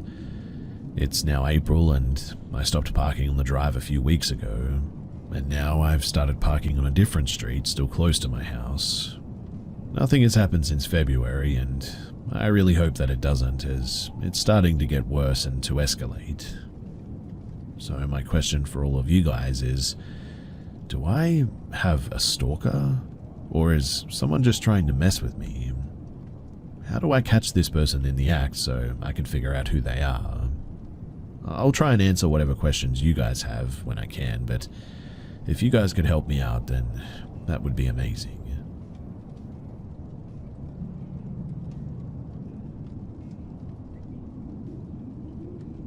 So I was 4 when we moved back to my dad's childhood home where he grew up. Let me give you the layout of the house for a better understanding. So the house had 3 bedrooms. My parents' room was directly in front of the entrance. To the left of my parents' room was my room and the kitchen, and just a few steps into the hallway from the entrance to the right of my parents' room was the bathroom and my brother's room. So, ever since we moved into this house, I always felt scared in my parents' room. And this, even though I love watching horror stuff, I don't get scared that easily. I can watch the whole horror movie by myself and could go outside in the dark alone, or could even sleep in my room alone without any fear. But if you ask me to stay alone in my parents' room, there is just no way in heck that I would. I have experienced many things in there, but these 2 stand out the most. So I was in high school and I came home and nobody was home. I went into my room, and from my room I could see half of the hallway, and then there is the blind spot from where I can't tell if someone went to my parents' room or to the bathroom or to my brother's room. And it was a small house, so I could pretty much hear every sound of the doors opening, and it was only one entrance. I could clearly see who was coming in and going out is what I'm getting at. Now, I was sitting on my bed texting my best friend, and I heard the entrance door open. I looked up and saw my mum coming in, and she stopped just before the blind spot, and she looked straight at me. We made eye contact, and she kept looking at me as if she was angry at me. It was weird, so I asked her what had happened. Did I do something wrong? She didn't reply though, just kept staring at me. And here I was thinking, oh no, did I mess up or something, and am I in trouble? And then she said, come into my room, and she went inside. So I got up immediately and went to her room, but when I did, there was no one there. I called for her, but there was no reply, and then I thought maybe she went to the bathroom because, remember, these rooms are in the blind spot for me, so I went to the bathroom. Mum, are you in there? But there was no reply. I then checked inside, and it was empty. Then I went to my brother's room, but that was empty as well. I called for her again, but there was no reply. Then I realized that if that was my mother, she would have replied to me by now. I mean, it's one thing if it was my brother who would be trying to play a prank on me, but not my mum. I went outside to see if she was home, and there she was, talking to my aunt on the front of the house. I went up to her and asked, did you just come outside? And she said, no, I came outside like an hour ago. I told her what happened, and she didn't believe me. A year passed by, and nothing ever really happened after this, but it was the summer, and one day suddenly the AC in my room stopped working. It was getting dark, so the technician said that he would come the next morning. I had no choice but to sleep in my parents' room, so their bed is on the right side of the door, and I placed my mattress perpendicular to their bed, so I was in front of the door, so I could see the hallway front of the kitchen, and the lights were off, but there was light coming from the outside, so it wasn't completely dark. The door was open because my mother has a bit of a phobia from her childhood that she can't sleep with the door closed. It was around midnight, I would guess, and I wasn't able to sleep. I was just sort of turning side to side, and by this time now, my back was facing the door, and then when I turned back, I saw my mother going from the kitchen towards the bathroom. I didn't think too much of it. I mean, maybe she left when I was facing the other way. So I waited for her to come back so that I could ask her to bring me some water on her way back. 10 minutes go by, but she didn't come back. Then I was like, did she really go out, or was I just tripping? So I got up to see if she was still in bed, and there she was, sleeping peacefully. I laid down. I was not scared at this point. Then I closed my eyes, trying to fall asleep, and then I felt as if someone stepped onto my mattress. I thought, oh, maybe it's Dad going to the bathroom, and of course, I mean, I'm lying down in the middle of the way out, so obviously he has to step onto my mattress in order to go out. So, no problem. I didn't open my eyes, and then his next step, he stepped right next to my feet. I could feel that my feet touched his feet, and then he stopped. Okay, it's dark, so maybe he's deciding where to put his next step so he doesn't end up stumbling upon me. A couple of seconds pass by, and he's not moving, so I just pull my legs up so that he gets the idea that he can move forward. After 20 or 30 seconds, I put my legs back to where they were, and I ended up touching his feet again. I was a little bit annoyed, like, come on, Dad, move. So I gently tapped onto the side of his feet 2 to 3 times with mine, signaling that he could move forward. But he didn't. And mind you, I haven't opened my eyes yet. I really don't know why I hadn't yet, but I just didn't.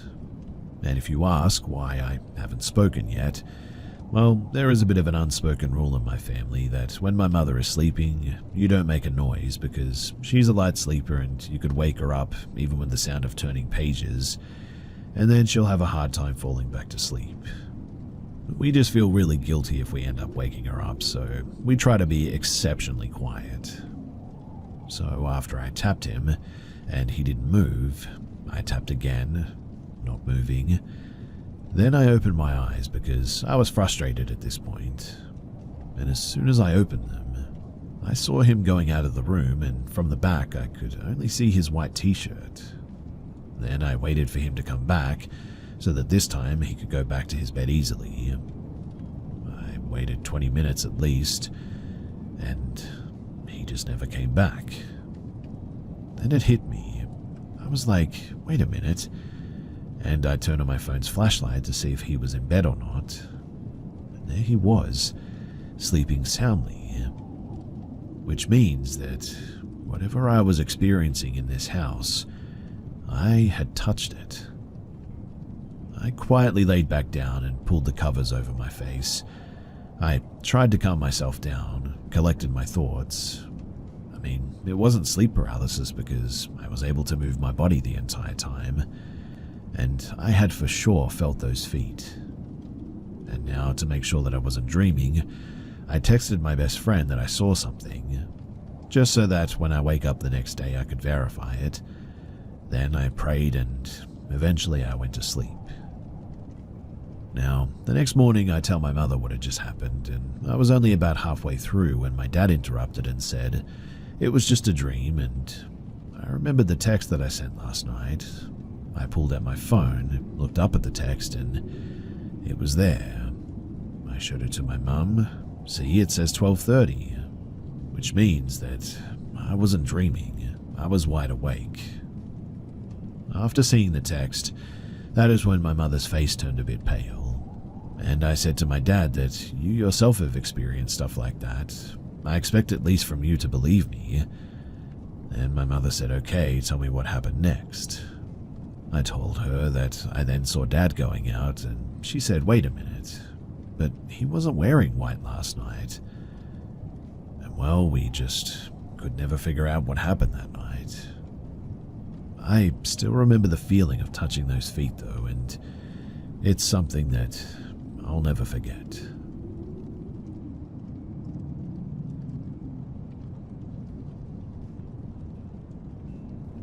It was a cold, dark day in November. I was 11 years old and spending the night at my step-cousin's house. I absolutely loved hanging out with her. We always had so much fun together. This was supposed to be another normal day. But my step-cousin, her name's Katie, was 12 at the time and home alone when I arrived with my backpack. I was excited as we talked and planned fun activities for the next day. A bit of backstory about Katie. Her father had passed away a few years earlier due to alcohol poisoning in her bedroom, that same bedroom that we were supposed to sleep in that night. At the time, I didn't know that he had died in her room. All I'd heard was that it happened somewhere in the house. Her mother was extremely private and never shared details about his death. In fact, she almost never talked about him. Katie was devastated for years, and honestly, who wouldn't be, right? Something like that changes a person. I never knew what her father looked like because my uncle had just married her mum that year, and by that point I'd known Katie for about 3 years. Anyway, so I had just arrived at her house, and after a while, Katie mentioned that she needed to take a quick shower. I didn't think much of it, and I told her that I would wait in her bedroom. She headed to the bathroom, locked the door, and turned the water on. I was sitting on her bed when, out of nowhere, I heard a knock. It came from her closet, though. A loud, deliberate knock. I froze for a second, unsure if I just imagined it, but then it happened again, louder this time. My heart started racing as I stood up and slowly walked closer to the closet, but the closer I got, the louder the knocking became. And then, standing face to face with the closet door, I felt it. This overwhelming sense of darkness, like the air itself had turned heavy and suffocating. It was terrifying, and I couldn't move.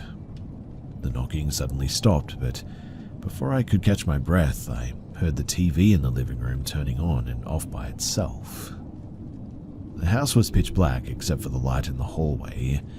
I don't know why, but that made everything feel even more unsettling. My fight or flight instincts kicked in, and I ran out of her bedroom, through the kitchen, and into the hallway. When I stopped running, I realized the TV was off again, and the living room was now completely silent.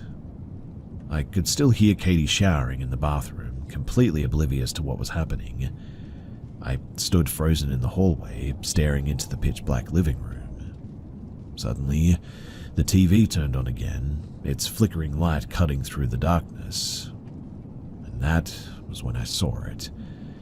The reflection of her father's face appeared on her baby picture, hanging on the wall across from the TV.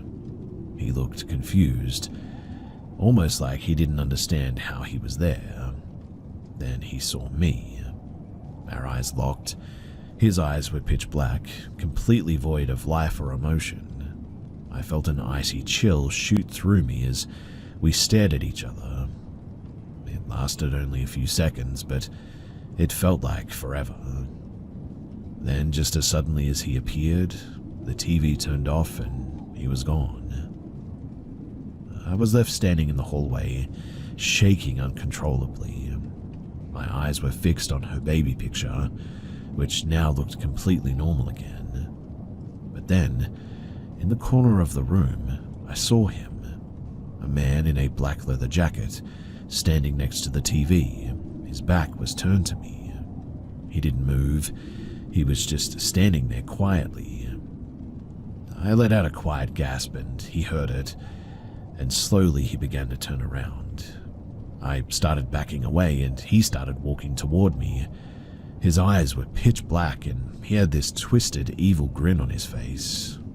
His footsteps, they echoed through the house, heavy and deliberate, like he was a real person.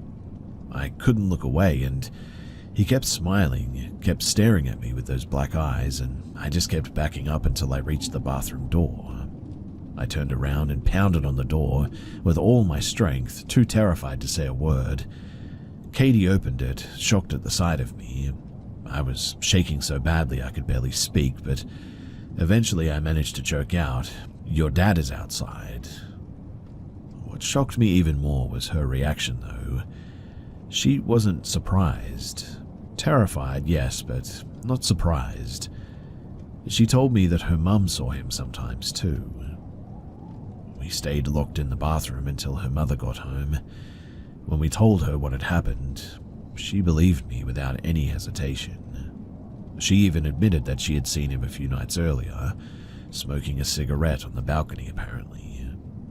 She pulled out an old photo album and flipped a few pictures to him, and I immediately froze because it was 100% him, the man that I'd seen. The leather jacket, the short brown hair, the same evil, soulless grin. I wasn't crazy, I wasn't imagining it. I could feel the evil radiating from him when he came at me. He didn't want me there, and I wasn't welcome in this home. I will never forget that night as long as I live, and even now, many years later, talking about it still makes my skin crawl.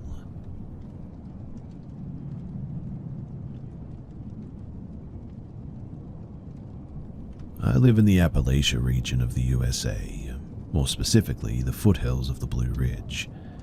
For 16 years of my life, a gargantuan hill, I wouldn't say it's a proper mountain, has loomed over me, offering many stories from the things that I have observed on it. While many things have occurred while on this hill, all the events that have spooked me happened after I crossed a certain threshold. You see, at the base of the mountain there is a cattle gate put there some 70 years ago. One side of the gate is open field, the other a dense forest.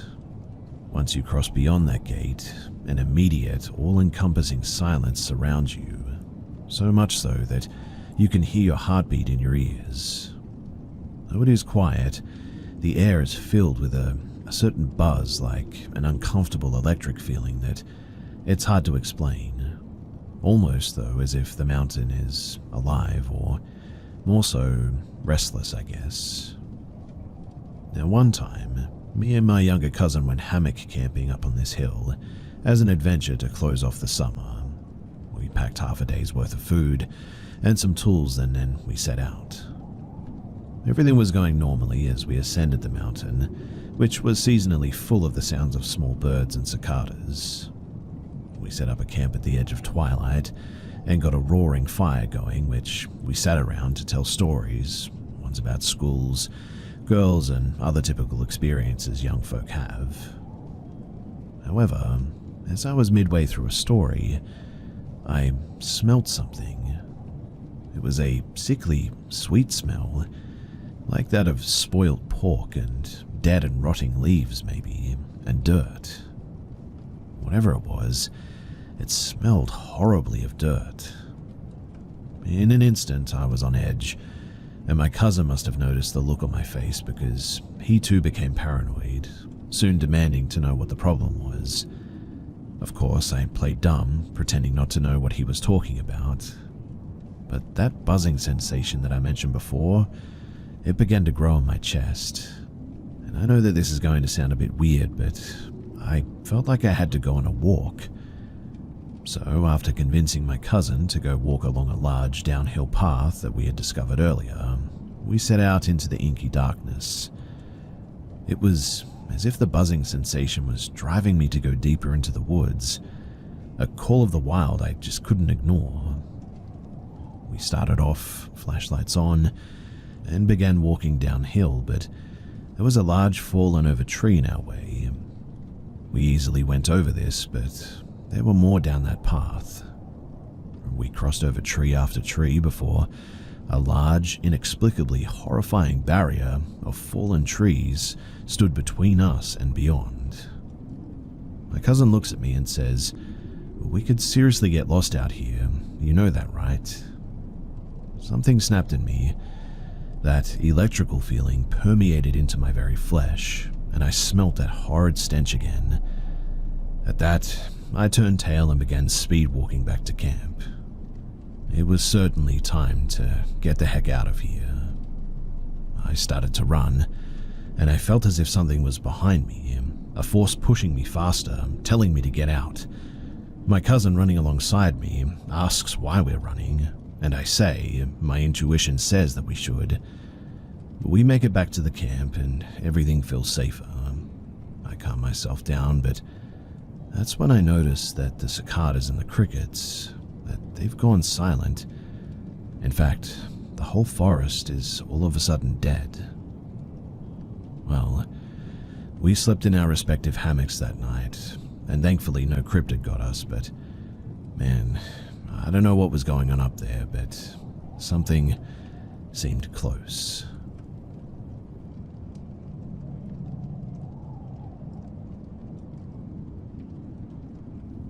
It was around 2007 when I had an eerie experience that I still cannot fully explain.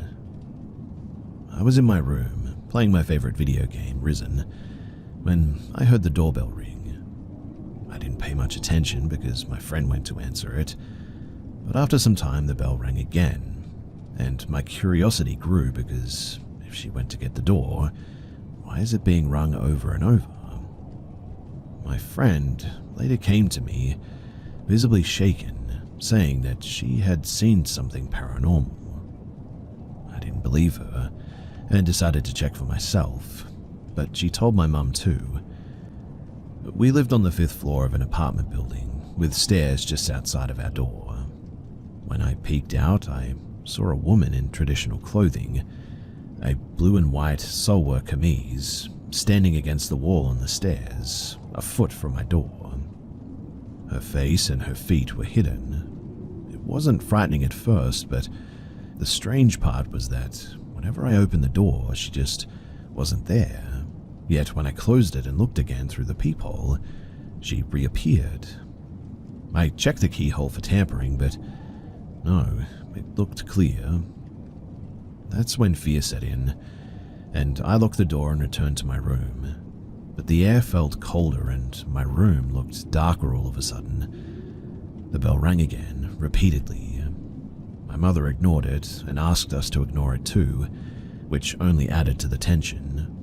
My friend, out of curiosity, checked the keyhole and later claimed that she saw an eye dripping with blood staring back at her. I found that hard to believe, but the strange occurrences had me questioning everything. We eventually called security. The guard didn't find anyone, but did discover an airtight plastic bag filled with water near the door. We had no idea if it was a prank by a neighbor, but it definitely unnerved us further. Thankfully, the bell ringing stopped after that as we kept ignoring it. Now, the next day I checked the keyhole again, and at first there was nobody there. But when I checked once more, the woman was back in the same spot. At that moment, I realized I was being toyed with. I decided to stop looking and avoided the door after that. A few days later, there was a power outage. The apartment was pitch black, so we lit some candles. My mother had to run an errand, and she took my friend with her, leaving me and my younger brother alone.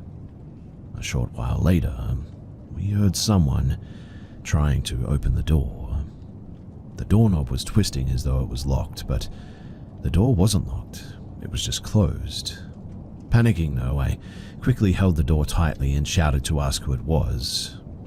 There was no reply, and eventually the doorknob stopped moving. When my friend returned, she said that she had heard me screaming from the third floor as she was climbing the stairs. That night passed uneventfully, but I began noticing strange sounds, like toys being dropped or rolling, coming from the floor above us. When I brought it up with the neighbors upstairs, they claimed that they didn't know what I was talking about.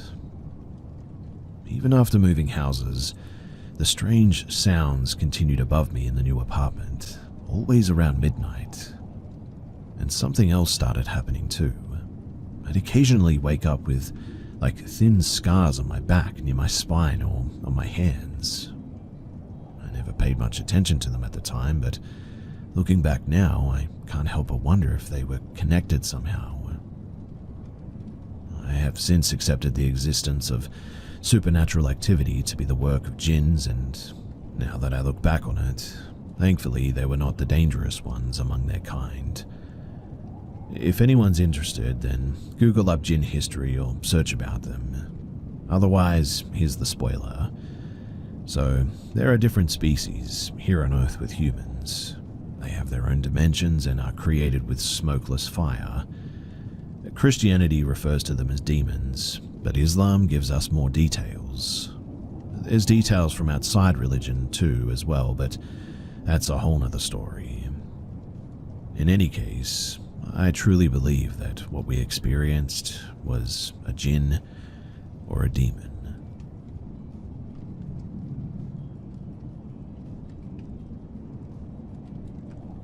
So this story starts as me being an 8-year-old in Glendale, Arizona, and lived in a decently sized home in the ghetto with my mom and little sister.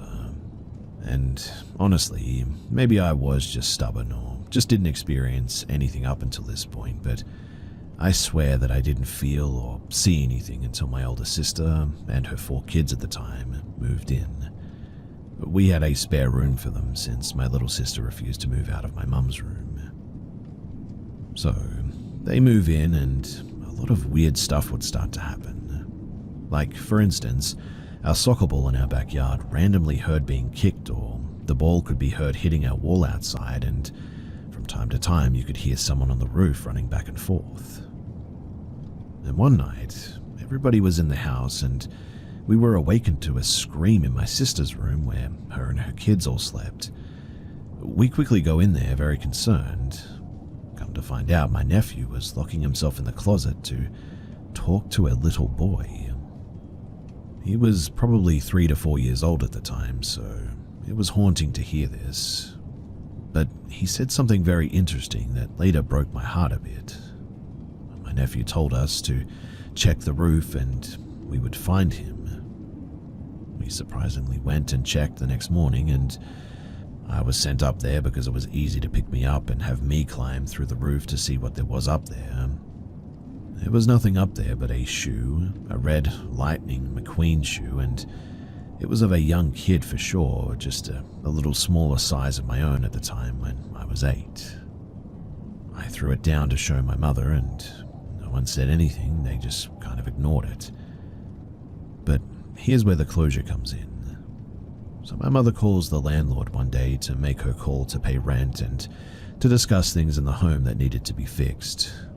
When this lady and her husband came over to look at the stuff that my mum claimed needed attention, my mum, with no hesitation, asks them, "Has anyone ever died in this home?" And the homeowners say, "I don't know, why?" And so my mother tells her everything about the childlike behavior and the interaction between my nephew and being in the closet and all that. The couple, they look at each other and both look back down, looking really sad. And they say that they apparently had a son who was really sick and battled some type of sickness and passed away in the home. My mum showed them the little Lightning McQueen shoe, and they were in such awe that we had something like that, and so they respectfully took it. It's kind of crazy to think about, but after that day, that little boy, he never bothered us again, and we never picked up on any creepy stuff after that day as well. This is just one of the interactions that I've had with the paranormal. There are plenty of other stories which I hope to share soon, but this one has always stuck with me because, well, it is just a really tragic story.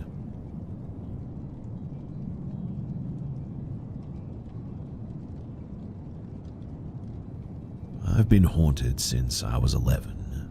A little girl in a white dress with long black hair, she would paralyze me around the time that I started experiencing a lot of negativity in my life, with addictions and verbal and physical abuse. I also forget traumatic events very quickly, and from my own investigations, it wouldn't surprise me if I have amnesia related to some deeply traumatic events. But anyway, this little ghost girl, she returned in 2022 with direct touches and movement of objects in my house, car. Wherever I would go, she would also be. I know that this is going to sound a bit weird, but she cannot touch me in running water. And this tells me that it's a negative entity. She paralyzes me consistently every April, which is the date that she made physical contact with me in 2022. I initially thought that she was friendly. When she met me, I was in a mostly mentally ill state of my life. I was isolating myself from society, basically living in the woods, and that's where I met it. I became very attached to her. On contact, I could suddenly hear a separate voice that felt as if my own mind voice was being temporarily hijacked, though. There were a few love-bombing moments of incredible unconditional love being beamed at me when I was in an almost, self-deletion, depressed and hopeless state. I told her that I want to marry her while I was in a shower. She couldn't touch me at the time, running water, like I said. And now, I think that I really messed up. Ever since then, she's mostly hostile, has injected intrusive thoughts into my subconscious since last April, and it was so intensely disgusting that I couldn't function around human beings without being bombarded by intense visual and verbal, really illicit images and violent thoughts against myself and anything in my field of vision. It also hasn't stopped. Also, every April, she paralyzes me and returns in her form of a white dress with long black hair. But now she's grown up and looks my age. Whenever this happens, my head shakes violently, something like in the Exorcist movie or whatever. Multiple times of hallucinations where she shakes the heck out of my paralyzed body, making creepy zombie noises or saying my name with a nice feminine voice. Honestly, it's killing me too. She now seems to be able to take over my muscles in my body and move them if they're relaxed. And honestly, I just have no escape, no relief, which is why I'm here. What can I do? I'm wondering if this is just a different entity taking on the mask of a little girl that haunted me as a kid, or if the positive unconditional love experiences were a separate, less hostile entity that simply left me with this creature. Honestly, I have no idea. but what would you do in this situation? By the way, this is not mental illness. I've had other people witness poltergeist activity with me, so I know that I'm not going crazy. So, does anyone here know of any good places where I could find out some information, or maybe even get some help?